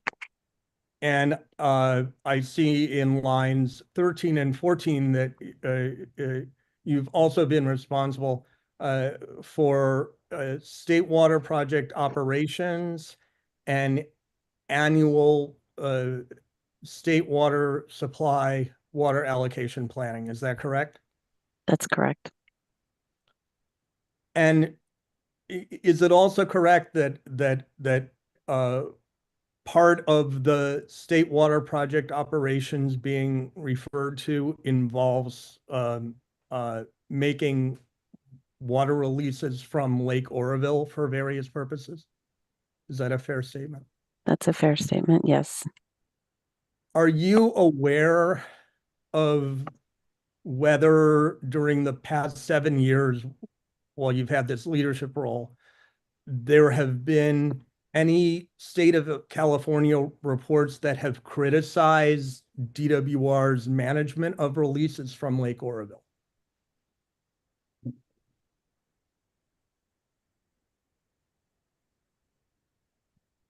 Can you be more specific? Can you restate your question, please? Well, you just acknowledged that one part of state water project operations uh, uh, involves releases of water from Lake Oroville. My question is simply, are you aware of any, referring to this last 7 years when you have had this lead manager role, are you aware of any state of California reports during that period that have criticized the way that DWR has handled releases from Lake Oroville? Objection, vague and ambiguous as to criticize.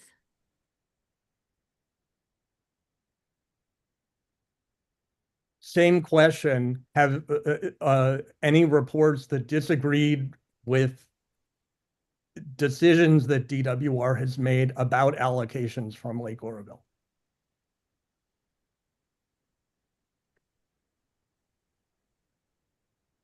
I guess I need more information with disagreed and what is meant by allocations from Lake Oroville. The initial question had releases.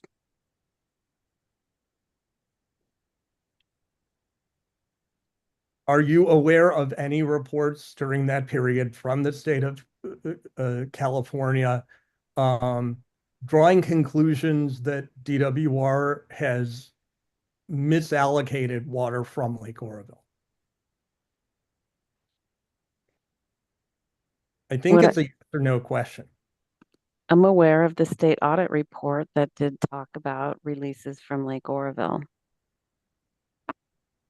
And you're aware that there were criticisms in that report of the way that those releases were handled, correct?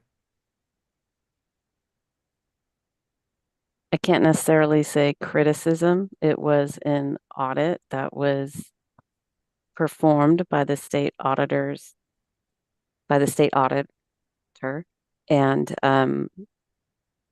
I think it would be fair to go back and look at the report because I do not, it's been a couple years since I've read the report, but there was information in there about releases.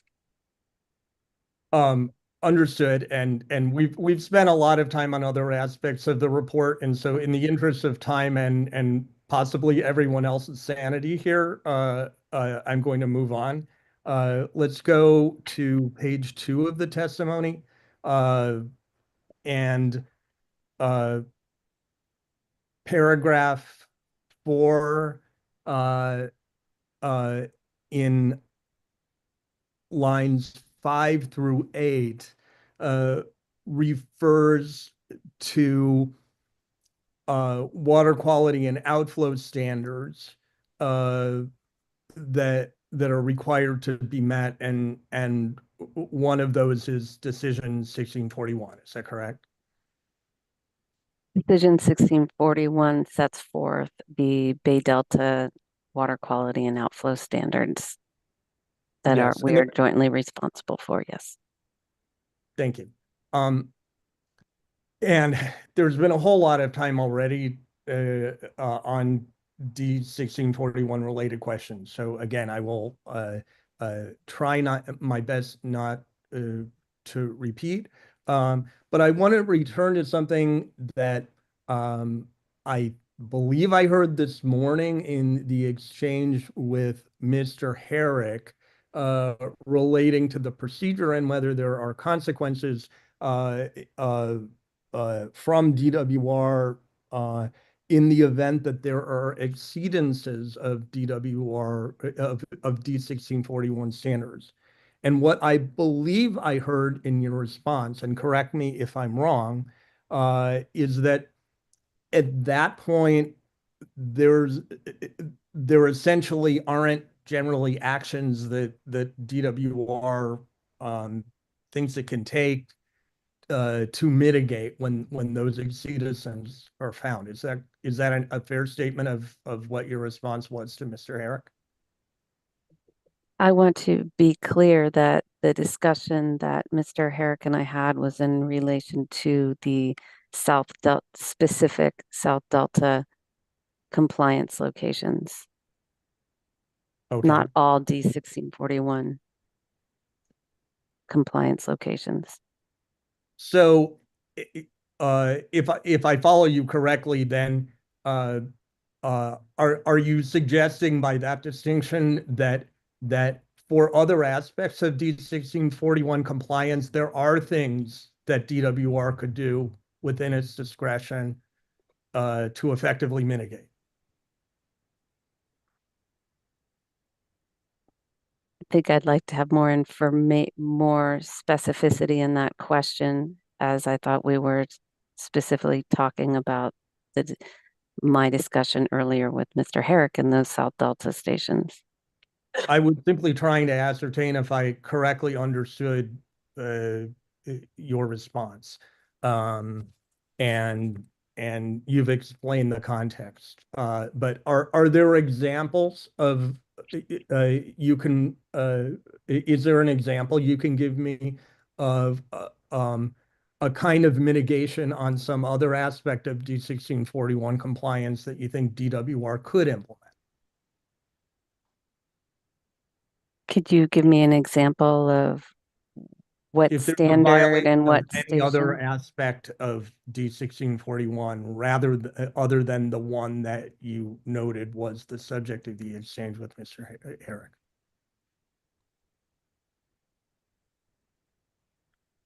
In order to meet, can you restate? I'm not tracking your question. Okay, I think I'd like to move on to a different one, actually. I think I followed what you have said on your own testimony and responses relating to D 1641 compliance. But I'm wondering if you know whether DWR has submitted any testimony or exhibits in this proceeding on whether it has in fact complied with the 1641 standards over time? I'm not familiar with all the panel's testimony and not aware of testimony regarding compliance. Are you aware of whether the state board has ever issued any cease and desist order or orders to DWR relating to the subject of meeting D1641 compliance standards? Yes, a cease and desist order was issued. I don't recall the date. I think in maybe the mid 2000s. Do you know whether any reports of the state board have considered whether compliance with D1641 would be sufficient to protect beneficial uses that are served by the Sacramento River? Objection to the extent it calls for speculation or a legal conclusion. I'm not asking to be I'm gonna very clear. I'm not asking for a legal conclusion. I'm asking if she's aware of any reports as I described. go ahead, Ms. White. I'm trying to remember your question without asking you to restate it because I did wonder with respect to state water board's report. So can you restate your question, please? Okay. Pertaining here to beneficial uses that are served by the Sacramento River. Do you know whether the state board has issued any reports that consider whether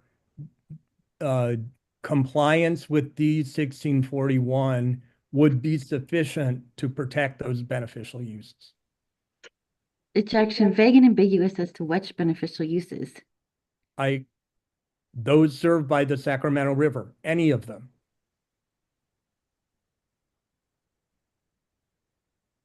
I'm not aware of a report, but the State Water Board identifies the beneficial uses and standards to protect those beneficial uses. So I'm not certain about a specific report.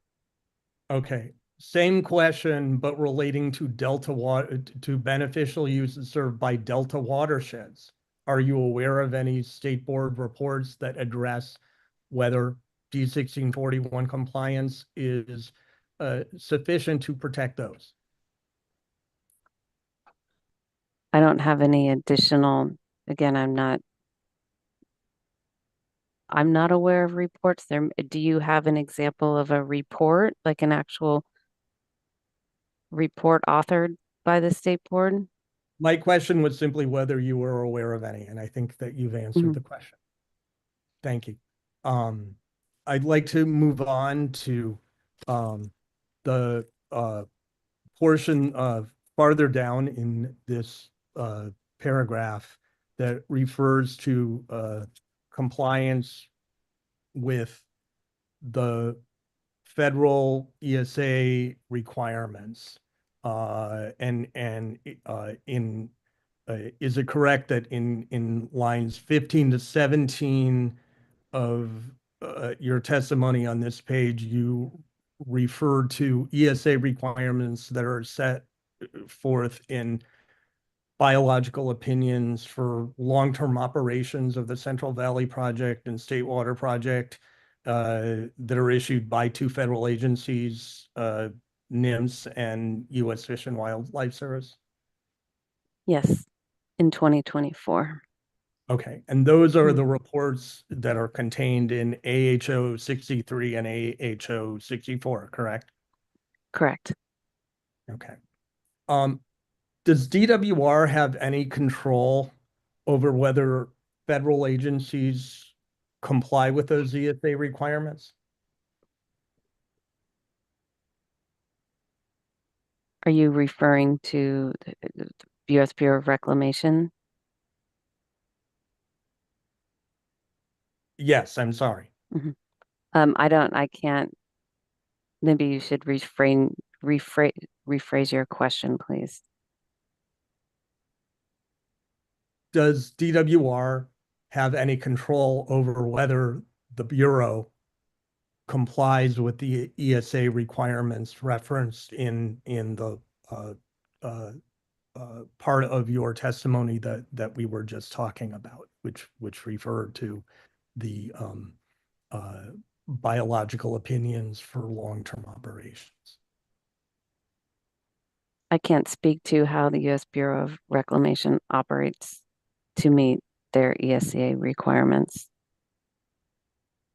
Are you aware of any recent actions at the federal level that might affect whether the Bureau will continue to abide by the requirements set forth in those biological opinions in the future?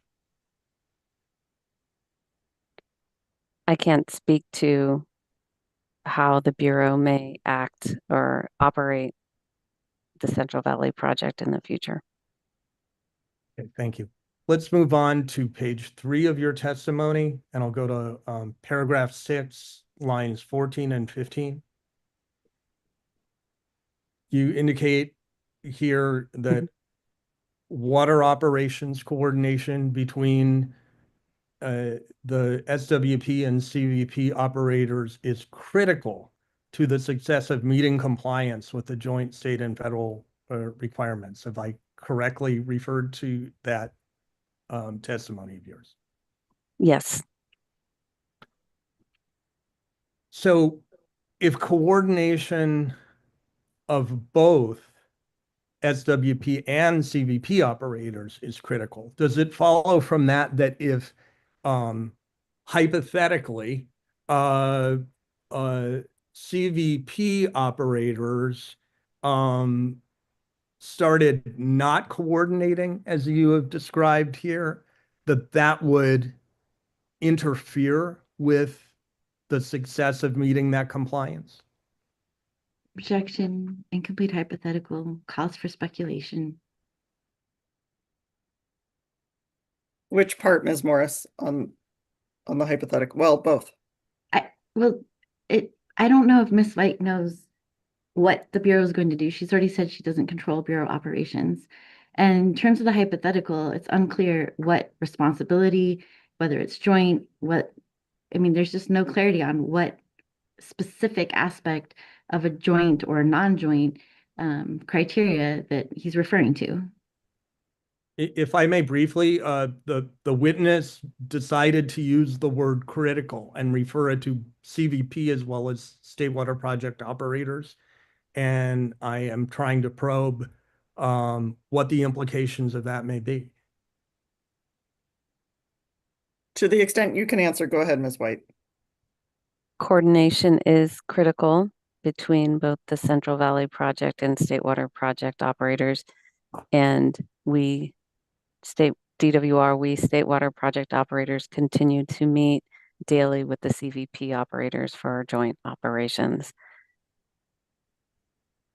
Thank you. Let's go on to page 4. And I'd like to go to the end of paragraph 6, the testimony that is, let's see, between lines 7 and 10. And it says, it is anticipated that significant coordination will continue when the DCP becomes operational. DWR entered into an agreement with USBR to address DCP operations. Have I correctly quoted from your testimony here? Yes, that's what my testimony says. Thank you. Are you aware of any litigation that may affect whether coordination will continue on as it is anticipated in this sentence? You walked through a couple sentences, so I'll try to substitute a simpler one. Are you aware that the long-term operation of the projects, the State Water Project and Central Valley Project, through the coordinated operations agreement, is the subject of pending litigation? Objection as to relevance. I'll allow it for now. Go ahead, Ms. White.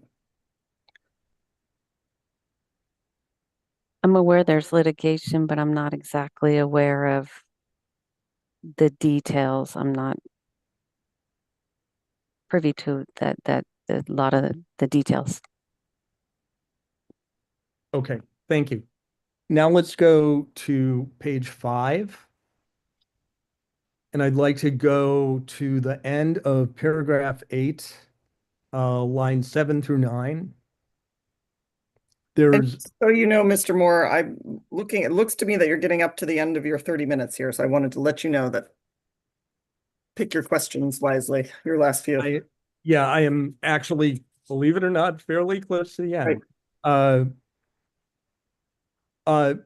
So this is the sentence where you say, even though the DCP has a 6,000 CFS capacity, due to operational criteria and regulatory requirements, the DCP will not be diverting at its full capacity all the time. Is that what this says here? That is what it says, yes. Okay, all the time, so not 100%. Correct. How about 50%, less than that? The capacity that is used through the DCP, it's uncertain as far as what sort of conditions we may find ourselves in with conditions and flows and so forth. So I can't speculate on the percentage of time the DCP will or will not be at the 6,000 CFS capacity. Would you find it surprising if you heard that DWR's estimate was that figure would be less than 2%?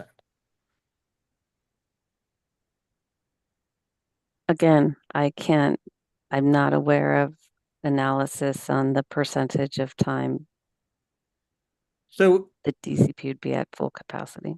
okay, thank you, and sorry for, I think, interrupting you. That's okay. So assuming, and again, I realize it's not something that you personally can verify from what you've said, but if you have a tunnel that is operating at capacity less than 2% of the time, do you think there might be some water users uh, uh, that are utilizing the tunnel that might wish that figure were higher so that more water could go through the tunnel? Objection, incomplete, hypothetical, calls for speculation. I think that's sustained, Mr. Moore.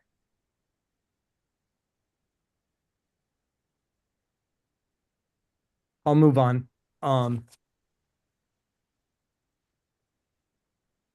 Let's go to page 5, paragraph 9. The sentence from 16 to 18 that says, should there be additional excess flow, the State Water Project, the SWP will divert water through the North Delta intakes in accordance with all applicable regulatory requirements, including water rights permit terms. Is that what it says here? Yes. So does this mean that if DWR's current water right permit terms continue unchanged, that's what you would expect DWR would comply with? We will operate with respect to and in following our water right permit terms. Okay, thank you. Let's now go on to page 9. paragraph 17 of the testimony. And the second sentence from lines 4 to 6, it says upstream SWP storage operations will continue to be managed to meet existing and future SWP regulatory and contractual obligations.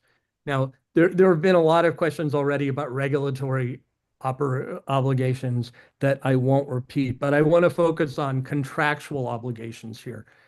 Do you consider yourself to be an expert on the State Water Project's contractual obligations?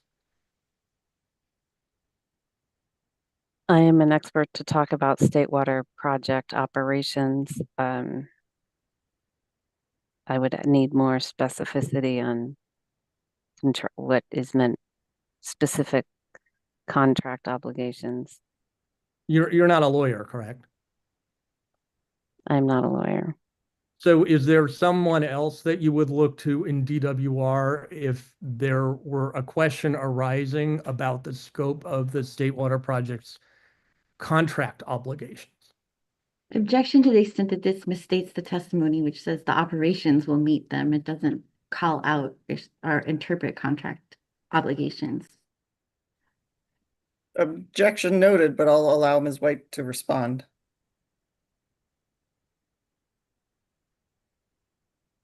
Can you restate your question, please? I think at this point, given the time, I'll ask a different one. Are you aware of any testimonies submitted by DWR in these proceedings that addresses the subject of whether of what DWR's contractual obligations are? Not that I'm aware of. And can I assume from that that you're also not aware of testimony that would address whether DWR would continue to meet contractual obligations? As noted in my testimony, that we will continue to manage our operations will continue to be managed to meet existing and future SWP regulatory and contractual obligations. Okay, thank you. Let's move on to page 11, paragraph 21. Hearing Officer Kinsey, just noting the time. Noted, and I believe we're at maybe almost 15 minutes. No, not quite 15 minutes. 8 minutes. I'll give you one more question, Mr. Moore. And then we need to move on. Okay, in that case, I will move on to the next page. Let's go to page 12.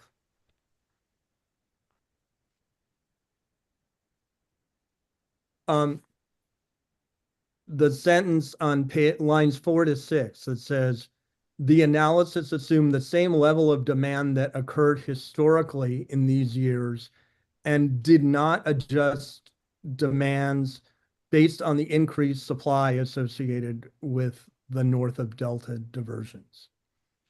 Are you aware of any economic analysis presented by DWR in its testimony that would support the assumption that it isn't necessary to consider adjustment of demand? I'm not aware. Thank you. No further questions. Thank you, Mr. Moore.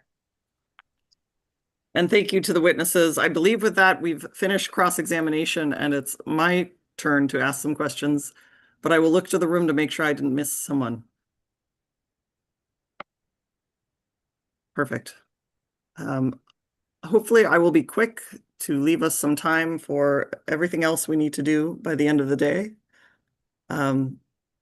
And thank you, both of you, for your patience with me while I try to work through these. Although I think we can do this fairly quickly.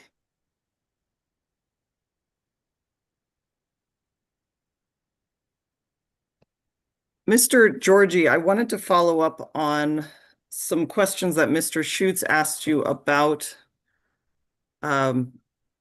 your calculations for the figures in DWR 309.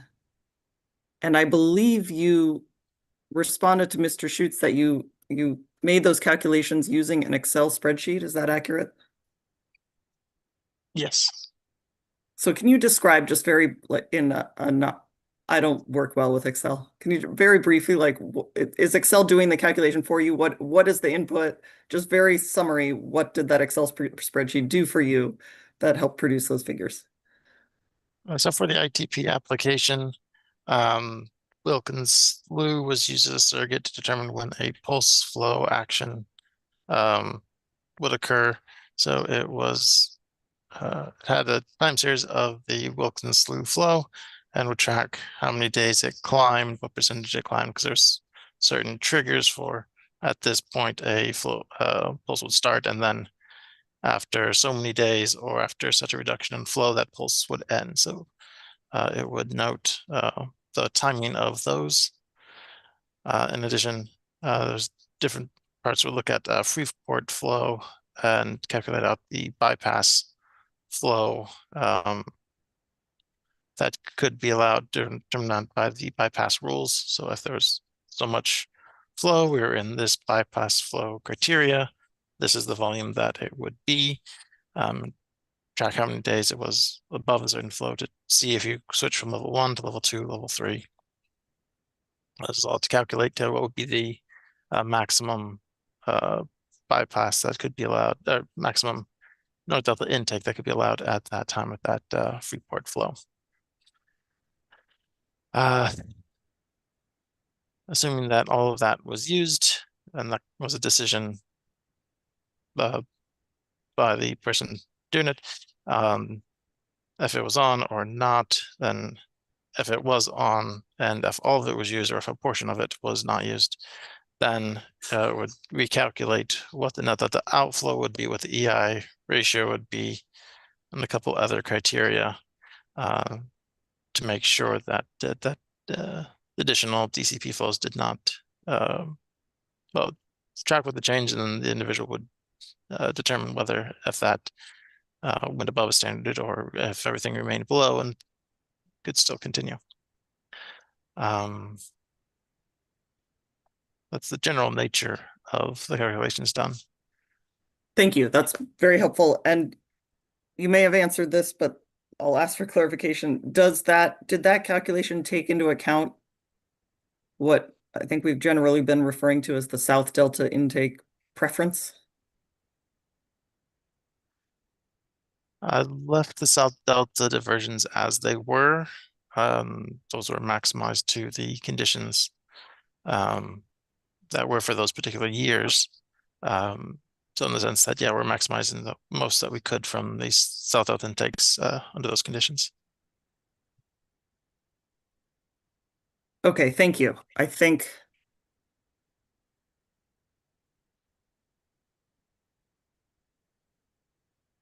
I may come back to this in a moment, but thank you. That's very helpful.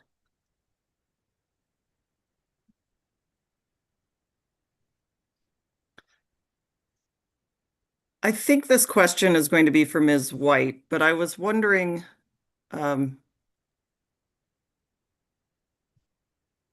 let's back up. My general understanding, and based on Mr. Georgie's illustrations, if you will, of some particular water years, is that more water would be diverted through the Delta Conveyance project in above normal and wet years as compared to dry and very dry years. Is that generally accurate? More water would be available to divert under the bypass rules, and there'd be extended periods of excess flows in those in such years. Thank you. And then this is the part that's probably for, well, you can tell me who can best answer it. But my question is, based on your experience, Ms. White, do you have any opinion about whether storage south of the Delta would be a limiting factor in those wet and above normal years in terms of how much water would be exported from the Delta?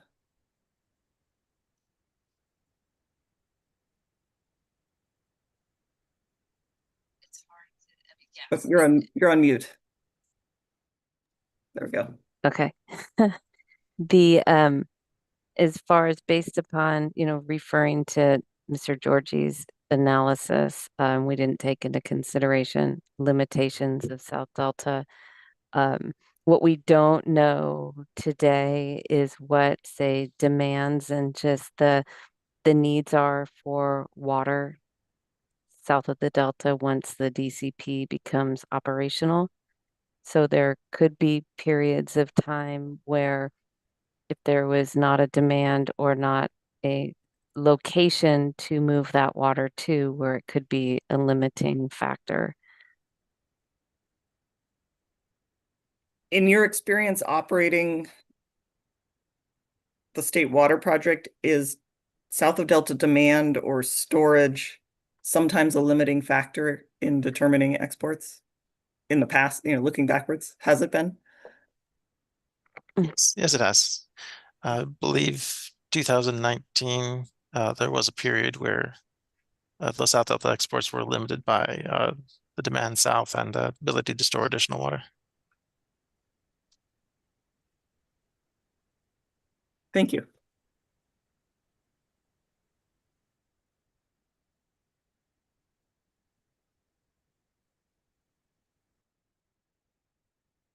And when you refer to ability to store, I mean, I started the reference, but when you referred in your response, Mr. Georgie, to ability to store, that includes both opportunities for storage in above ground reservoirs as well as groundwater recharge situations. Is that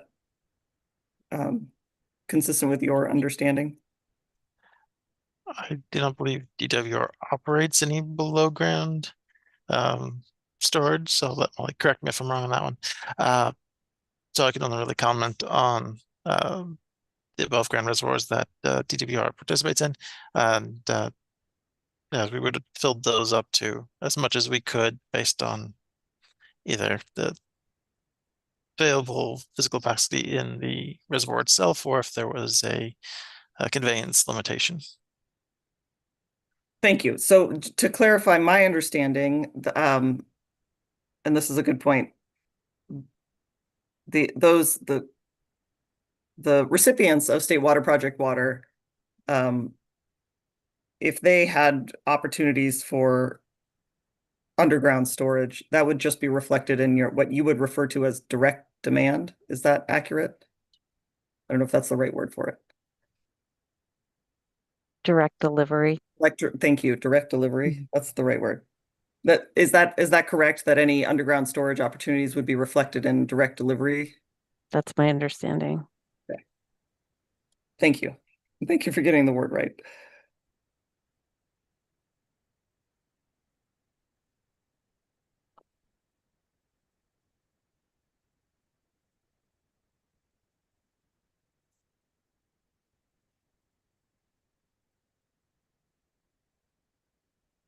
So I had a couple questions, I think, specific to Ms. White, your testimony. If Ms. Mullen, can we pull up 300R, please? And I don't think hopefully these are fairly straightforward. It's just clarification. And I'd like to go to, once you have that up, page 5, we may. So I believe on line 13, Ms. White, you state that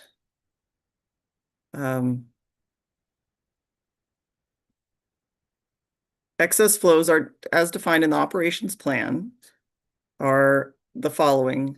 And then you state considering existing facilities. And I was wondering if you can explain to me what you understood to be existing facilities in the context of this sentence. What did you mean by that?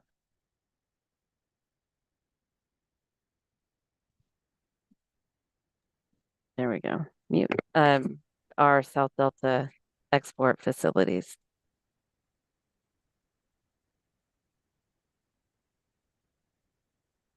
So you meant by adding that phrase, I was trying to understand why you added the phrase here. You added that phrase to clarify that you were not considering here any regulations that would apply to future constructed facilities such as the Delta Conveyance Project.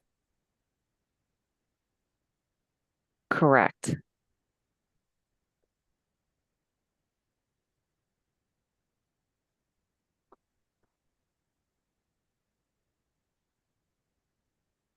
Yeah, the Mount Ness or whatever the existing facility, our South Delta facility requirements are.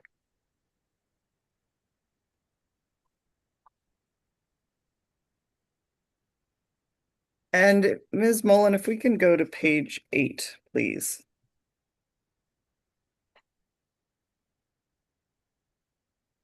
Paragraph 16, and I'm looking at the reference to Jersey Point and Edmonton.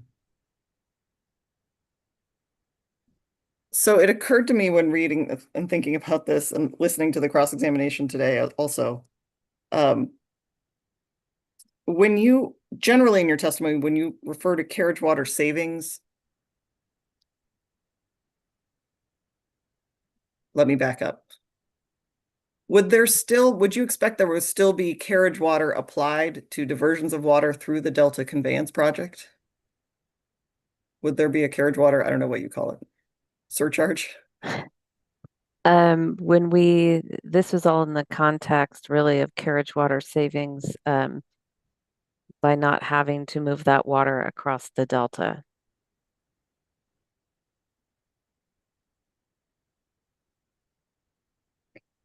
So you would expect if you had a given volume of water that was going to be diverted from the North Delta intakes as opposed to the South Delta intakes, you would expect the carriage water loss, if you will, to go from some number to 0. Is that accurate?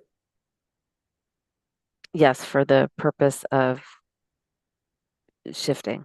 Okay. For carriage water, yes. Thank you. Mm-hmm.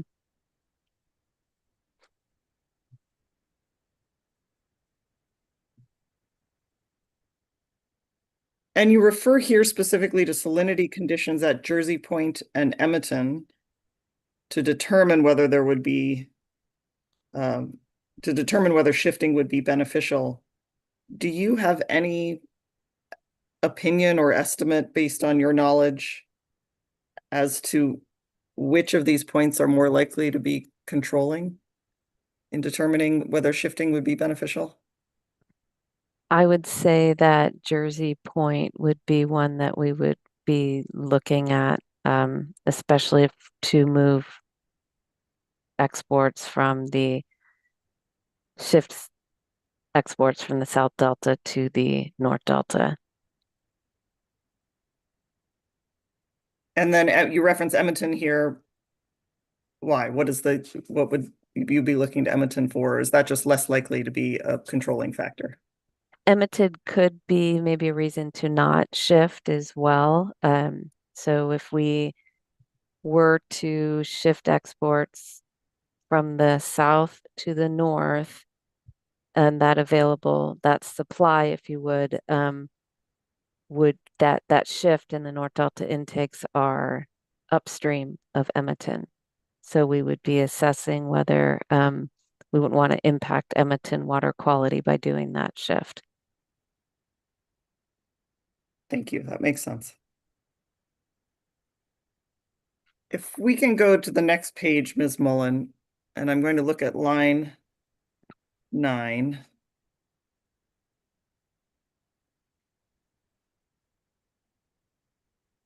And hopefully this is easy. I was just wondering, maybe I'll look to you, Ms. White, but either of you, can you provide me an example of required regulatory releases that are capable of export? That was added. Just what we don't know is what type of, whether there'll be any change to upstream regulatory releases, say from Oroville, or in-stream requirements that aren't required today. So if there was ability, if we had an added regulatory release, and we were able to export that, that's what we are capturing in that sense. That's helpful. Thank you. Mm-hmm. Appreciate that. And then if we can go to page 11, please, Ms. Mullen. And I'm looking at the ramping numbers. Oh, it's the first lines 1 and 2 at the top. I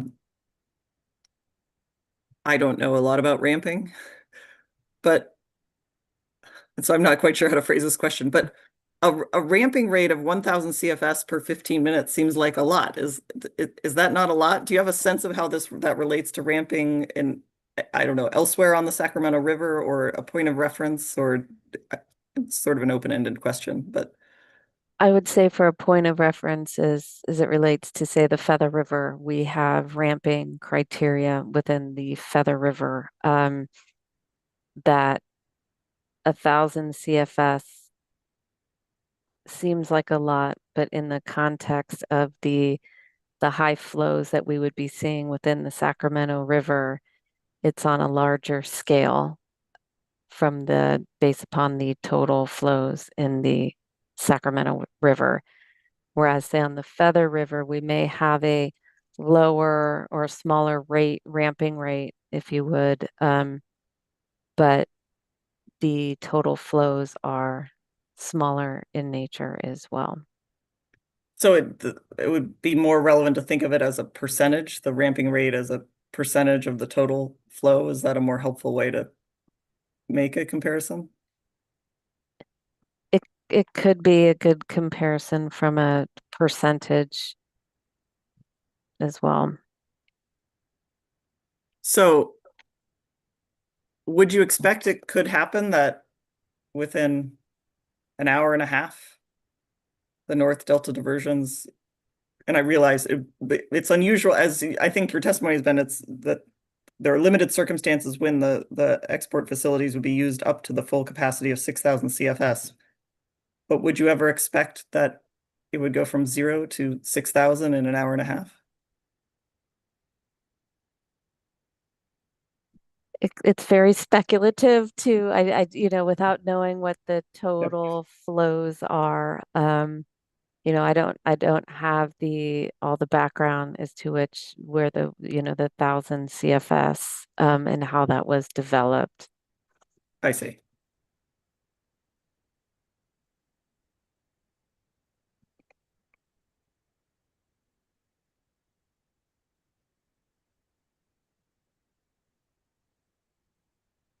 And do you have any, I mean, maybe the answer is you don't know, but based on that, do you have any opinion about a low level of flow at which a ramping up to 1,000 CFS might have a negative impact on or cause reverse flows? Do you have any opinion about that? I would say that while we're operating the intakes, we still have bypass flow requirements, the sweeping and approach velocities. So, we still need to be adhering to those requirements. And some of the reasons for those are for the reverse flow aspect as well. So it's just not the 1,000, it's just not the ramping rate. There's other aspects of conditions we would have to be meeting to divert through the tunnel, through the intakes.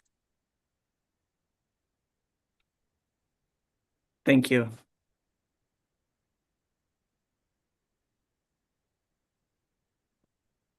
I think at this point, I might be moving to you, Mr. Georgie. No, possibly both of you. I have a reference to 805R. Ms. Mullen, can we go to 805R? And page 15. So I think this is still for you, Ms. White.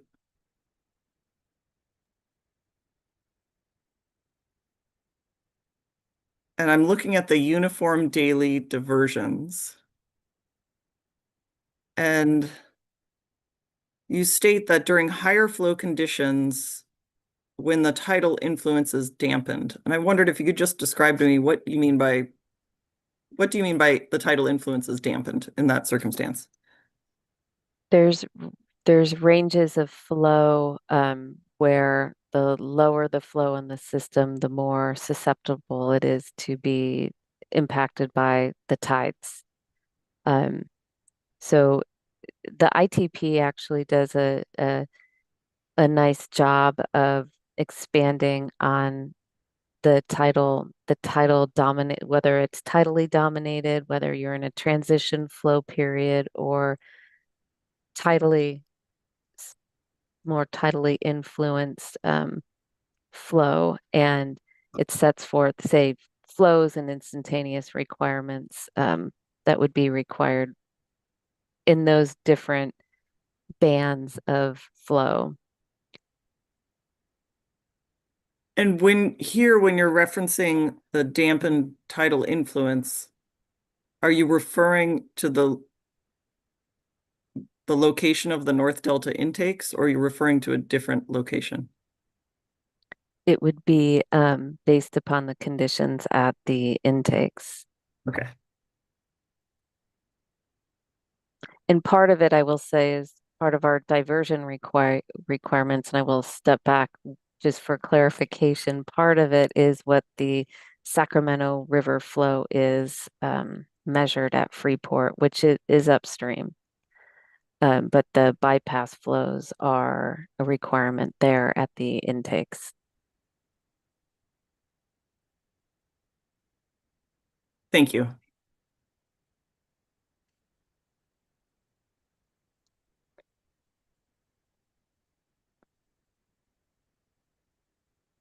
I'm sorry, I'm trying to. I see. So in describing these uniform daily diversions, the idea is that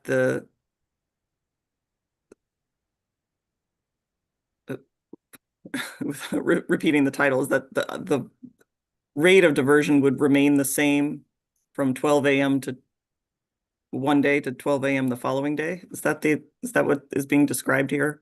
Yeah, and that's really under higher flow conditions where we don't have the tides, where that second sentence addresses during more tidally influenced conditions. Diversions may vary throughout the day, and we'll focus the diversion periods on when there is periods of downstream flow.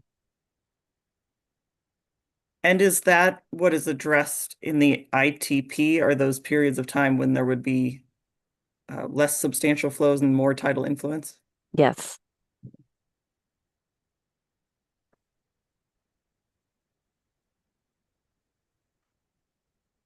And if we can go back to page 11 of this same document, please.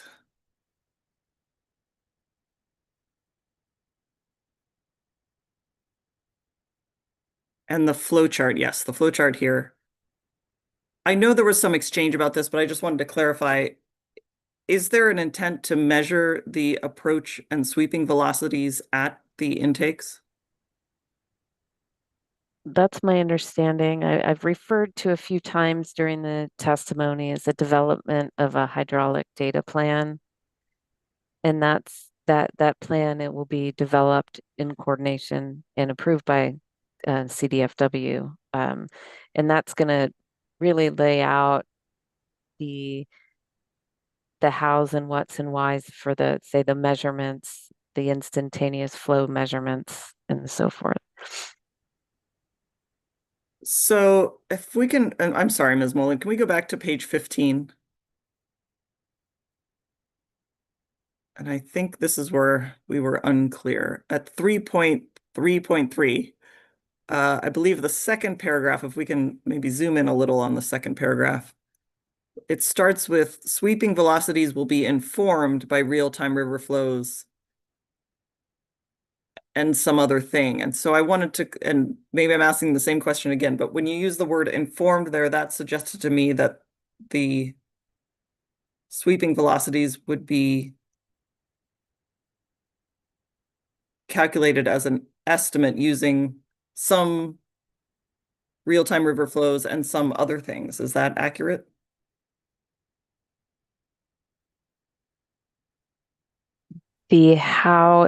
That's my understanding, is it'll be developed within the hydraulic data plan.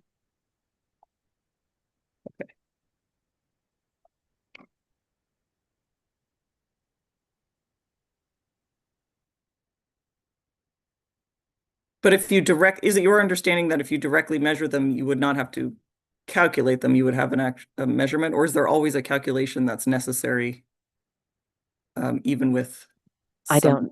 don't know. Okay. Fair enough. All right, Mr. Georgie, I think this is to you. So if we can go please to DWR 309 on page 1, or PDF page 3.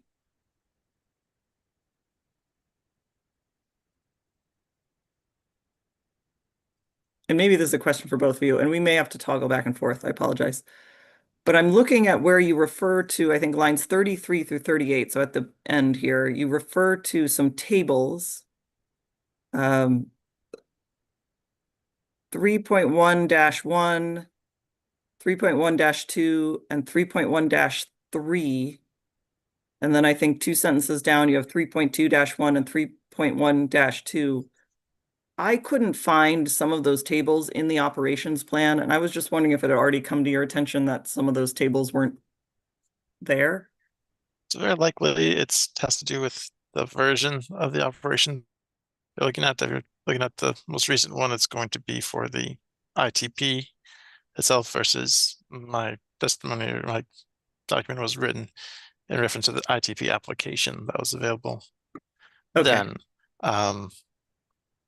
I don't remember what the it may be a difference between DWR-805, which I think was the original operations plan, and then 805R, which is the revised version. probably. You may have fewer tables for some reason. Yes. And then I had a question about, or we all had a question about the statement here that a minimum net delta outflow index of 35,000 CFS would be required. Let's see, it's right here, in line 34. Would be required before any diversions from the North Delta intakes could occur during the months of March through May. Where did this come from? What is that? We couldn't figure out where that limitation came from. That was a limitation that was part of the ITP application. Is it in the ITP? I don't think so. The ITP gets a bit more complicated in those April-May periods. It is not. That was a spring pulse flow that was included in the ITP application. So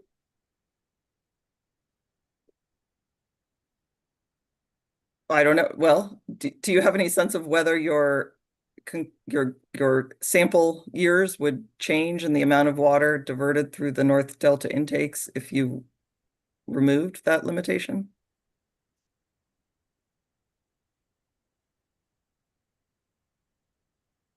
It likely allows some increase in the March through May period, but the operation, the bypass rules also changed and became more restrictive. So it's hard to say if one would balance out the other. Understood. Yeah.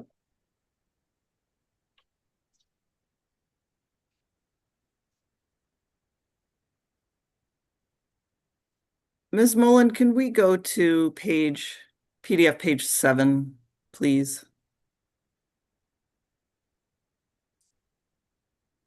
And then I just wanted to confirm that the dashed line here, I don't think it's black, it might be green. The outflow required dashed line, is that at 29,000 or maybe it's 29,200 CFS? Yes, for the times when a Port Chicago, extra requirement at Port Chicago would be in effect, that's at that 29,200. Okay. So in Liberty, in the number of days is because it is a number of days in a month standard, so that lump together the days for chips for the end of April and beginning of May together, instead of having small spikes at various points. But instead of having the monthly average between the two outflow requirements. Okay, thank you. And then the red line on these graphs, the actual South Delta diversion, those numbers are based on measured actual diversions, not on modeling. Is that correct? That's correct. That was the recorded values for Clifton Court inflow plus Jones pumping. So would you expect with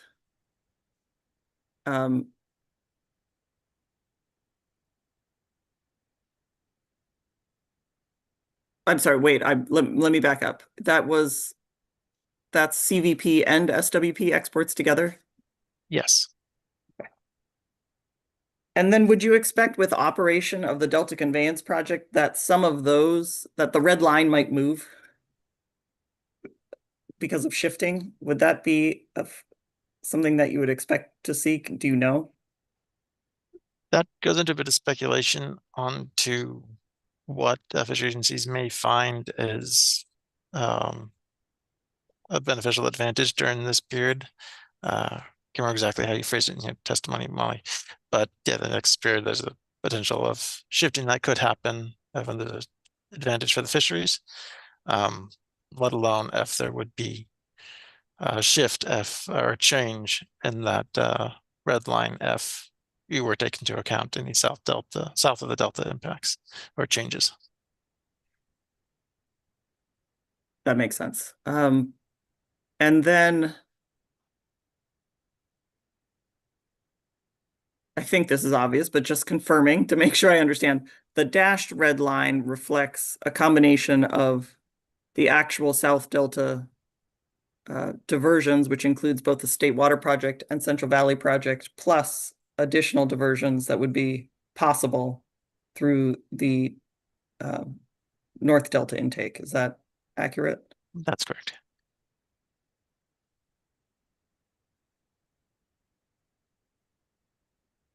And let's see.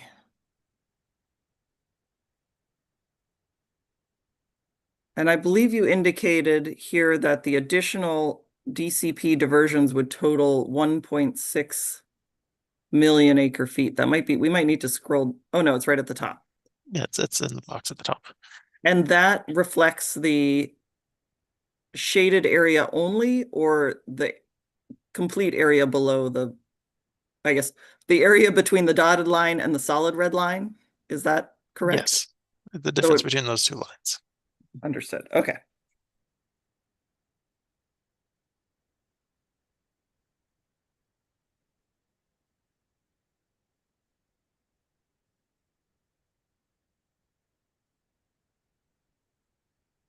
All right, I think that's all. I believe that's all the questions I have for both of you. So thank you very much. I very much appreciate going through that. With that, Ms. Carroll, we can take a break if necessary, but and you can answer after the break if you like. But my question is going to be, do you have redirect for these witnesses? We think we have about 10 minutes of redirect, but a 5-minute break would be greatly appreciated. Let's go ahead and do that. We will come back at, let's just say 3:27. Thank you. Thank you.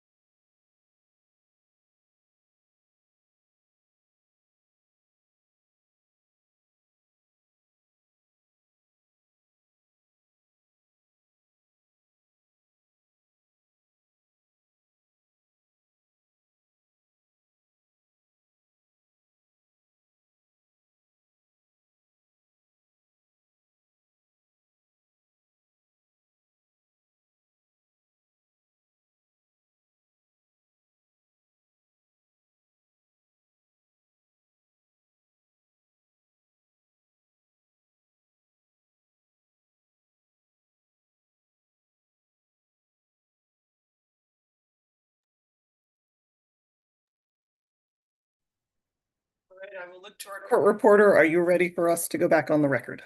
Hearing Officer Kinsey, I am ready. Great, thank you. Ms. Morris, good to see you. You were up first, so that's where I'm at. I will turn to either of you. I don't know if you're handling the redirect or Ms. Carroll, but if you would like to redirect the witnesses, please go ahead. Thank you. Ms. White, do you recall yesterday a discussion with Ms. Tabor regarding your testimony, DWR 300R, pages 9, lines 5 through 10? And Ms. Mullen, could we please pull that up?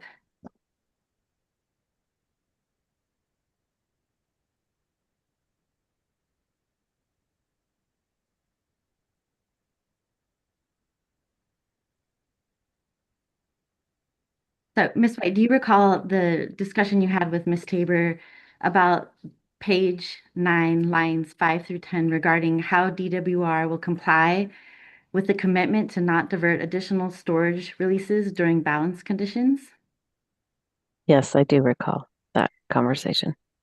And Ms. White, is the commitment in your testimony on page 9 contained in DWR's proposed term and condition number 1, which is marked as DWR 101101?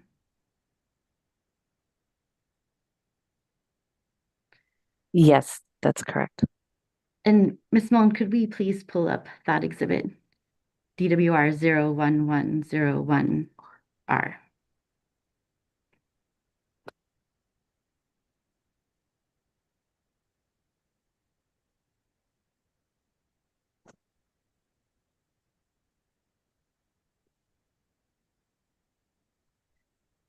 And if you could just scroll down maybe just a tiny bit right there. Thank you very much.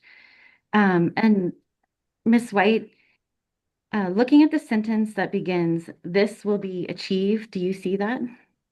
Yes, I do. And can you read that sentence by yourself in your head?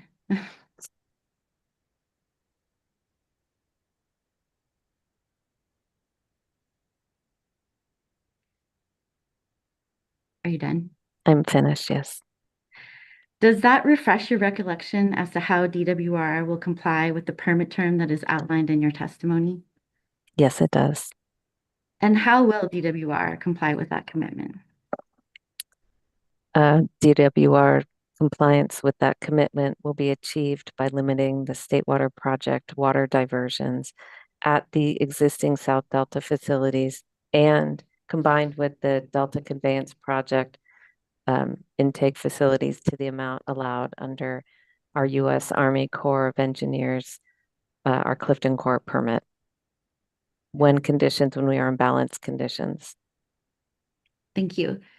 We have no further questions for Ms. White. Thank you. Or Mr. Georgie?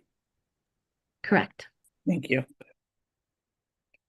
Then with that, based on that very limited redirect, I will look to the room whether there are any follow-up questions for these witnesses, given that within the scope of that very limited redirect.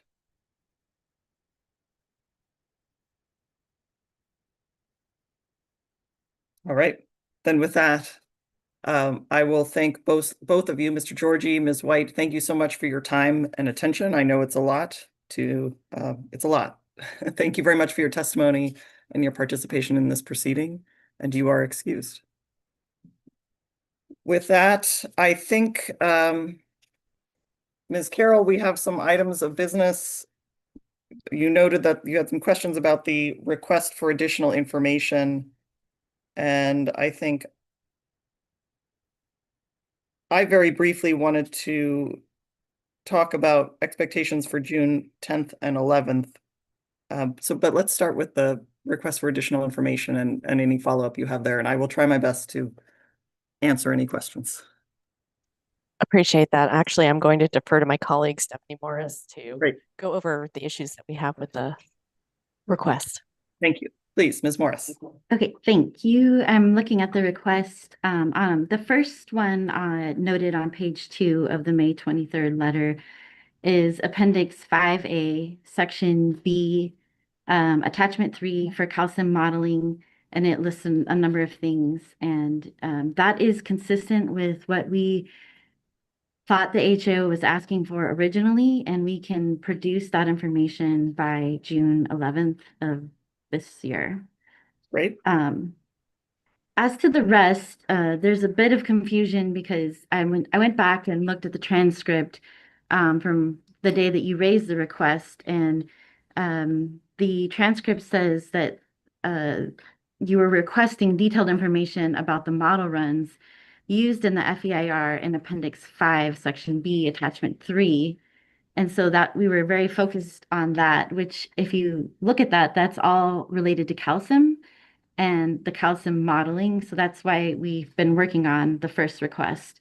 However, Appendix 5A, Section D, which is the third bullet, is a totally different model. That's the HEC 5Q model. So I'd like to talk about that request separately. And then Chapter 9 is DSM-2 modeling, which is completely different. And there are several appendices, I believe over 13 in appendices 9 on water quality. So the second bullet, I would like to say I think we can comply with by the June 11th, which is the modeling data on average stage. I do have a question in the EIR.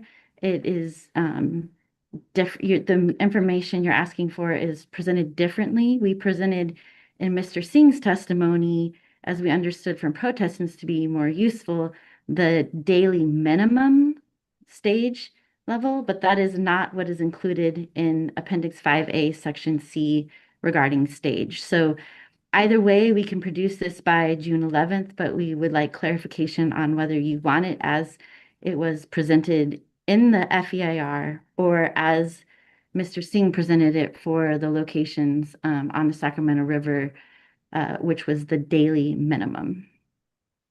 Okay, that's helpful. I'm going to have to, as you might expect, defer to the technical team who are motivating the request for information on that one. I will try to get back to you right away, as in tomorrow, as soon as possible, clarifying which of those we actually would find more useful. So thank you for that. Okay. As it relates to going now, I guess, to Appendix 5A, the HEC 5Q, Mr. Singh provided testimony, and this was provided in his testimony. First of all, HEC 5Q is a modeling tool that simulates reservoir and river water temperature based on storage in upstream reservoirs, upstream flows, and other data. Because DCP is not proposing any changes in the operation of the upstream reservoirs, and he stated in his testimony very specifically on DWR 110, page 10, 2 to 5, that based on the updated DCP ITP calcium model runs that flows on rivers upstream of the two proposed North Delta points of diversion remain very similar with and without DCP, consistent with the findings in the FEIR, and therefore the conclusions in the FEIR with respect to DCP effects on upstream flows remain unchanged. So it's our understanding that the HEC 5Q, which takes quite a long time to run and is a completely separate model, would really show very similar results because we're not changing that with this project, and Mr. Singh's already provided testimony on that. So we would request that you consider if that modeling is really necessary. If you do find it necessary, my estimate is that we would not be able to produce this until July 23rd. Okay. This is helpful. And again, I'm going to go back to the team. I think and let me see if I can reflect this back. The HEC 5Q, what is that? I don't know what it stands for. Okay. The HEC 5Q modeling models temperature. Do I have that right so far? Would there be, and insofar as temperature is related to flow conditions and other things, is that accurate? So as it relates to upstream reservoir levels and reservoir flows. And just also, Mr. Singh provided river flows upstream in his testimony in 110, showing that they were essentially unchanged. My Right. characterization, not testifying, just summarizing. Understood. Yes, summarized. So let me look, and that this is helpful and noted. Let me consult back with the team. Those items that you identified, you can produce. And I realized there was, you're absolutely right. There was what I had previously referenced did not include this. So I acknowledged.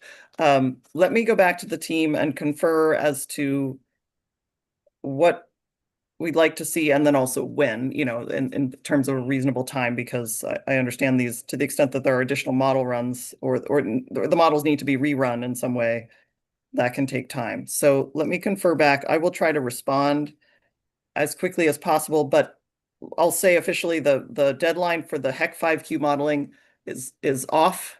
If we need to rediscuss it when we meet again on June 10th, we can do that and set an appropriate deadline. Okay, thank you. Thank you. I think leaves just the fourth bullet is chapter 9 dependencies on water quality. Again, there's over 13. And this would be quite a bit of work. This is it's not just DSM-2 well, one, it's derived from DSM-2 modeling, but then it also requires other work to create those tables that were in the appendices that are referenced here. So for example, there's mercury, organic carbon, selenium, other trace metals. Then there's other appendices that we're not sure about, which are a different water quality analysis, which is subsets of each of these from 2040. And so what we can do is very similar to what Ms. Priest presented in her testimony and her reports, which were the FEIR modeling results for chloride and for EC. We think we can do that in shorter order, but if we have to reproduce all of these, it would take at least until July 23rd. And I think we're asking if we can narrow this, and if it's not possible, then I think it would be helpful to discuss an appropriate date, or whether you want to require us to present this in our redirect, possibly some pieces of this. In rebuttal, I think That's what I meant. I'm sorry. Yeah, no, I think we all understood. I'm trying to remember, and I'm looking to so when you say similar to what was included in Dr. Priest's testimony, what does And that I'm talking about the reports. So reports? I can pull up the numbers, but I believe it's 402. It's the 402, which is the EC report, and then the 403, which is the chloride report. That has, they're over 50 pages summarizing all of the different locations and the data for EC and chloride. So when you're asking, you mean reproduce that you would provide the information with respect to EC and chloride specifically, rather than all of the things, all of the constituents that were addressed in the FEIR? Correct. Okay.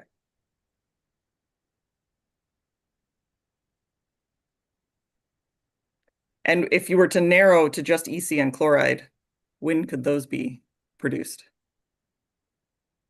I'm trying to nail that down. I've been trying since Friday. So the fact that it's taking me a couple days to get clarification, I think a month. I think we could do that within a month. Okay. Let's plan on that at a minimum, right? Okay. But we may not need all of the constituents. So that's something we can look at. And I know there's been a hand for some time, so let me pause there and go to Mr. Busher. If we can elevate Mr. Busher, please.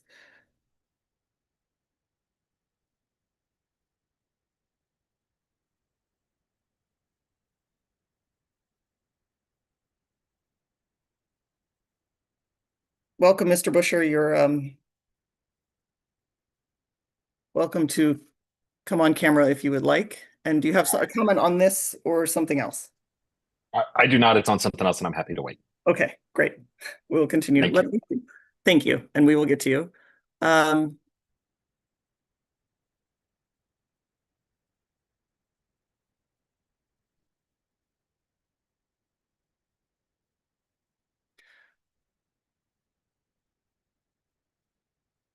So maybe more clarification might be helpful. I see you, Ms. Meserve. Let me ask my follow-up and then we'll go from there. My team is telling me behind the scenes, and I want to give you a chance to respond, that the modeling's been done, that it shouldn't be, for at least the constituents. I think the ones of concern raised were not just chloride and EC, but also salinity, selenium temperature, well, at least those, that the modeling has been done and it wouldn't be, I think the subtext, this was not what was said. The subtext is it's not that hard to produce the information. That may or may not be true, but I want you to be able to respond to that the model runs are done and it's a matter of data processing. Yeah, it's data processing. Well, first of all, selenium, I'm sorry, EC and chloride are usually salinity. So there's no separate salinity. Those are usually comprised of the salinity. In terms of the other ones, it is, there is post-processing that has to be done. So yes, it's true. But again, we were focused on the calcium 3 modeling runs, not the DSM-2 runs. So the calcium 3 is done, but then that has to run into the DSM-2.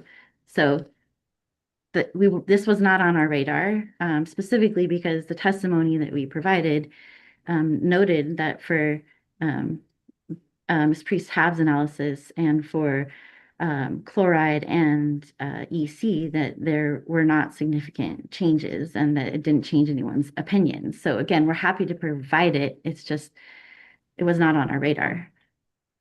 Noted. But you don't have to do the model runs again, right? I mean, I just want to make sure I'm understanding that we have, so I'm trying to be specific about components because you also said water temperature, which is not in water quality under the appendices that I'm looking at. Okay. And the water temperature is the HEC 5Q that we've already talked about. That's what yep. Let's put that aside. Okay. And then in terms of the DSM-2 modeling, I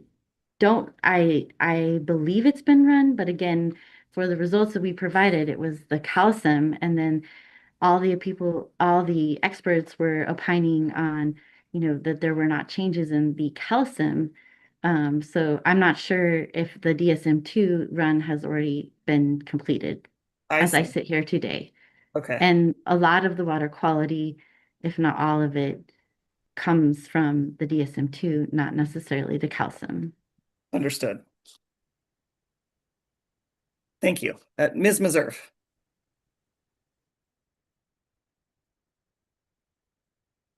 Do you have a comment on this discussion? I shall try to comment. It's new information to all of us, obviously, except DWR. So yeah, I guess I'm just concerned that, we've been assuming that the request from the 23rd was in the process of being prepared, and DWR hasn't said anything to the contrary until this afternoon. We do have water quality experts that I believe are interested in this data. And I will say, in addition, that seems like most of the testimony of DWR is saying that there isn't much difference. That's kind of a theme throughout every single thing. So I guess without seeing the information, it's hard for me to accept that it would not be useful. I understand there's practical implications with these things that need to be checked out, and there may be more time, but yeah, with respect to parameters that have any influence, for instance, on the formation of harmful algal blooms, temperatures and salinity, obviously key issues that we have our experts looking at right now. And I think we had noted, as the hearing officer did, that the details were not the same between the EIR and what was presented in case in chief. So I guess I would just say, we would like to have this information and only have it be modified as needed for whatever practical considerations there are that Ms. Morris is talking about today. Thanks. Thank you. And I know but just to, I will note, we did manage to get this out on the 23rd. I believe it was after 5 p.m. in front of a 3-day weekend. So I will note that. Can we elevate, please, Ms. Tabor? Just while we're elevating Ms. Tabor, I want to correct something that Ms. Meserve said. We have been working on this. We're just asking for clarity as to the extent of what we need to produce and the ability to change the timing for the production. We also had the deadline of the 27th that we were working on. So this isn't like we were sitting on this request that came in at 5 p.m. Noted, and I know this is a if we are elevating Ms. Tabor, you may need to accept your elevation offer. Or we can grant you microphone privileges, whichever you'd prefer.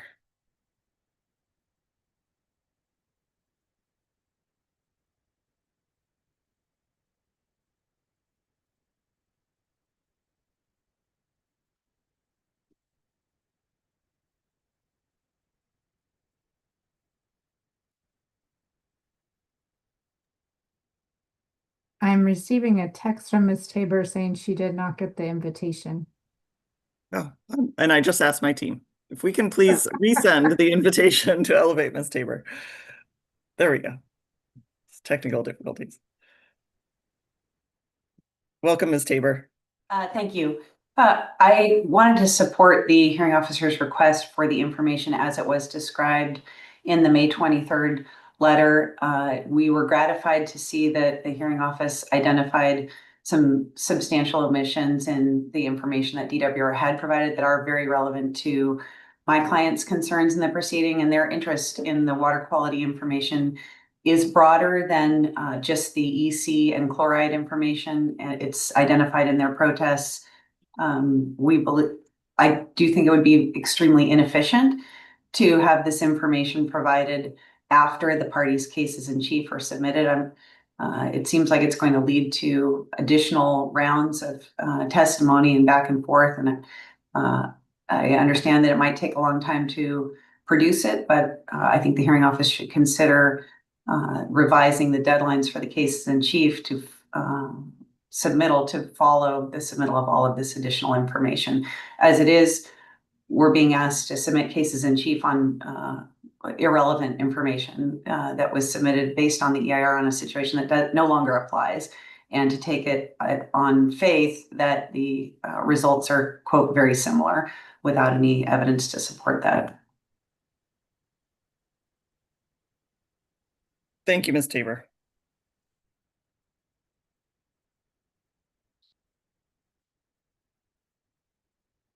So here's where I'm inclined to leave things, which is we've talked about some items that you are able to get produced by June 11th, which I appreciate. Did I say June 11th or June 12th?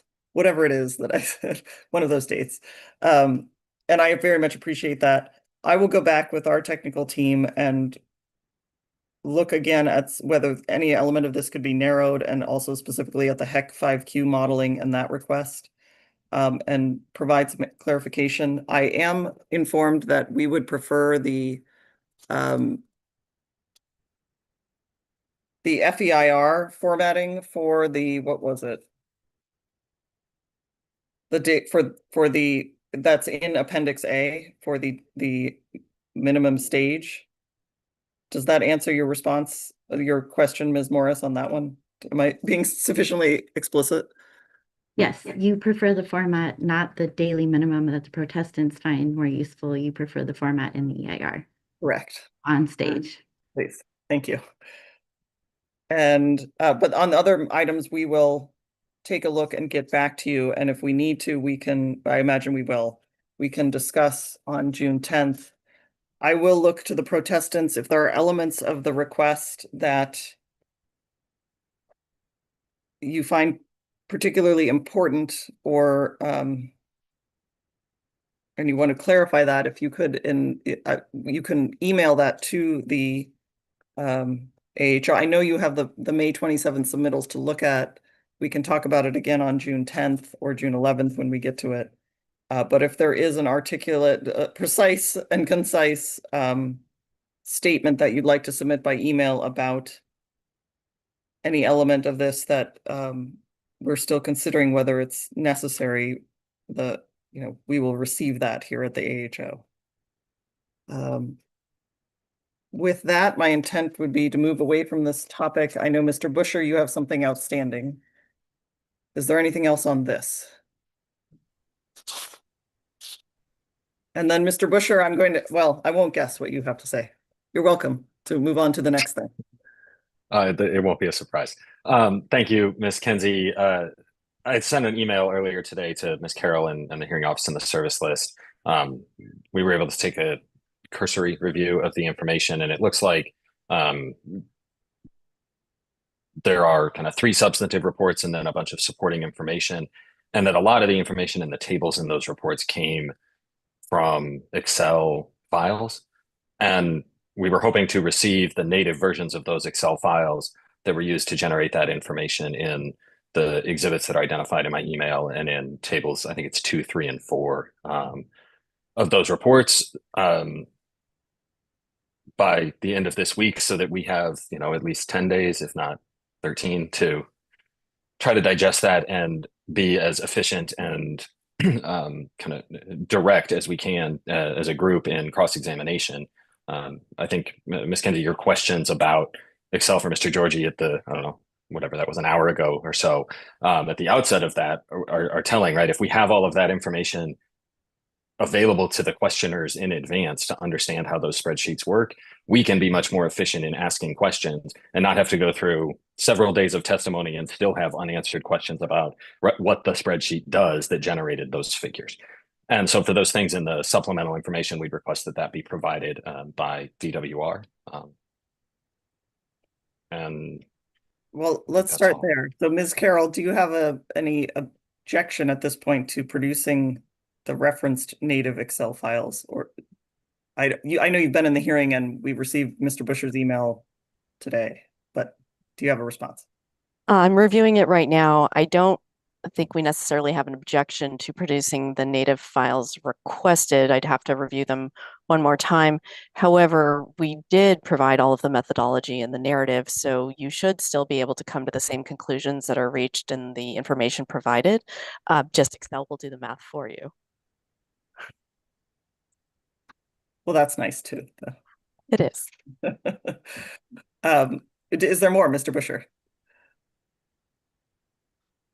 If DWR is willing to provide that stuff, I'm not gonna argue. I appreciate that. I think that'll serve us all well in 2 weeks or a little bit less than 2 weeks when we're back.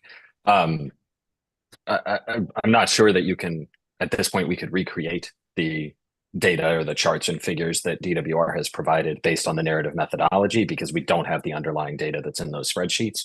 But I've only had a cursory look at the substantial amount of information that came in this morning. So. Yes, noted. Ms. Morris, did you want to jump in? I'm sorry. Yes, we did provide in PDF form for all of Ms. Wu's report the Excel spreadsheets in PDF form. So that information has been provided. In terms of, and sorry, we are just looking at this, in terms of the request number 1, that is, I need to look at that and understand that more. But we can definitely, and Ms. Carroll can respond shortly to identifying the output files that Mr. Fitzhugh used as number 2. We can do that today. But I'm not sure about the number 1 request. We need some more time to look at that. And number 1 is I can pull it up here, but what number 1 is the files? Fitzhugh, it doesn't reference it. It's the Fitzhugh report, which is 312, and it's for tables that are provided in that report. Okay. Well, it sounds like a lot can be produced, and some follow-up, and everyone needs a chance to take a look at this in more detail. I realize we're under a clock, but I think the thing to do would be is if there continues to be an issue as of Friday, day after tomorrow, then let the AHO know, and we can, if necessary, take action. But it sounds like there is maybe a path here, so that will be ready. Good, thank you. I appreciate that. And Ms. Morris or Ms. Carroll, if there's clarifying information from me that would be helpful, please send me a message and reach out. Thank you, We Mr. appreciate Booker. that. Ms. Desjardins. I did want to say that it's PDF tables of large amounts of data are just not human parsable. And so that's why one needs tools like spreadsheets, and that's why providing it in the format in which it was analyzed is important. You can convert a PDF to a spreadsheet, but it's not back to its native spreadsheet, but it's not automatic, and it can involve a fair amount of work. And I just it's not possible. It's a question of being provided in a meaningful way, and it's difficult to ask meaningful questions on PDFs of data because of the human parsing level. We're not AI. Thank you. Noted. Thanks. Thank you, Ms. Desjardins. Are there other issues on this? And my next step is to talk very briefly about June 10th and possibly 11th.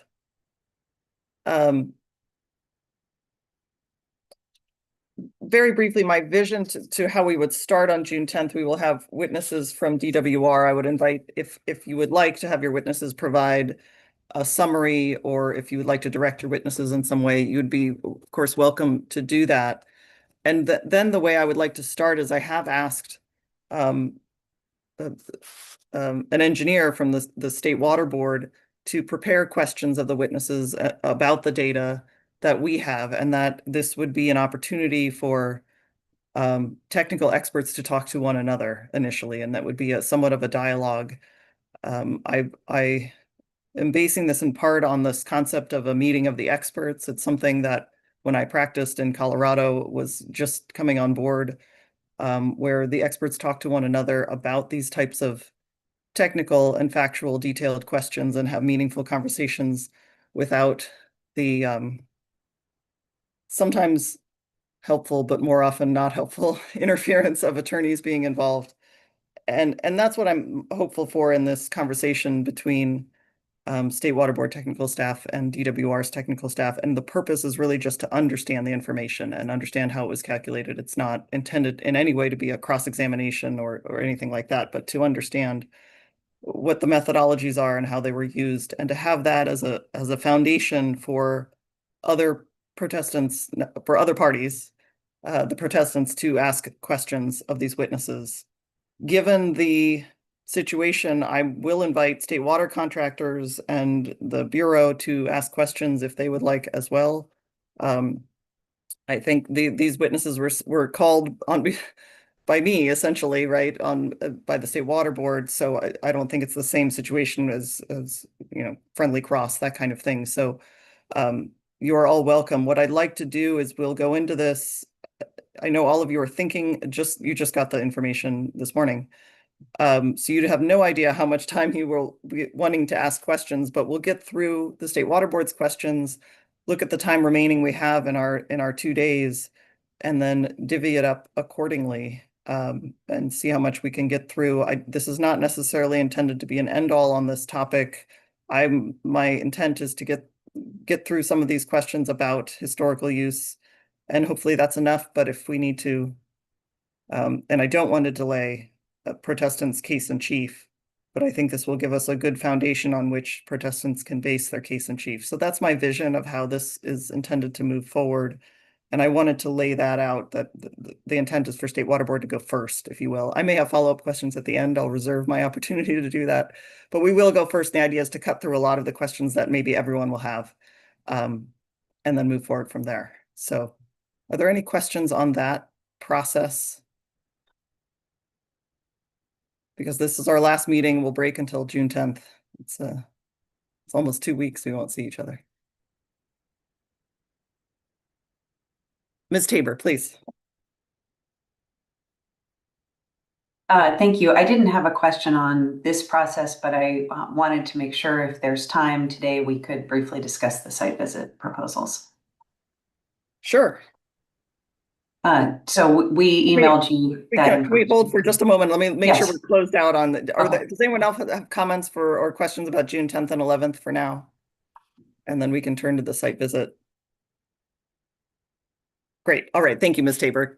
Please go ahead. And I did see your email, but I did not get through all of it. I'll admit that that's my status of preparation here. Yeah, understood. Thank you. And we're not looking for any ruling today, but I just wanted to highlight that DWR and the protestants did make a good faith effort to exchange their thoughts on a site visit. We are in agreement.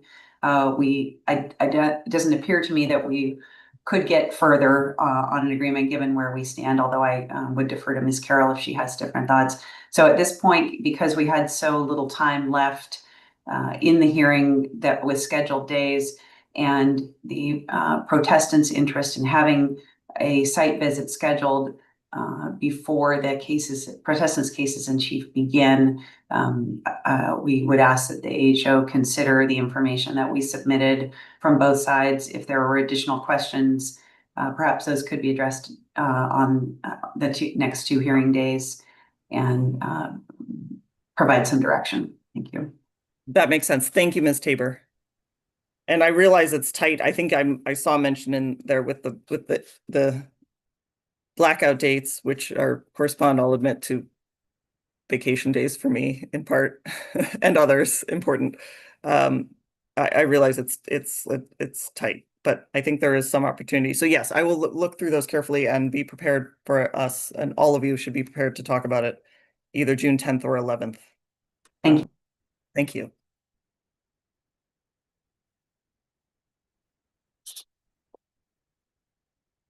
I guess since we have time, the other thing I will mention as an outstanding item, which I do not plan to address further today, but I realize is on my list, is looking forward to protestants' case in chief and time limits for that. I think I will solicit proposals for groupings for those time limits for cases in chief, which again will be this kind of chess clock approach. It would be limitations that would apply to presentations of summaries of direct testimony and then any objections, and then on DWR and state water contractors and the Bureau's side, time for cross-examination. I don't think it makes sense to set those limits before we actually see the testimony and including the number of witnesses. So my intent is not to address it now, but I wanted to put that out on our radar. And for all of you to be thinking about appropriate groups. I could guess again. I realize we need to break down the local agency group, and probably Ms. Meserve, you should be separated. It's a little tricky because you have a range of clients, which is great for you, but we may want to separate you out. But just putting it on all of your radars as something to think about as we move forward. Ms. Meserve. Thanks. I'm pausing on it's great for you. Anyway, in any case, I would say, and I completely agree with, deferring out the groupings. I would just say there's been some preliminary discussions about how, the protestants might be able to organize the testimony and witnesses in a way that would tend to group topics together. So I guess I would just say, I think at least I would prefer not to be like stuck in a group, if you know what I mean. I think we would like to see some flexibility to organize ourselves in panels that make sense, that might have members from more than one protestant. And I guess on the issue of time limits for presentation, I know we're always concerned about time and being efficient, but I just wonder, how draconian that aspect of it would need to be, because, everyone wants to get through their summary of testimony fairly expeditiously. So I wouldn't think we would be lingering on that. So anyway, I think just being able to come up with some proposals a reasonable amount of time after the submittal of the cases in chief would be a great way to make sure we can present, you know, the most cohesive and coherent information about, you know, our cases in chief. Thank you. And you're right. I think actually the time, because we've broken it down by, it's a little different, right? Because we have the case in chief, there were separate time limits, so it's working a little differently than we had in the sites proceeding. But you're right. I think the cross-examination time is normally the more limiting of the factors rather than the summaries of direct testimony. That said, you know, there has to be some limit on the number of witnesses we can hear from. There doesn't have to be. You know what I meant, within reason. Are there any other issues we should address today before we break until June 10th?